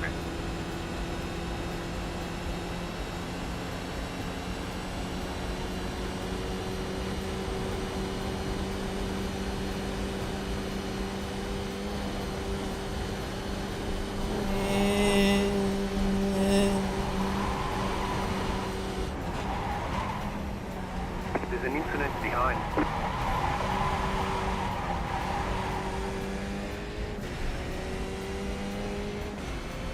I don't understand why they're so slow. Just on the straights. Like even if I happen to be faster or high rating, it's normally people don't struggle on the straights, do they?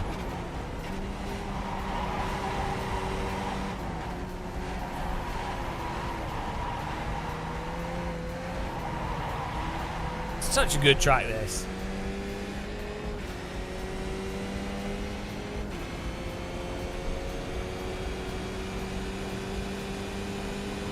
Will any of you guys go to? Would any of you guys go to Sim Formula Europe in January? Oh, what am I doing? I'm giving them a chance to catch up. Any of you go to Sim Formula Europe?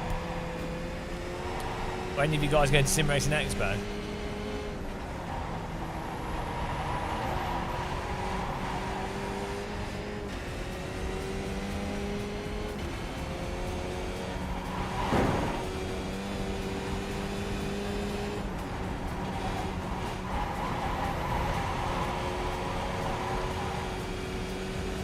Day girl.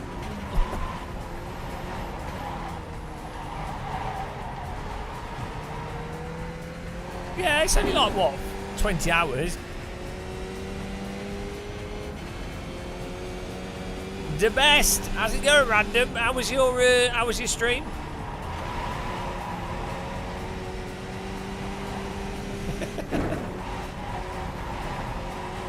Guys, go and give Random Courtside a follow if you haven't yet. It was okay. Was it mediocre? Was it the best?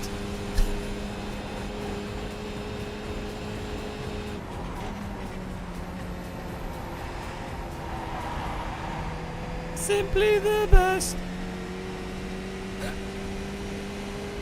Oh, is that better? But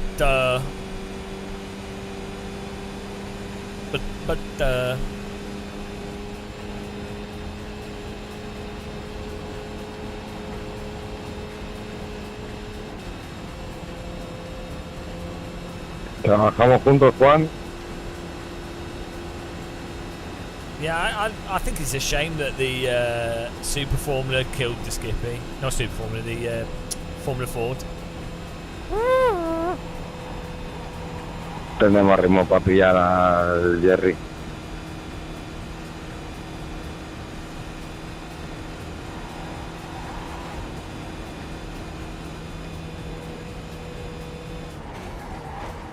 Do you remember back in the day when we first started doing iRacing, like 4 or 5 years ago, when we started playing iRacing again and live streaming it, and you had all the super try-hard Skip Barber drivers that would be like, "Oh, get a muscle, you don't know how to drive." And we're like, "No, it's just we've not memorised the Skip Barber yet." "Oh, but you don't know how to drive, get a muscle." And then, funnily enough, you get, after the 5k iRating challenge, all those drivers that were struggling to get just 3k are like, oh no. Oh no. He's bad, but he's better than us. Oh no. Oh dear. iRacing. What did you think of the McLaren rando? In my view, my review is that it basically drives like the Ferrari, but a little bit more pointy. But basically the same thing. It was okay. A slightly more forgiving Ferrari. Is that what you thought as well?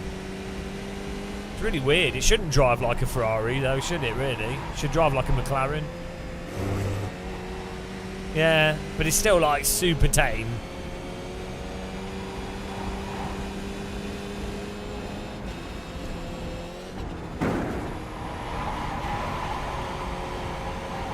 All the GT3 cars in iRacing are understeery though.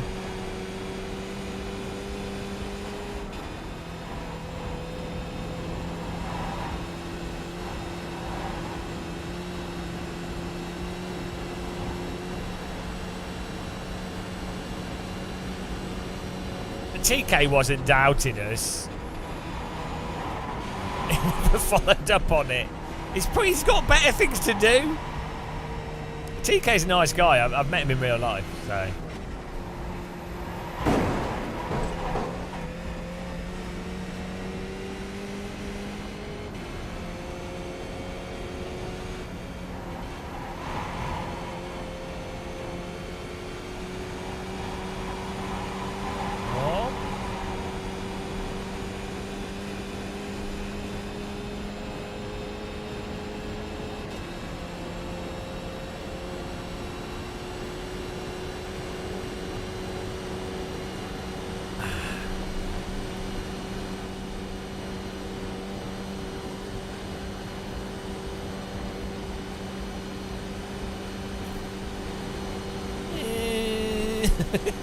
This is so random. We need to do some Nordschleifer in AC, guys. We might maybe do that soon.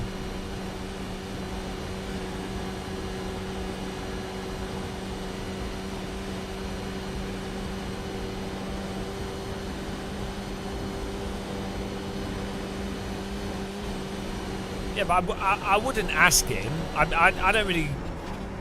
To be honest, I'm like the GSI wheels are nice. His wheels nice, but I don't really need it, and you know, I mean, Let's go. it Okay, just, you are the leader. I don't really mind either way. Do you know what I mean?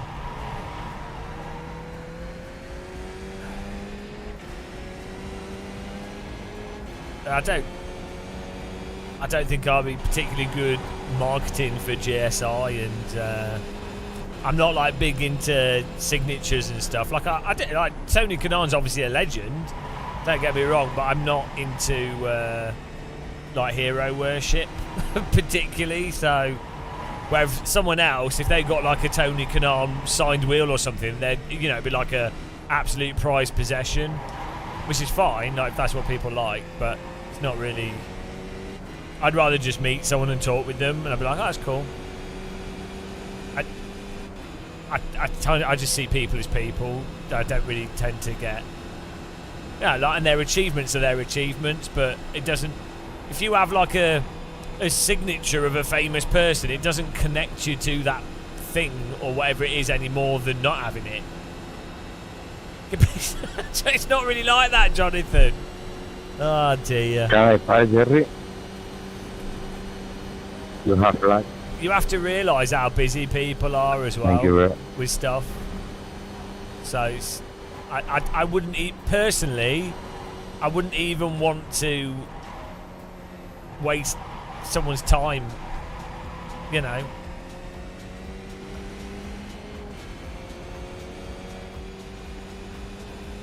So yeah, just you need to drink more tea, Jonathan.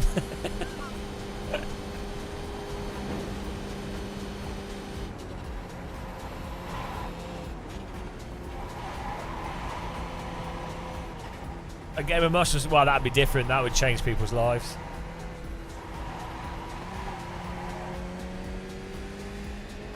Well, I didn't earn anything. I haven't earned anything by, like, so philosophically, in general, the way I like, I mean, I appreciate you saying that I've earned something, but philosophically, generally speaking, I'm doing things for the intrinsic enjoyment. So I'm not. I actually really don't like awards and things. I think they're a bad. So awards are good when they're recognition to someone that isn't getting recognition and deserves recognition. That's when awards and things are good. However, most awards in real life go to people that already have recognition and don't need it. So, for example, like Oscars and things, they are going to majority, the big stuff. They're going to like actors and things. They're already paid shitloads of money. They don't need an award. They've been in a film.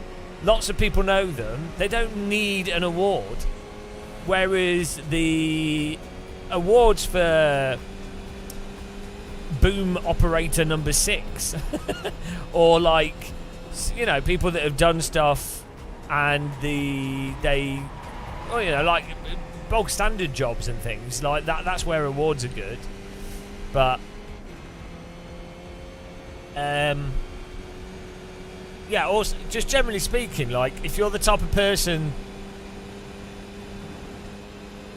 if you're the type of person that does stuff for the intrinsic thing, like you're just not going to care about an award anyway. I think it's generally philosophically bad to do something with the expectation of feeling like you should get a reward or deserve a reward as well. But I mean, it is fair to say that things can be unfair and pointing out the unfairness. So, like, let's say someone did like really good work on something or put a lot of time into something, and they didn't get financial reward or the notoriety or the credibility, and someone else did, and it'd be fair for someone to say, "Well, hang on, that's unfair." But the irony is that is frowned upon. Because people go, well, that's jealousy. So, yeah, all these sorts of things.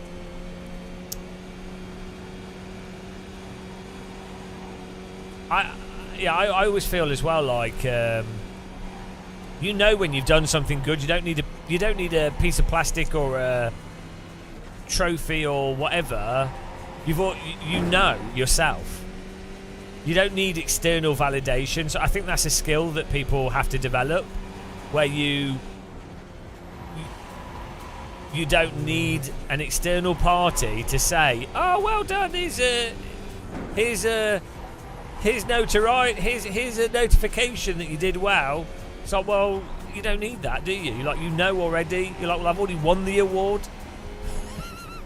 I'm either happy with that, with what I did and how it panned out, or I'm not, and that's all that really matters. The body, these streams are a piece of performance art, and you know it.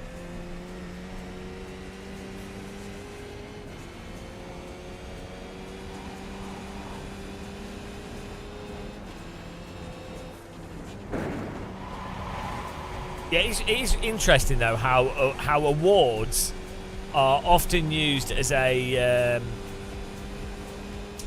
sort of Machiavellian tool that then is shielded by positivity. Hello, 9 Engine.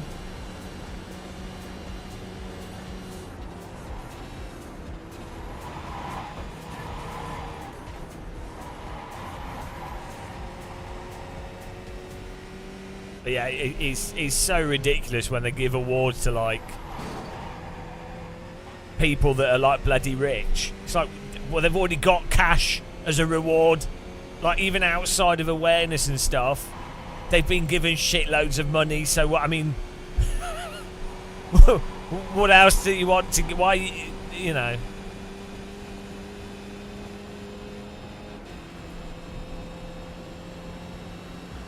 I don't know, 9 Engine, maybe. We've almost. I'll probably do some AC soon, though. We've almost got our sleep back to UK time.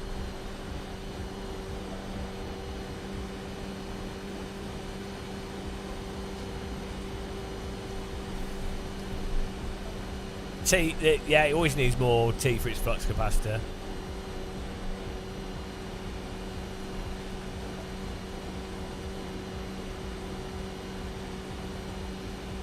This has been one of the hardest races I think we've ever done.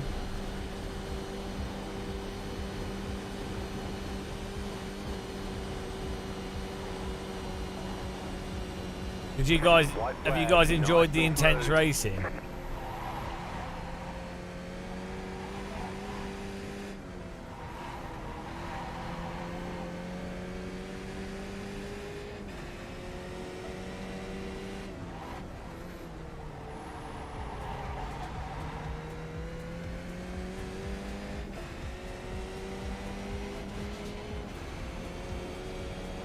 Ah, Christmas time. What the most wonderful time of the year. Every year Christmas feels like more and more like each time. It's like, oh, here's a plastic Santa Claus. The plastification of Christmas. It should, I think, if I got into government, I'd pass a law where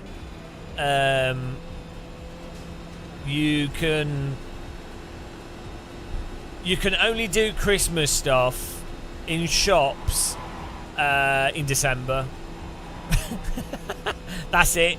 No Christmas stuff until December. December can be the month of Christmas. I give them a whole month. A whole month. But that's it.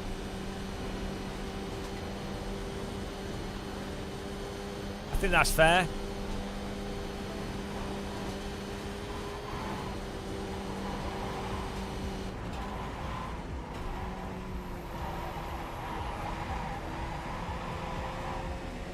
You have Halloween before Christmas. Yeah, you need to. What about all the Halloween plastic?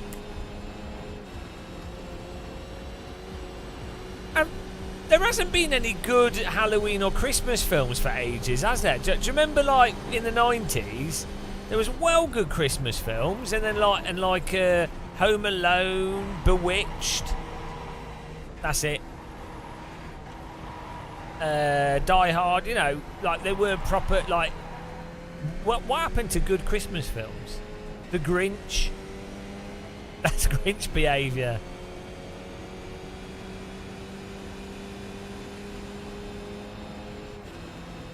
It's not enough for small shops.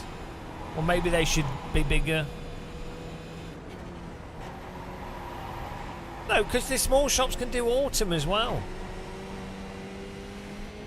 Yeah, I think 90s was like a sweet spot for filming because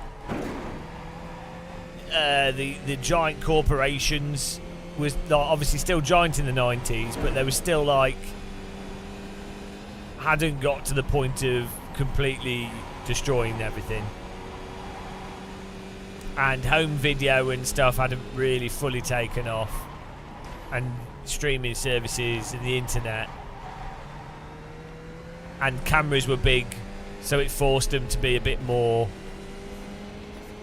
careful. And then special effects and stuff had to be mostly practical.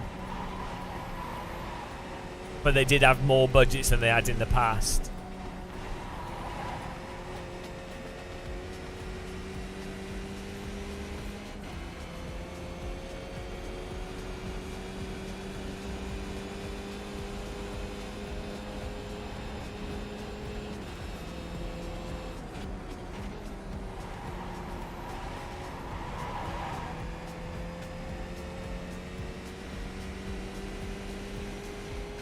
I feel like, I definitely think if you could be like, if you could be 27 from 1992 to like 2002, so you were like in your early 20s, if you were like, yeah, if you were like 21, 22 in 1990 and and also a little bit wealthy, not like middle class wealthy, so not rich, but you had just a little bit of disposable income. Sure. I think that would have been peak.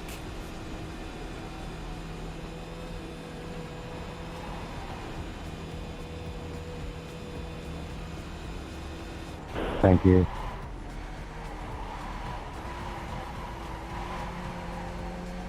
Yeah, and what did you do, Novotny? You wasted it. Wasted it on fried haggis. Oh no, the Carbiai's catching us. This is a disaster.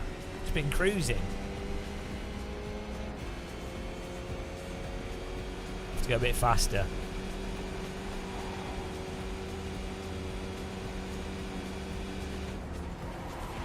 I'm not allowed to win. The game formats my C drive if I win.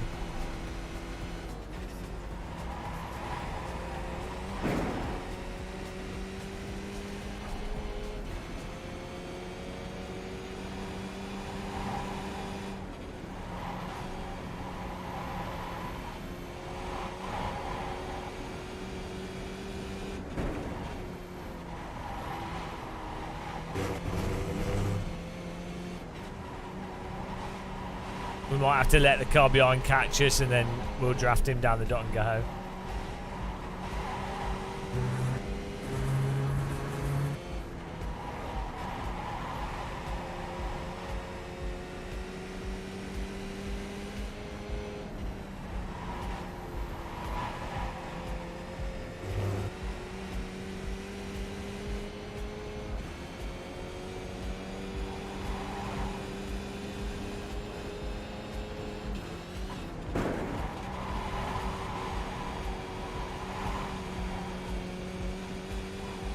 If we can get over 1.3 seconds away, we're good.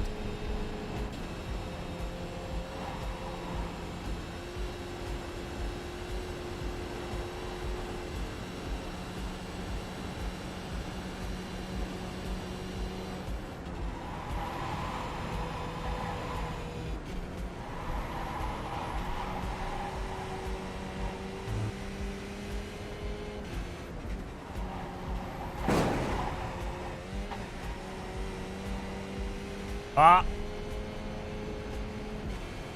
We might have enough gap here.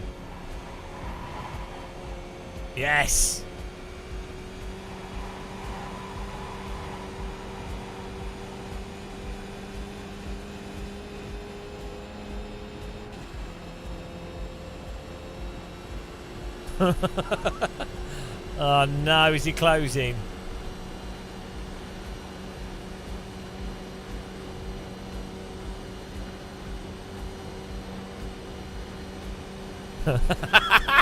No 0.8.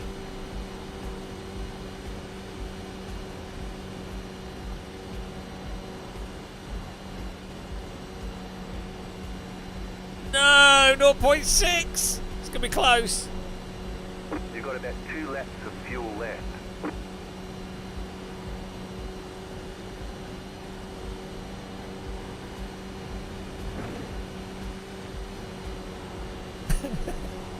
Oh, we might have just got this.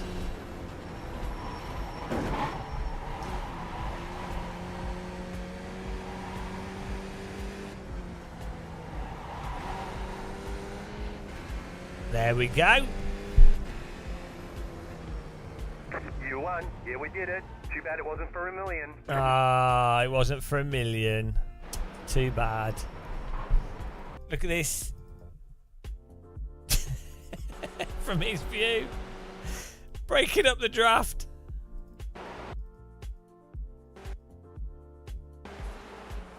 Oh man, nice about that. Good race. Draft break.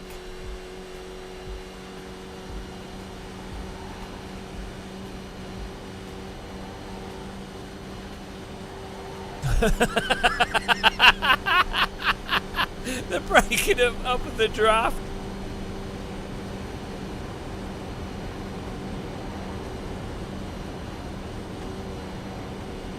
Oh, that's so stupid.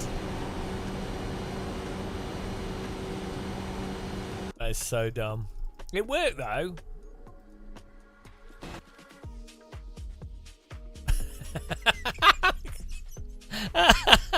You're allowed to break the draft. I stopped when he got closer. That's just racing, mate.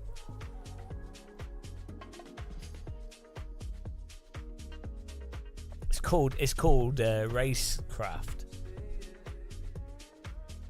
Yeah, it was all right.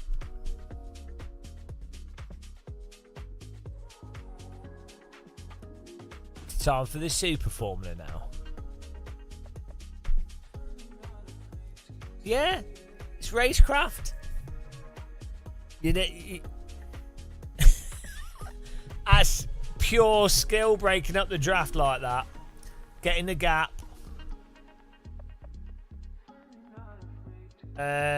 It would take 33.5 hours to fly to Sim Racing Expo. $5,000 return. Well, what are you complaining about? See you there. Hang on. Where are you in New Zealand?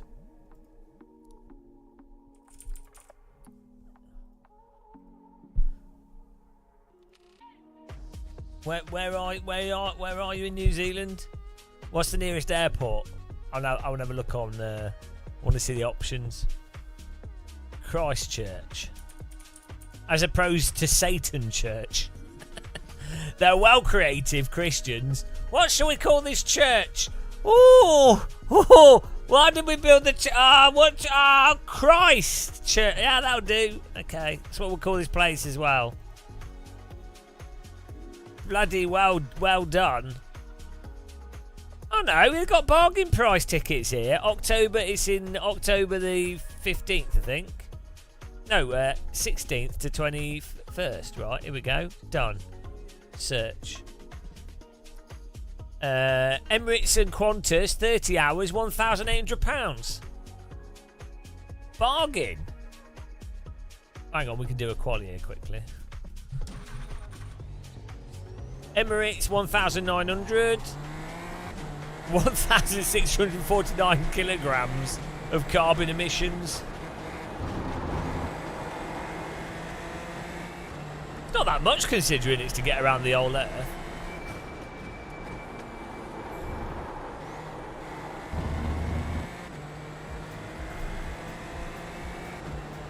I prefer the Church of Muscle, which you can join by becoming a channel member, guys. Wow. Yes, if you like what we do and you want us to do more, support us by becoming a member, using the direct donation link, or clicking the like button. All the possibilities. All of them allow us to produce this drivel on a daily basis. What a great service.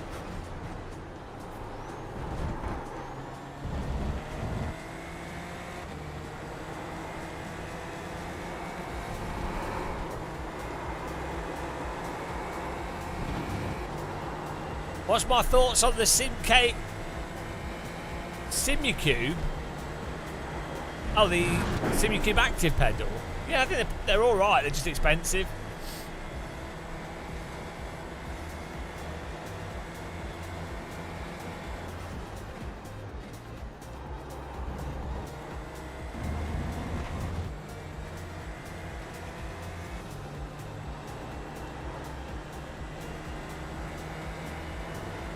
No, it's a nice idea. I could see that being the future of all brakes.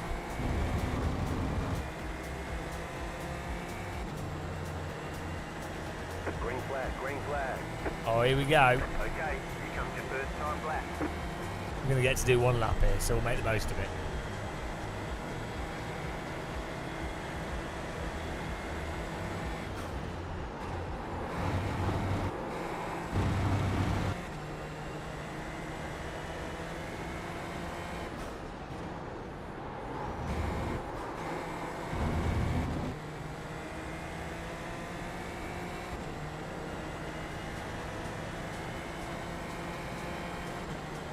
Hopefully, Jonathan, yeah. And hopefully the joystick.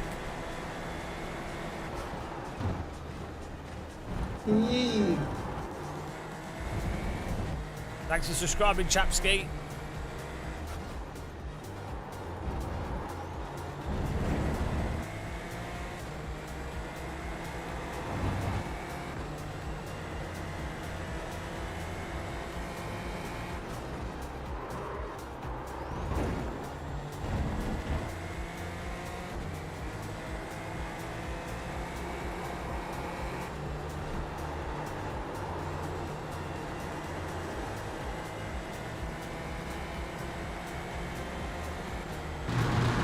Well, I just happen to be using Moser. I'm not like a Moser fanboy, or like I have an affiliate link for it, but I just happen to be using whatever equipment is. I try to be using what I think is the sort of generally the best value equipment that you can get.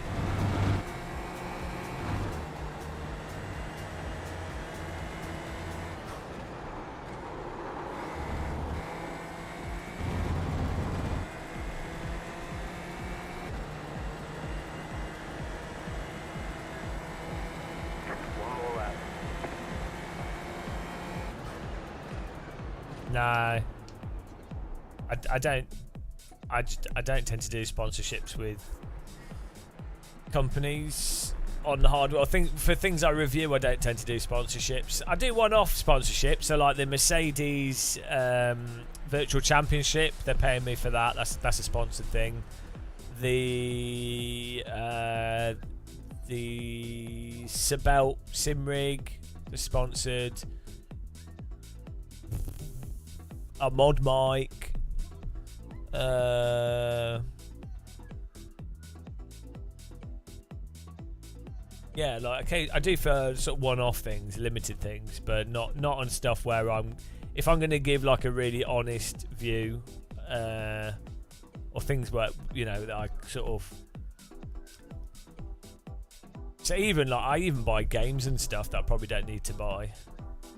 But you could make a lot of money, like not being sponsored with some equipment is probably costing me like a lot of money.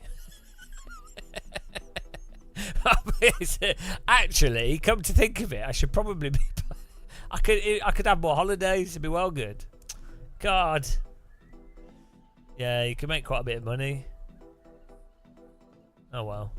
Do all right out of affiliate links though, so it's fine.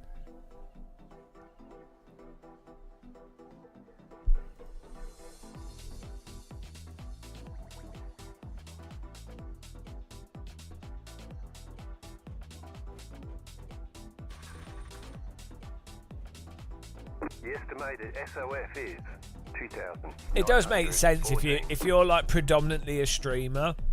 It's competitive out there. It would Head make down sense to stay do a sharp. sponsorship. If you don't really do reviews of stuff. 5 cars. Oh, God. Oh, guys, first DD girl of the day. You ready? DD girl with the DD wheel. What a babe, what a beauty, what a sexy lady. It's a DD girl with the DD wheel. I know, that's too many. DD girl with the DD wheel. What a babe, a beauty, a sexy lady. It's a DD girl with the DD wheel. IOS Pitterman with the membership gifting. Everybody needs a DD girl. Put a DD girl in your sim ring. She's so powerful and strong. Still waiting on 2 cars What to a grid. beautiful servo motor-lect babe. DD girl with the DD wheel. What a babe, what a beauty, what a sexy lady. It's a Green, green, green. DD girl with the DD wheel. AccuForce, Vanitex, Simucubes in magic. DD girl, dreaming girl, Right coming side. at you Clear, from the right side. internet. Still there. Oh Still dear. there. Clear on the right. Oh bloody hell. Right side. What are they doing? DD Go. girl! You're on the left. No! Rewind. You're on the left. Turn, Rewind. turn. You're on the right. Oh! Yes! Saved it! Saved it! We kept it out the wall! DD girl!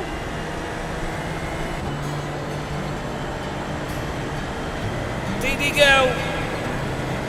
You got it. Like DD girl with the DD wheel. What a babe, what a beauty. There is a front nose cone. It's a DD girl with the DD wheel. Welcome to the DD club. It's a DD girl with the DD wheel. AccuForce, Vanitex, Simucubes in magic. DD girl, dreamy girl. What a beautiful babe of a lady. Everybody needs a DD girl. Put a DD girl in your sim rig.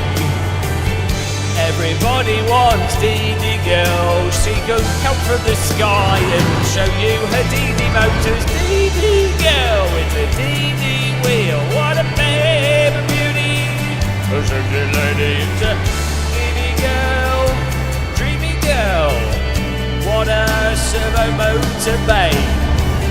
Servo legs, servo arms, robotic powerful babe. It's a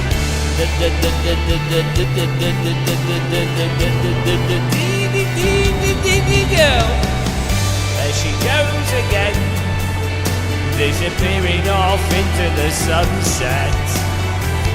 What a lady she is. Oh my God. Thank you very much for the gifted subs. There's going to be another one in a minute, isn't there?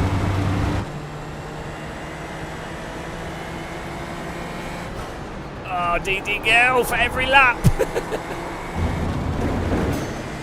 DD girl with the DD wheel. You know the lyrics of this song, everybody. Get your candles in the air. Wave your phones above your head. It's a DD girl with a DD wheel. She can win every single race. Hold your brakes. Hold your brakes for the girl with the servo motor legs. Everybody needs a DD girl. Put a DD girl in your sim ring. Let her hold your brakes, because that's what she does in her free time. She has nothing better to do. DD girl with a DD wheel. What a babe. What a beauty. DD girl.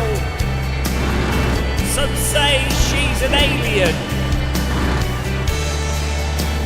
Right, I've got to rest the voice. Thank you very much.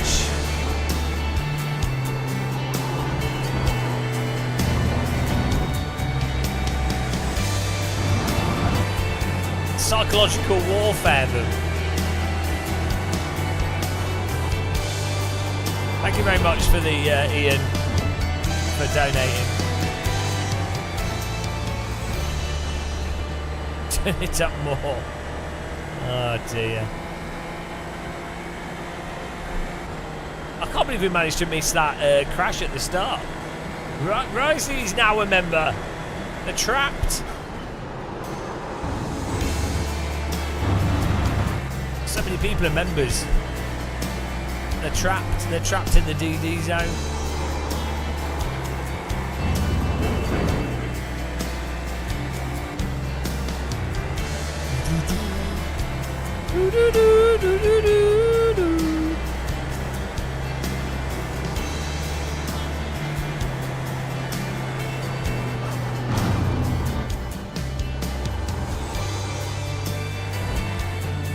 Petterman.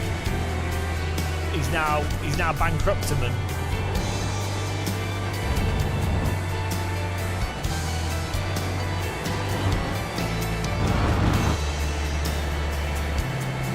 It's an emotional song, this one. Car stop on the right. Car stop on the right. You got it, slow car on the right. Oh, look at this, they're being DD'd.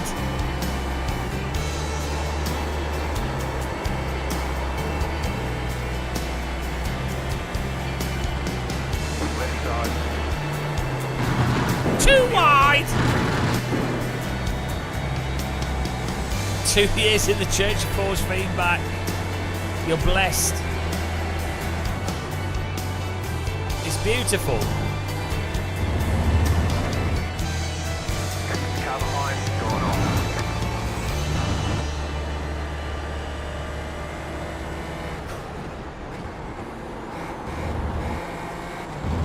That's my dinner sorted for today. Oh, we got another one. Chris Dory as well. 56.845. I might have a chip butty later. Carb it up. Too wide. No, we didn't win the second race against Hoyer. It's well good that Mitch is doing the races. Mitch is a legend. He's a really nice guy. Oh, he's going to Sim Racing Expo as well, which is awesome.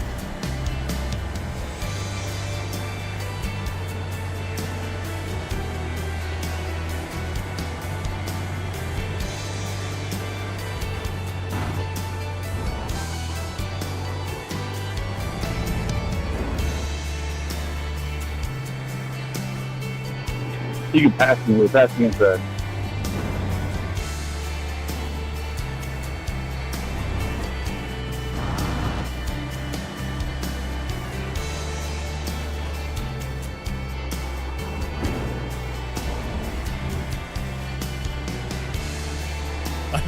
So you don't have to.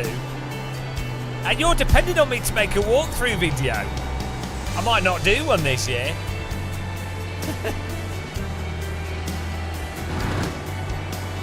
They've trapped you, Chris. Made.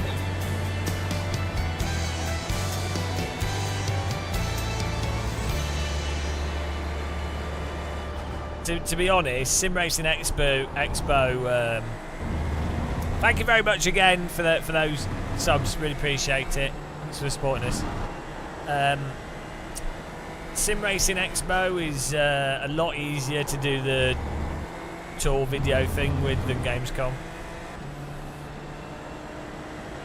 As I said, I booked a hotel early in Dortmund, so should be able to relax, and I know the area, so it'd be nice. Rather than travelling out and being absolutely wrecked from early morning flights and stuff.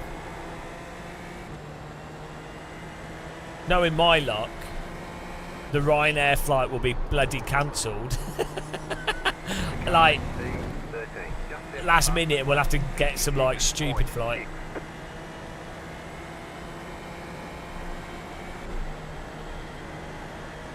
Well, look, I just don't think. Hell no, I just don't think you're being committed enough to sim racing. So I just think you're just lacking the dedication. That's the thing. Really, I expect more from my viewers to put the effort into attending trade shows on the other side of the earth.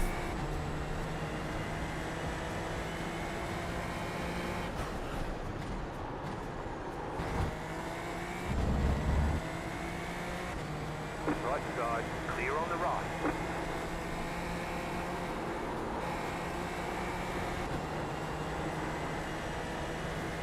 As a German, why would you want to learn German? I like German language myself. I like the accent as well.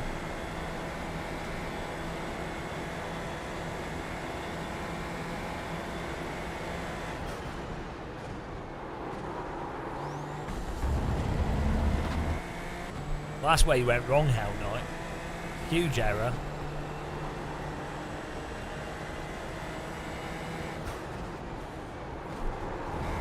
The car in P2, just set the fastest lap. 56.202. It's going well. Check that out.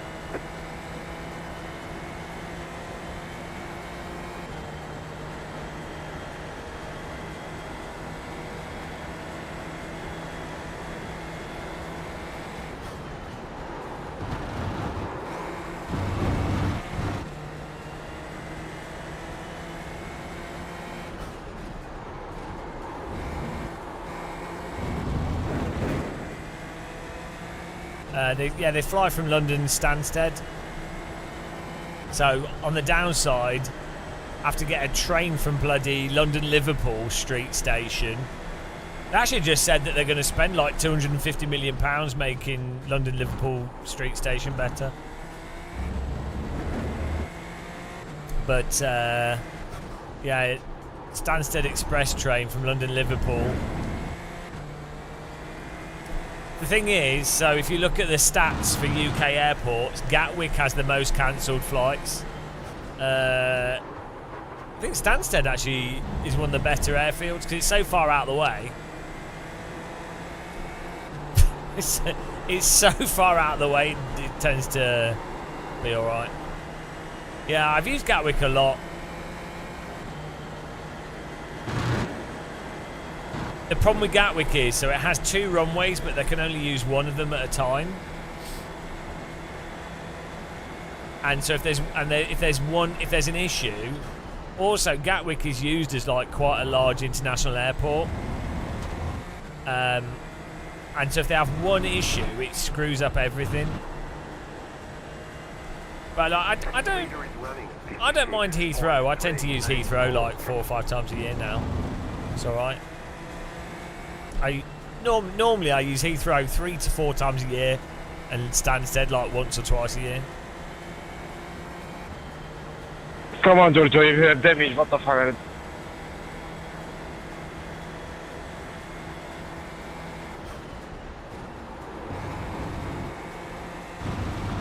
Free-stop flight 50 hours.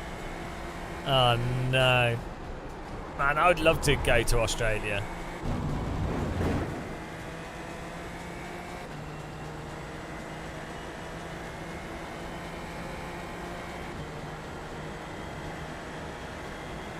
Yeah, Simon, exactly. Well, so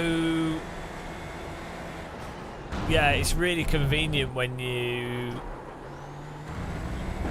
being able to just get on the tube at Heathrow, even though it's like 35-40 minutes to get into central London on the Piccadilly line. It actually works out better than having to bother with trains and shit. Like,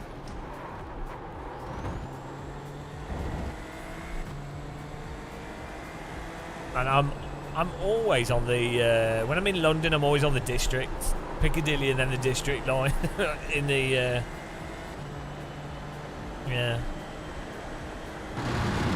Basically, I'm like always at Paddington, Victoria, King's Cross, Liverpool Street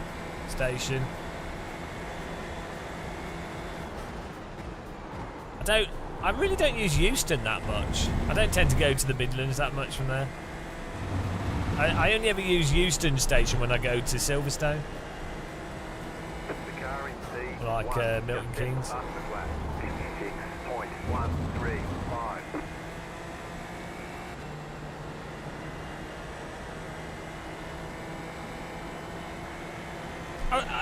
I wonder how much it is.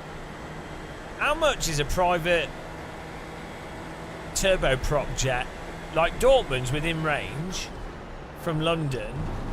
If you were to get like from like a smaller airfield, even a grass strip airfield with a turboprop, I wonder how much it costs.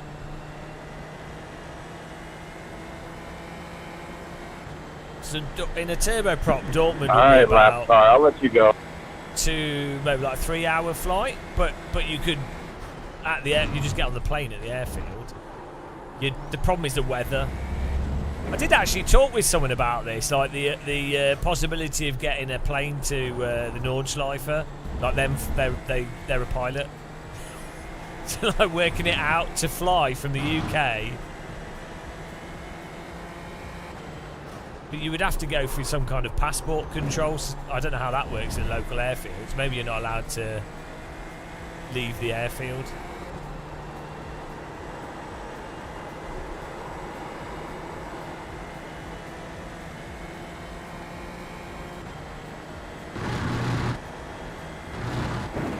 Yeah, well, so that's the thing, Rejects. If you can get like 4 people together to travel in a light aircraft, and then the pilot is also a friend, so they're basically, they want to fly, so you know they're not charging you for them being a pilot, and so you then basically you're dividing all the costs over. It's not crazy. I think we worked it out as like £400 per person or something, £350 a person, which isn't that bad for an awesome flight. To Europe would be amazing. Like, it'd be well memorable.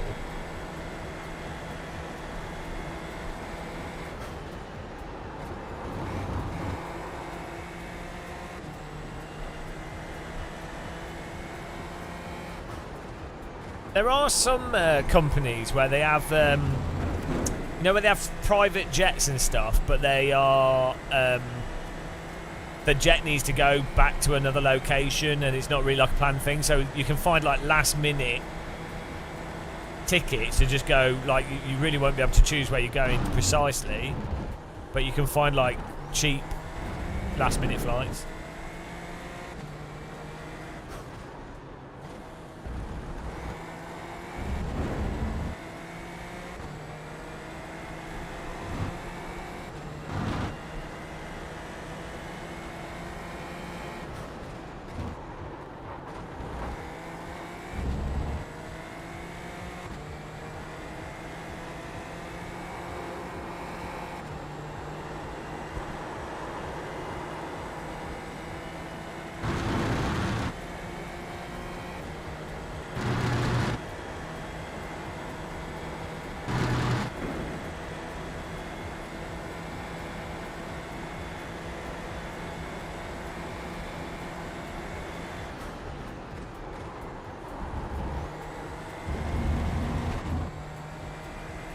How do you well, I was just thinking. I wasn't even looking at the screen. You internalise driving, so you know the track and the car. Normally, you read the chat whilst you're on the straight. I do have a chat room set in front of my monitor, so it helps. My chat room is just above the steering wheel on the car. And then it's very iRacing is quite predictable on tracks like this, so it's all right.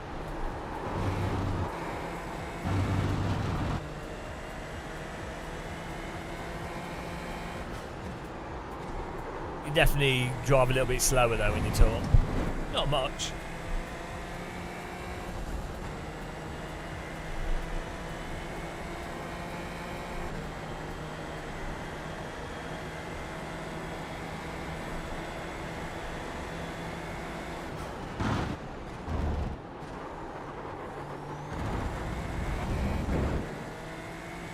Yeah, it's all the same. It's all pre-rehearsed. The comments go, how do you know what's realistic if you've never driven the car? Why are you so negative? Which is the best racing simulator? Which wheel do you recommend?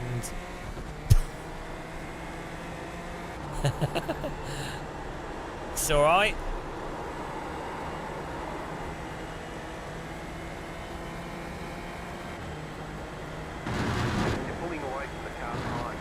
Your friend can't take payments if he has a private pilot's license. Yeah. Well, obviously we wouldn't be paying him, would we? Obviously, we wouldn't pay them, would we? Now, let's say, I don't know, let's say at some point people decided to donate money because they were like, oh, that's cool. Unrelated, then, you know, I'm sure that kind of thing probably happens all the time. I think the thing is probably that, you know, someone can't illicitly run a business. Because it's going to happen all the time, isn't it? Where if someone's got a private pilot's license and they've got friends, well, their friend is probably going to buy them dinner or something. Do you know what I mean? Technically, that's payment, isn't it? It's the same with, like, if someone gives me a lift in their car or something. Do you know what I mean?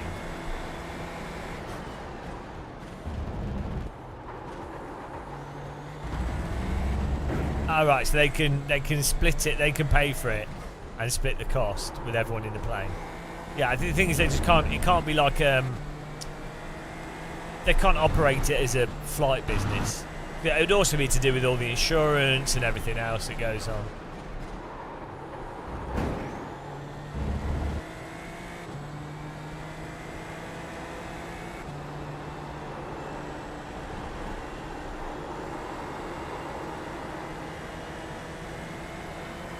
Oh, these guys could crash.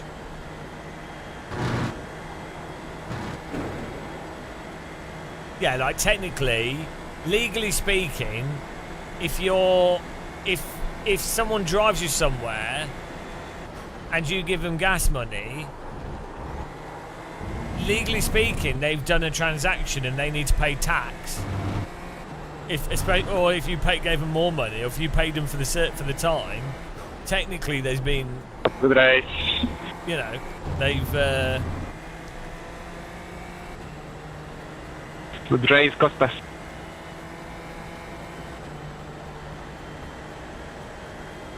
wow.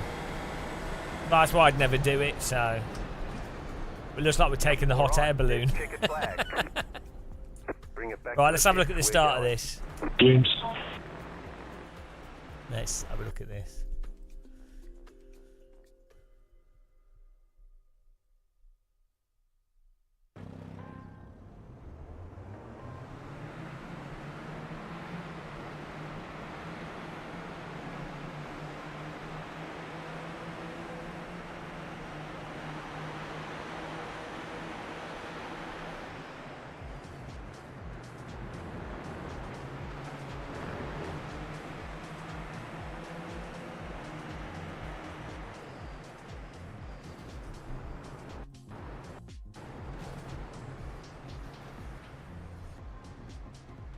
Oh, that was, I mean, that was, I think we made the right choice.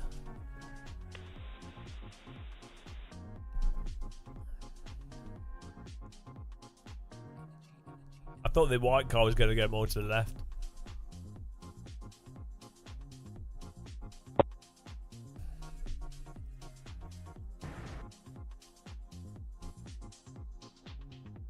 But yeah, I think we did the right thing.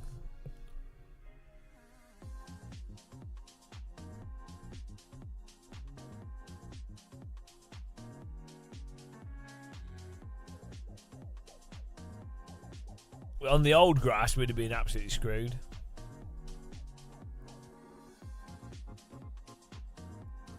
I think we actually did avoid the wall here. Oh.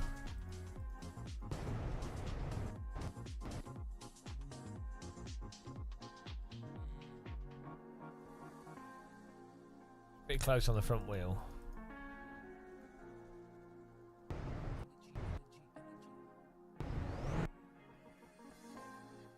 Absolutely nailed it. Look at that.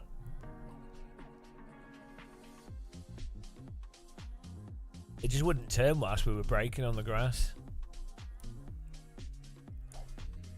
Front wheel just kept locking.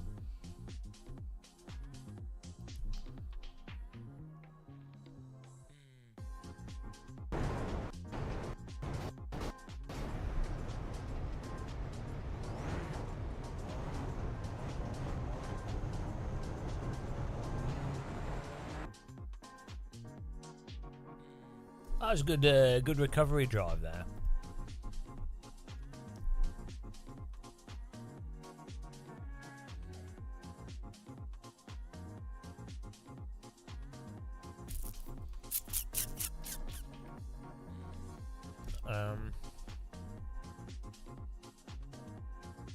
Not sure what to do now.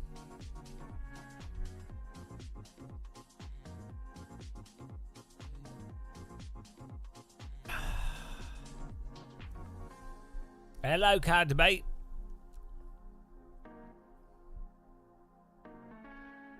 We've run out of options here. Oh wow, we managed to gain rating in that. Pretty good, considering we were last at the start.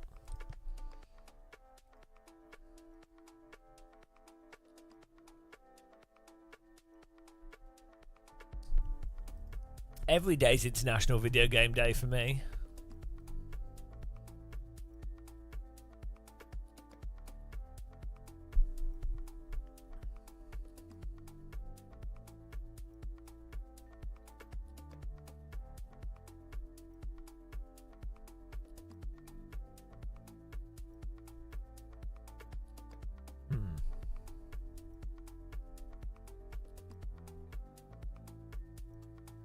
How is there 111 people signed up to bloody GT4? What's wrong with them?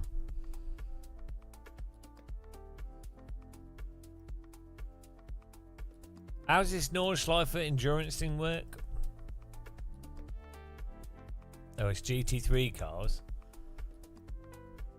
Rain likely. Oh, that sounds fun.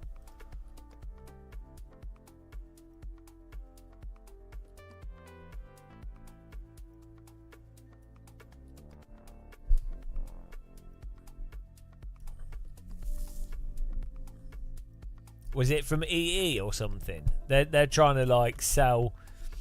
Their advertising is so dumb. They're trying to sell internet for gamers as if the gaming thing, as if internet you would normally have is different if you're a gamer. Is it like, hang on, in all scenarios it would be the same. Like such stupid marketing. It's like, oh dear. Then there's like high performance mode. It's like, oh, so what? Game developers would make a game where potentially you need to buy a special internet to get the good performance? So, well, obviously not. Oh, you're in New Zealand. Okay, well, it's different there. That's a hot air balloon with a cable.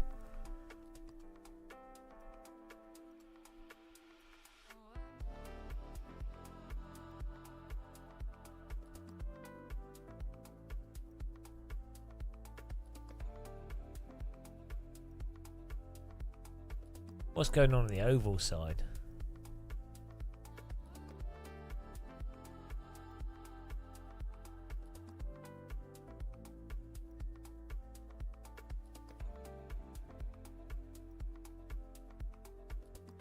Alright, let's do one of these.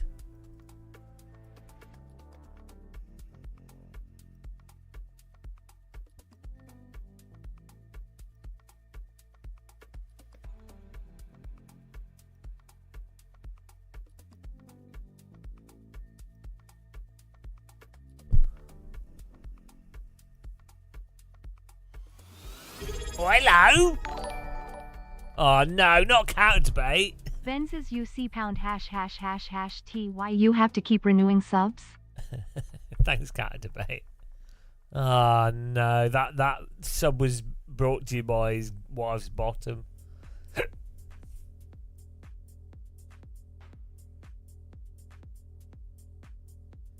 So I won't forget you were from.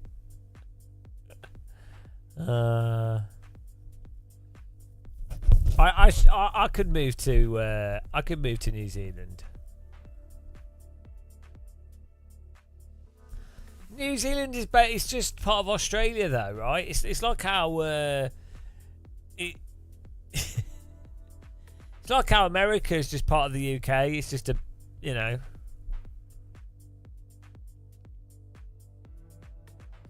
All these places are basically just the UK, America, Australia, New Zealand. They're just old British territories, really, if you think about it. Hello, Mr. Donut. Fast heartburn relief. That's not what iRacing gets you. Ah! Our wheel's not attached.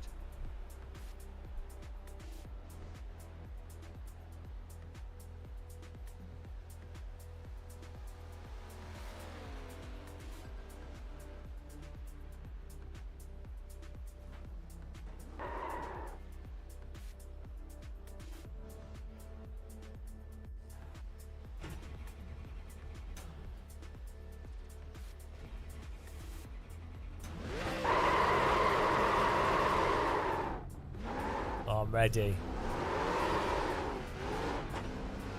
Oh, this is the Magba Make America Great Britain Again car. Bloody hell! Road's a bit bumpy.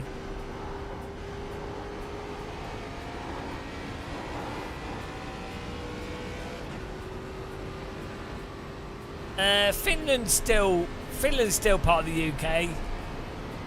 Where do you think we get all our ice cream from?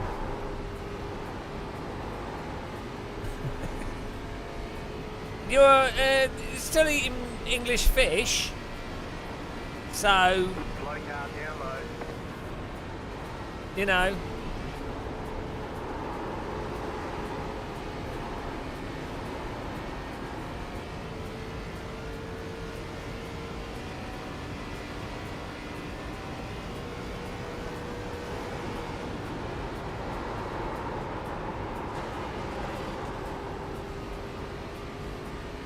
How can fish be English? How can people be English?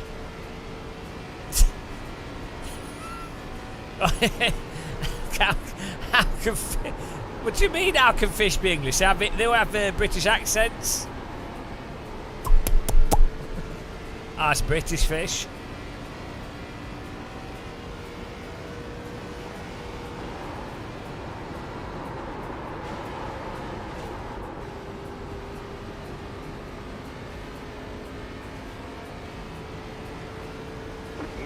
You can tell the French fish because they're carrying a baguette all the time. And they wear stripy shirts.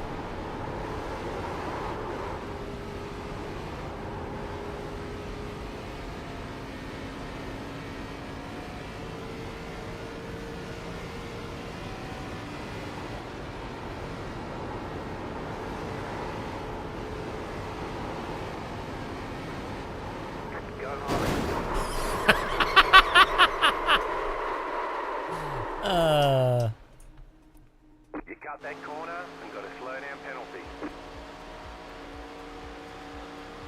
Speaking of fish, I don't want to associate with folk that content eating cod. What? Cod's not edible. What? Hang on, why would you not eat cod? My team all need a pee. What's wrong with cod? Do Finnish people not like cod? the French don't eat horses, Spanish eat horses. I don't think horse meat's particularly popular in France. Car 75. Just left the fastest lap. 30.206.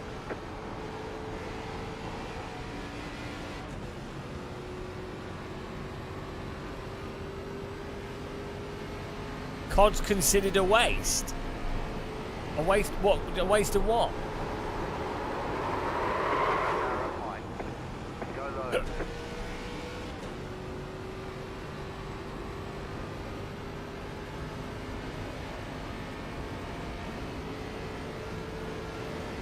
I think place is one of the better fishes to eat at the moment.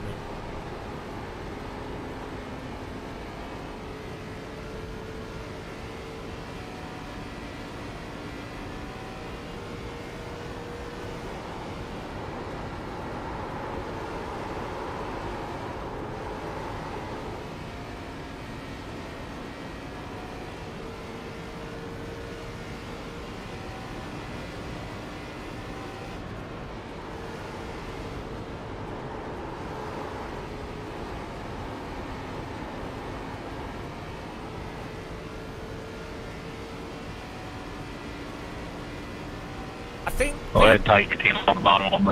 so. A lot of British people don't like fish flavour, and You're fine to me. I think a lot of it is that Sorry, man. I went under that.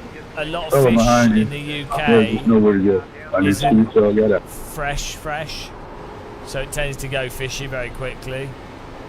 So that's probably why cod is. Look here, Thomas, you fish hater. Halibut.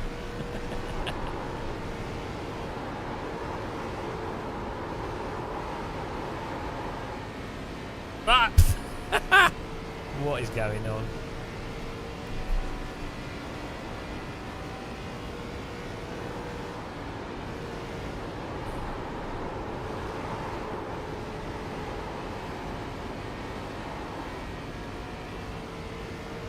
No, just because you're not cultured. In fact, I've never seen a fish and chip shop in Germany. Why don't you get fish and chips in Germany?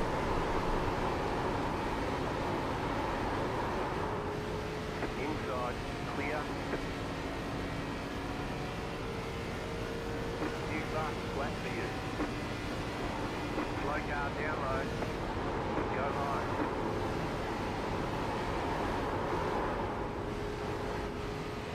We don't combine those two ingredients. Why not?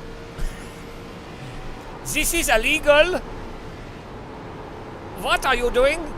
You put the fish with the potato. Ah, this is nicht gut.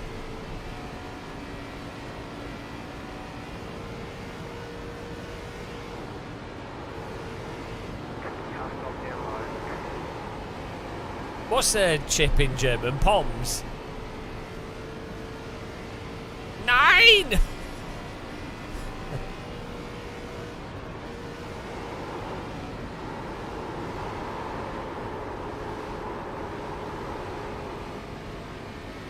Now, excuse me, chips are great. Uncultured swine. This is like people not understanding tea.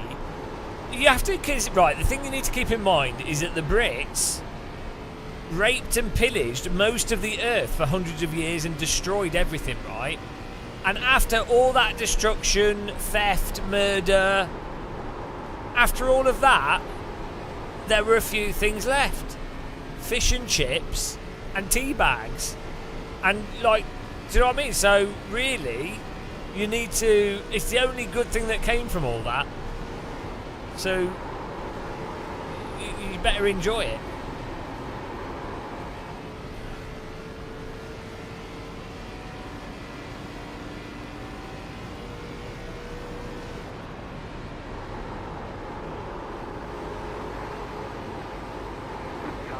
Go around.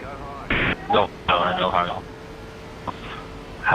Damn it, man. I told you to go around me, you stupid fuck.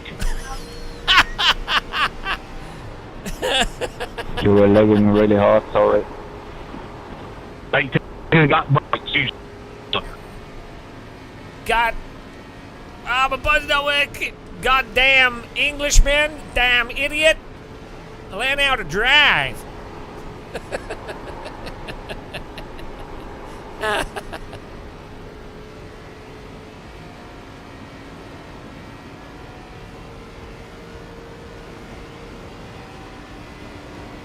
Julian.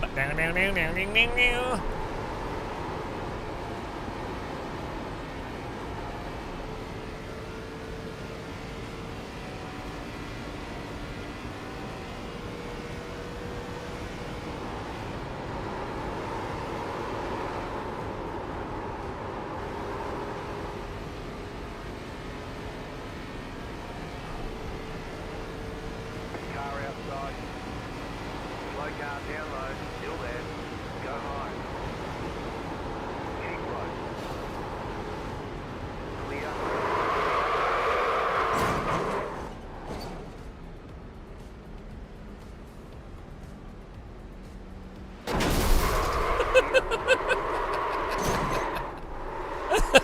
You've got wheel damage. Looks like your car is towed. You'll need a tow back to pit, mate. Press and hold the reset button and we'll come and get you. The livery. Stupid livery, mate. Ban all guns. Proudly vaccinated.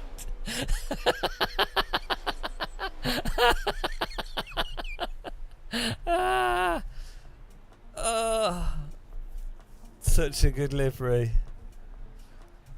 Ban all guns.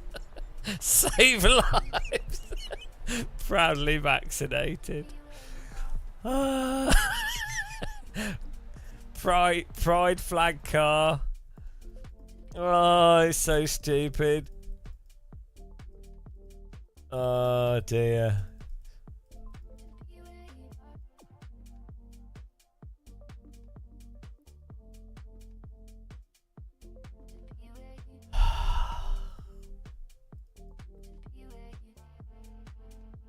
Oh, we got the American flag with the Union Jack in the top left on the side.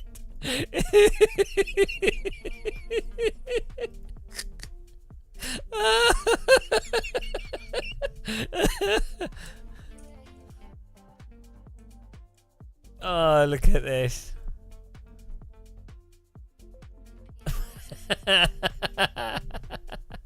Make America Great Britain again. Oh,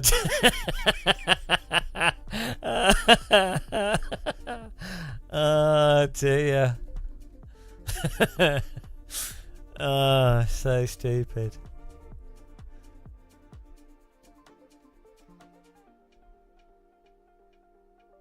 Beautiful.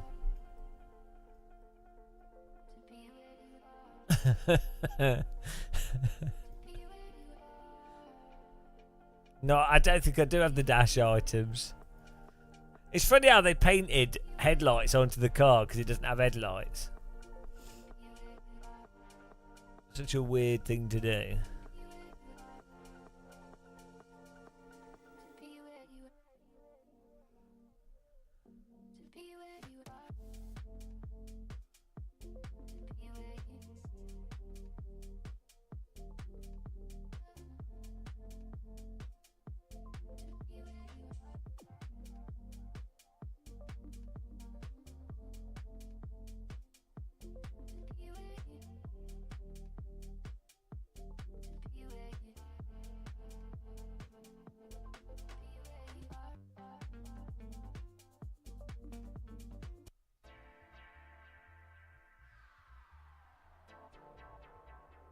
Beautiful. Well,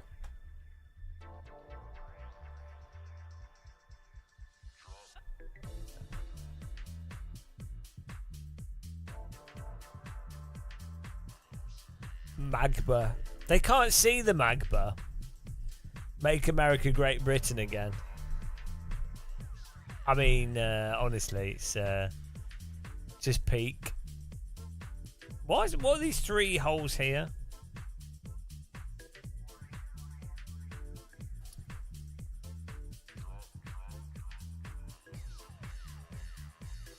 What are these things? So, some of them are like air jacks, I think, but they're just... What are they for? It's for the donut holders. Ah, bullet holes. I don't get what they are.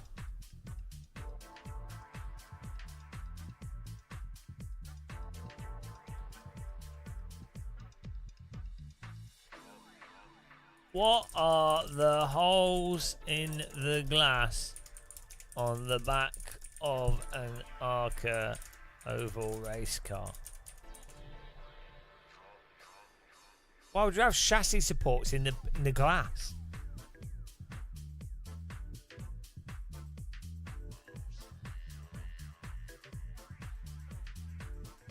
Hang on, pressure relief.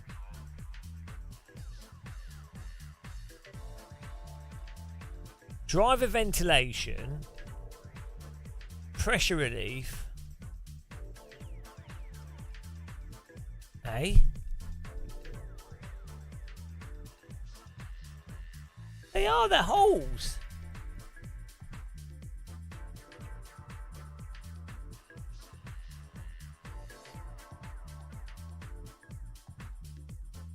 Get the fuck out of the way, 23.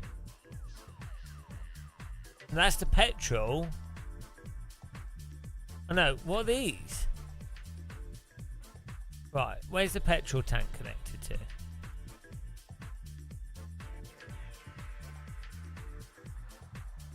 Hang on, where do you refuel this?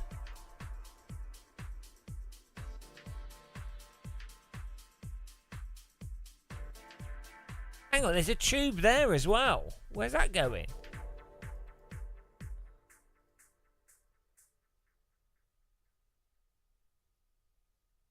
I'm well confused. These two, there's 2 tubes here. Where are they going? They to radiator.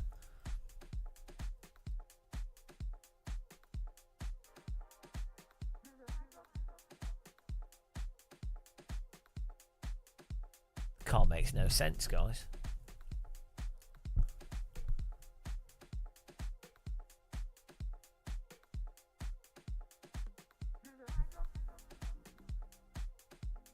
I've not seen Days of Thunder, no.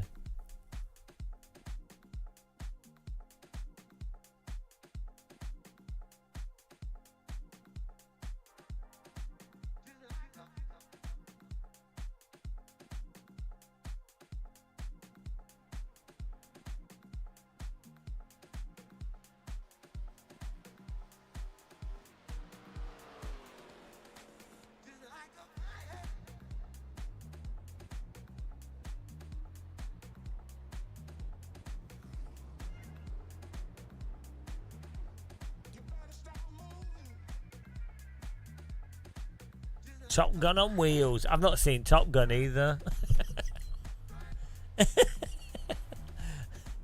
Oh, what was I going to watch in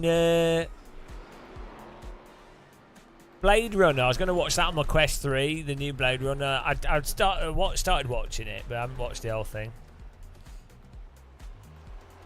Zeke, Game of Muscle. I know you don't have to buy a whole season at once, but what if you did the Class D Ferrari? It'd be like 118. Would the next season be cheaper? Well, what I would say, if you're going to play iRacing, expect to pay like just budget. You need to just budget £250 to £350 a year, and then otherwise you'll be annoyed because you'll be like, oh, I want to race something, but you can't because you can't afford it, and then it's just a bit rubbish. So you'd be better off playing other sims or buying better, putting money into hardware and stuff until you can play iRacing, or until the cost of iRacing is irrelevant. You could just do the rookie stuff. But yeah, I don't know with the Ferrari. The fixed Ferrari, I think, might stay to more basic content, but it'll just be annoying because they change tracks and stuff, and then one week you'll buy a new track, and then you won't be able to use it for like bloody ages.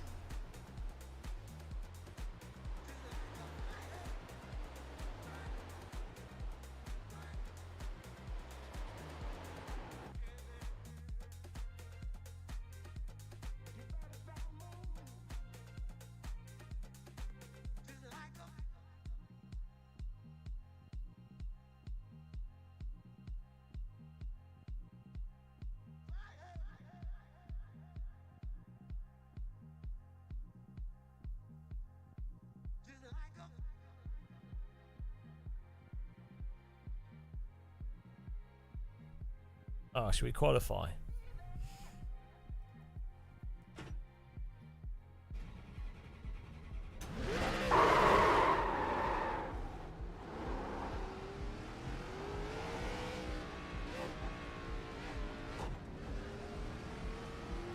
How are you doing?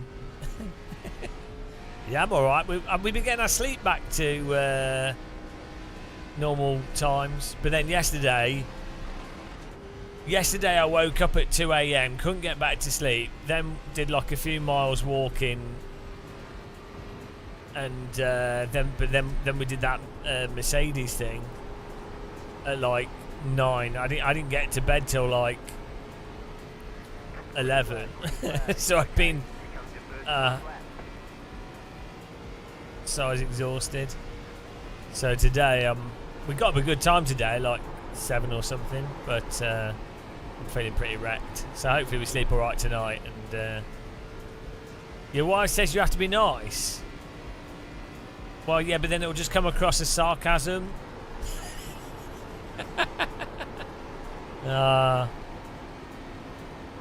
Imagine being married to you. Jesus Christ. So just think, imagine what kind of mental health you need to make that kind of a choice.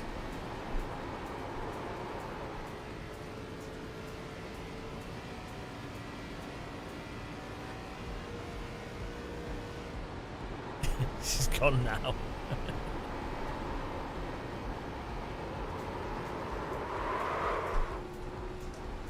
Oh dear.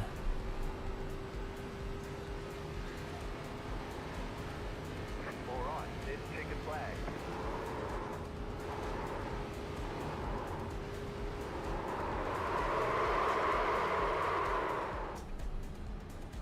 Are you ready, guys? Cup Series. Cup Series sounds like someone that really likes drinking, like beverage holders.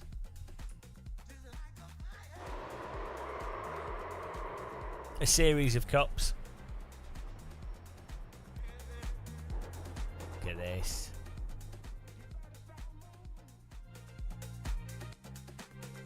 Hang on. What's this hole? That's too small to be an exhaust. What is it with this car and weird holes?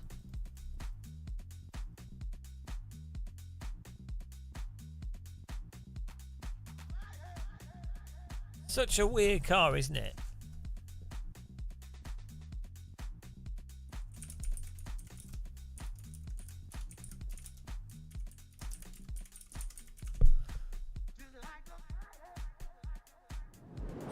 The pace car is out of control. Veteran Spacer, thank you for following. So the ARCA cars originally were from 1953 is when it started.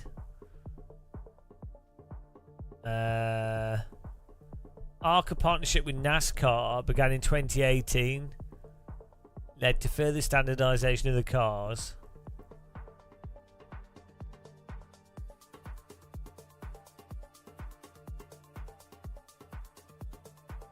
Basically the NASCAR Cup Series cars.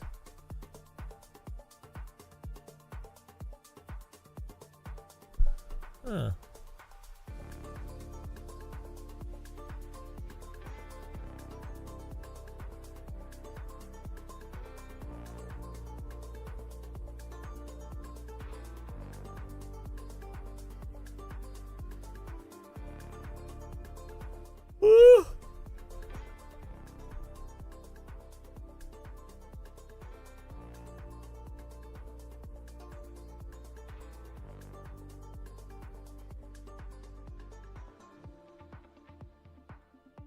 Ah, that makes sense, Bob Windy. Yeah. I mean, where would you shoot from if you didn't have them? It's a good point. What are these rivets on the back here?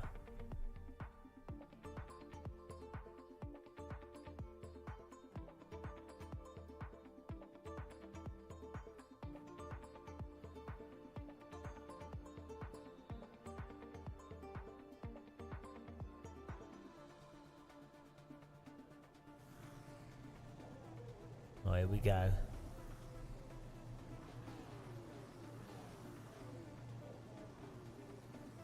Oh shit, was it? Oh, it's fixed out. One to go. Next time by, you'll be lining up on the inside. Oh. Pit road is closed. I'm exhausted, guys. The estimated strength All of this, field all is this Arca driving. 448. Tight field today. Look for opportunity. Look for opportunity. Oh man. Good luck, everybody, and stay safe. Good luck. Yep, good luck to everybody. Is it just me, or did this car's handling get changed a bit with the new update? Allowed during this race. Treat 'em right. Good luck to myself. I haven't really noticed anything. Maybe I'm just going crazy because I spent a lot of time in the Xfinity car this past week, which has been changed. Oh yeah, that car drives completely different. My league had a preseason practice race at Kansas, Why do people and talk I so actually much had the in week this? off, basically, to just do nothing but practice that car. By the end of a 20-lap fuel ride, I had a 3.5-second lead against some 5K iRacers. It was freaking crazy. Where's this story coming from? Also, a week to practice turning left. Practice, practice, practice.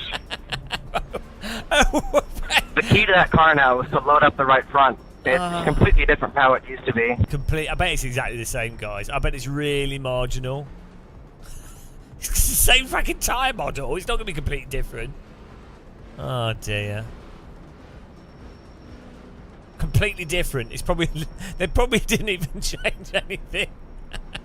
It's completely different. It's totally completely different. Everything's changed. Completely. Don, why you not in Discord, man? Lonely out here, man.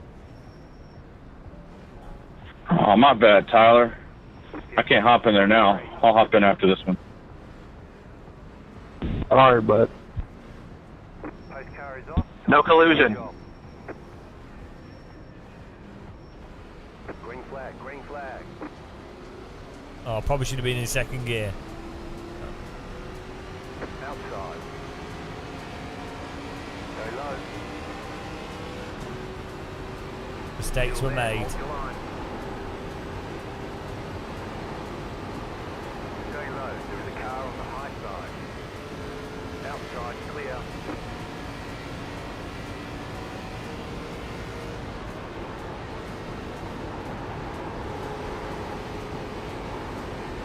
Yeah, it's always the left-handers that catch me out.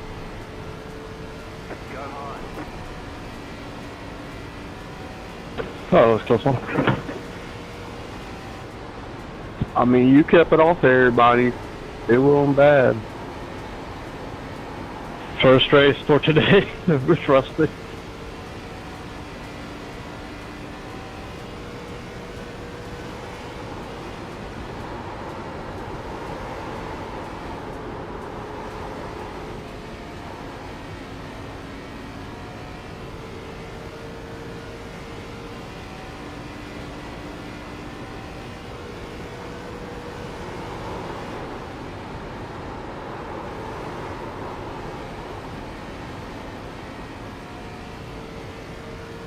No cautions in this one, no.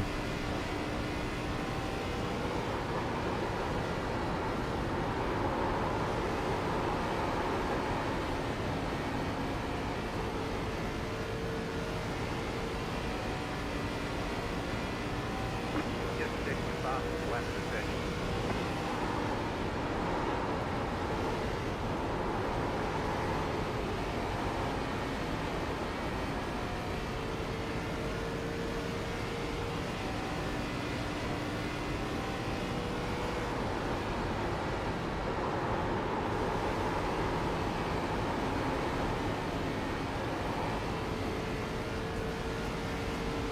Number 2.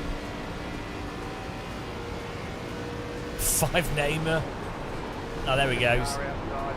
Outside is clear. It's alright, the 5 namer took himself out. Once you pass 4 names, your car just blows up randomly. It's coded into the game.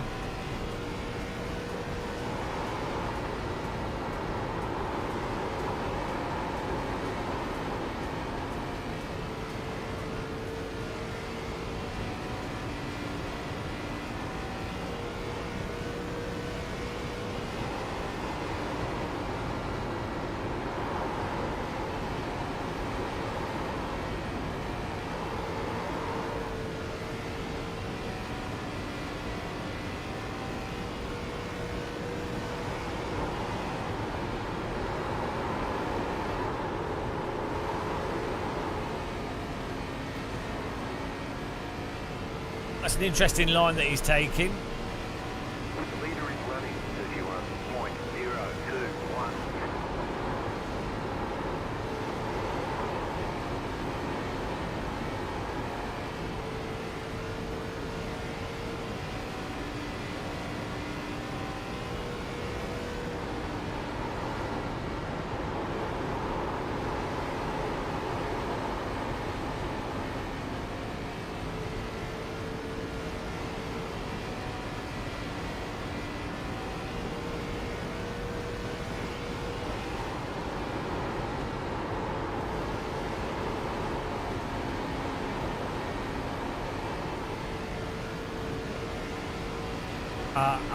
I'm not mod. I am streaming to YouTube and Twitch.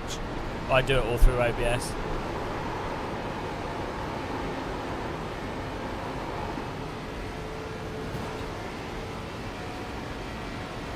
This guy drunk.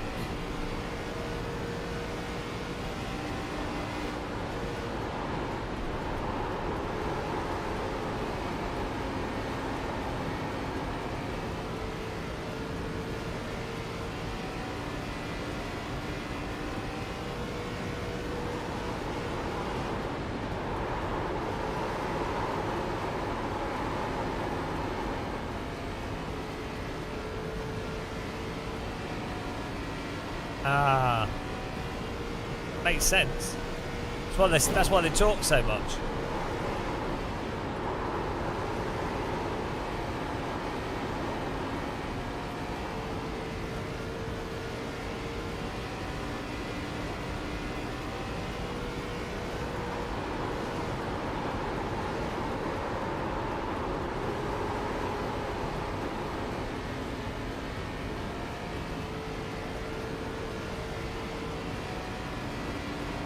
I feel like they might have removed the draft a bit on this car.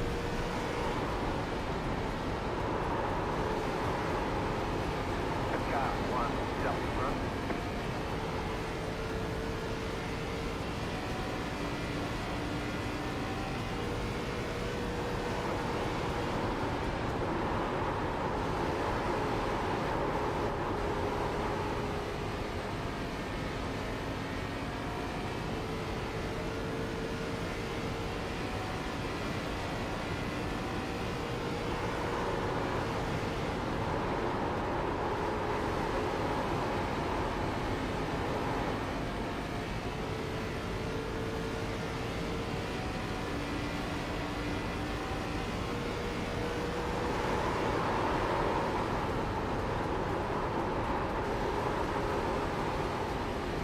Car inside. Still inside. I'm sliding when I try and go faster through that corner. 1, 3, clear inside. Outside. Keep low. Outside, clear.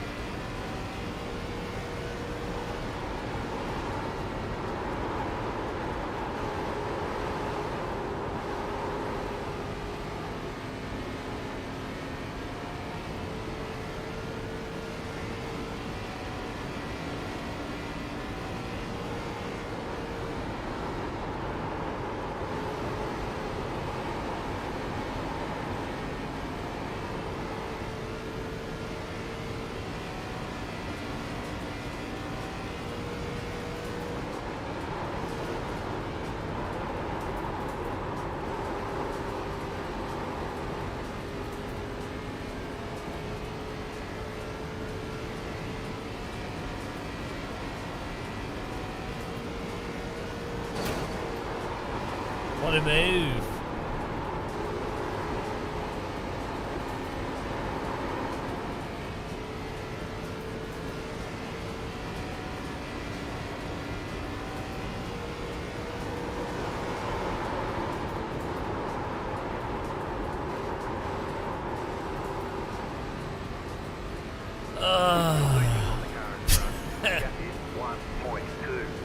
It's too hard.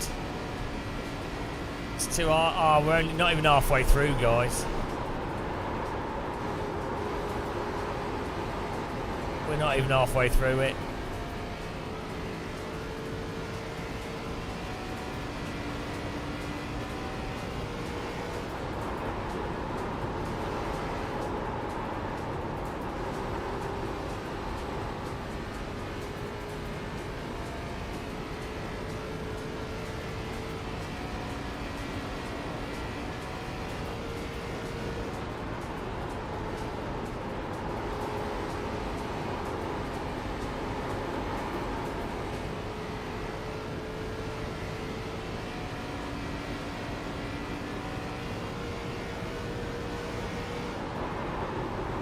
Well, no one's crashing into each other. Which is the whole point of Oval is crashing into each other.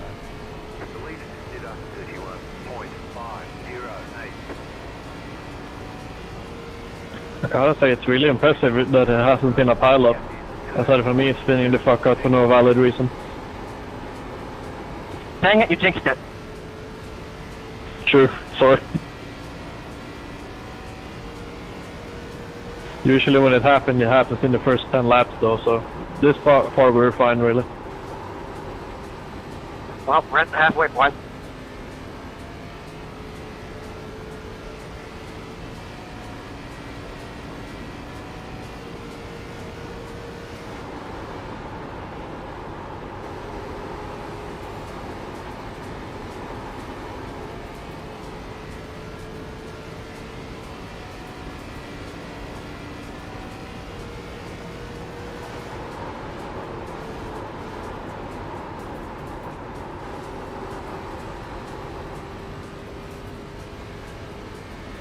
Are you enjoying this, guys? Pretty intense stuff.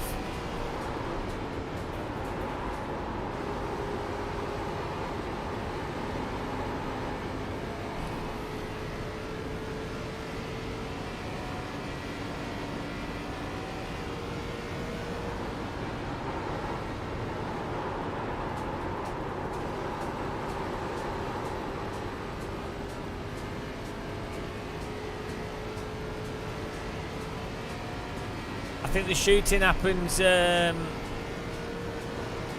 separate to the racing.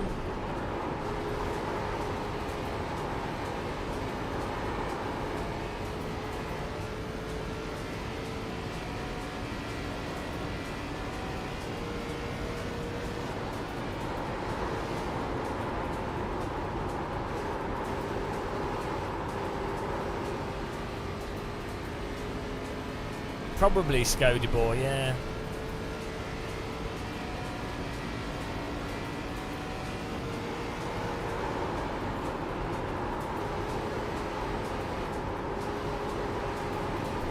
Yeah, I guess I jinxed it.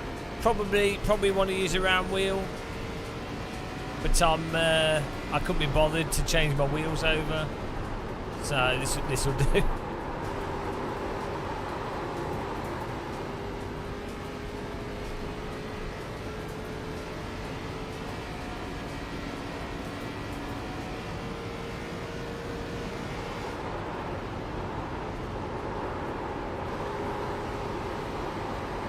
Gaining on the car in front. The gap is 3.1 seconds.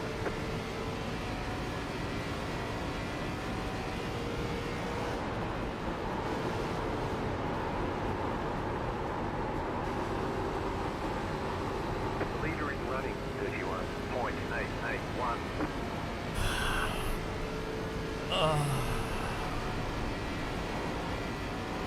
I'm falling asleep, guys.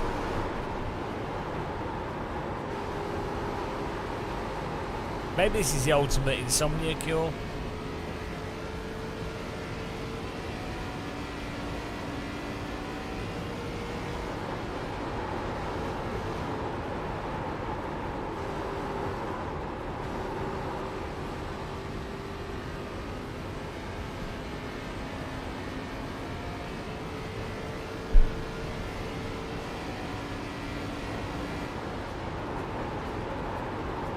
Oh, thanks for subscribing, Thomas. Welcome.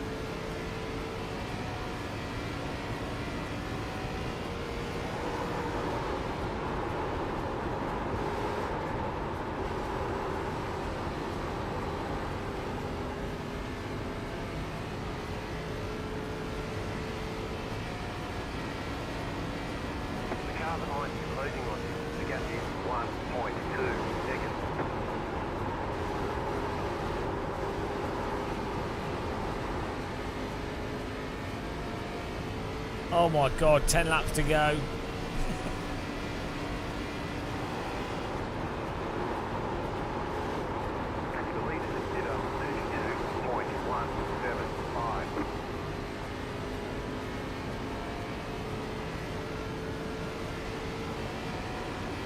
Great job, here you go.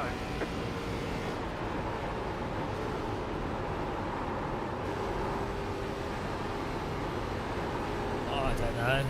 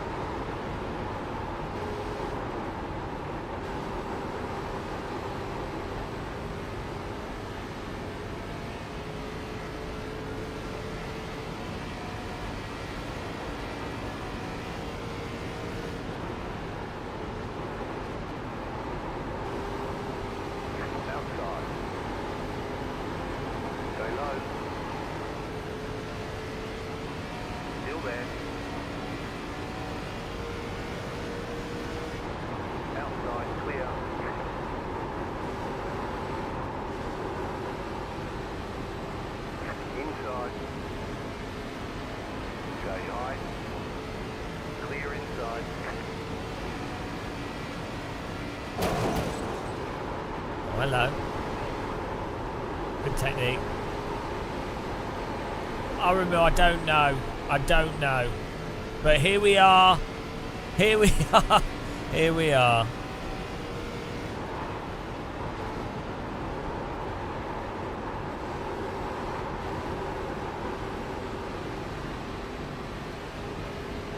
Car outside. Still there, hold your line. Outside, clear. 5 laps to go. For opportunity. Car outside. Stay low. There's a car on the high side. Clear outside.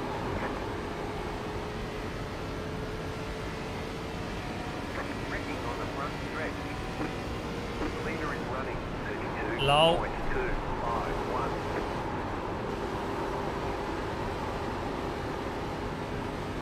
With 15th. Oh, it's that Car down low. Go high. silver car.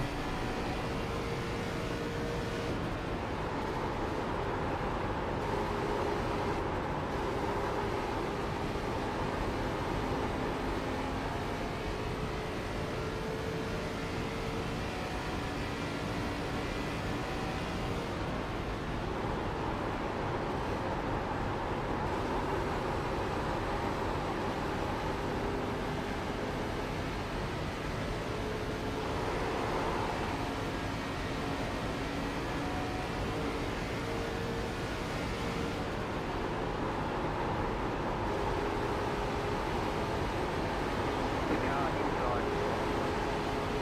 Clear. Car inside. 2 more. Let's go. Keep high. Clear. Car outside. Still there. Hold your line. Clear outside if you want it.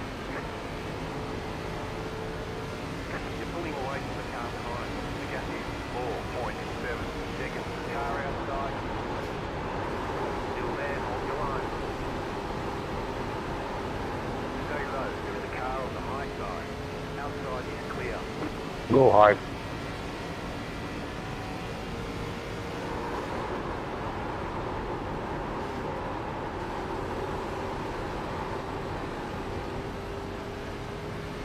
Last lap. Hell of a battle, guys. That was fun to watch.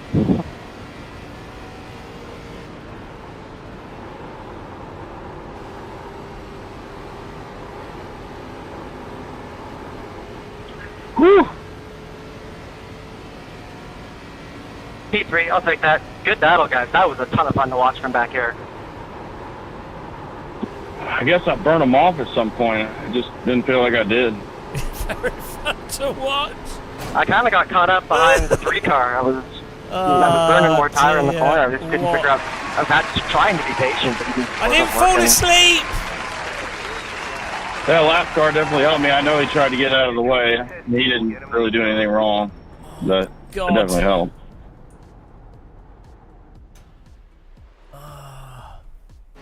Answer you, Joey, up. Good battle there, Robert. The pace car is out of control. Sorry for that, John. It was my first race, so I just didn't know where to go.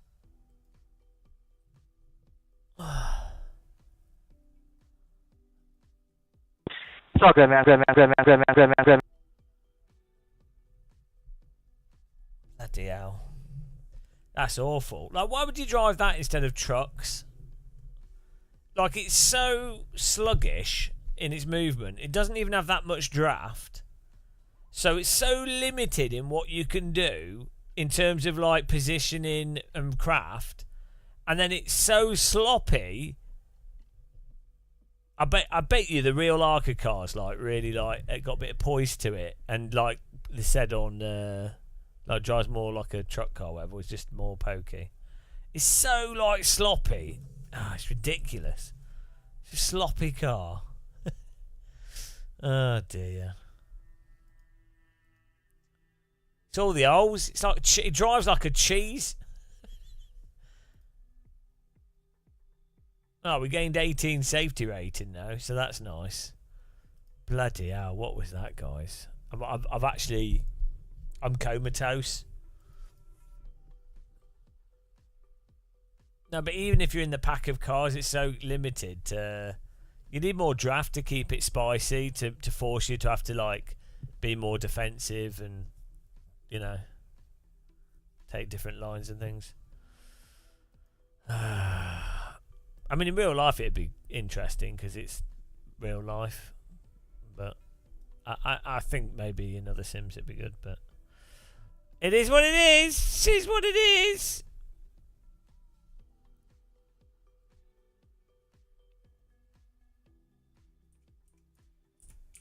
It is what it is, guys. You always have to remind yourself that it is what it is.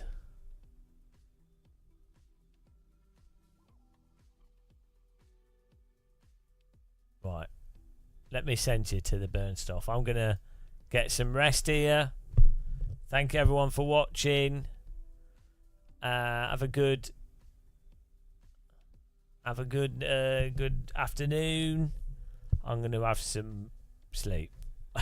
I don't know. I'm just going to rest or something. Take care, guys. Bye.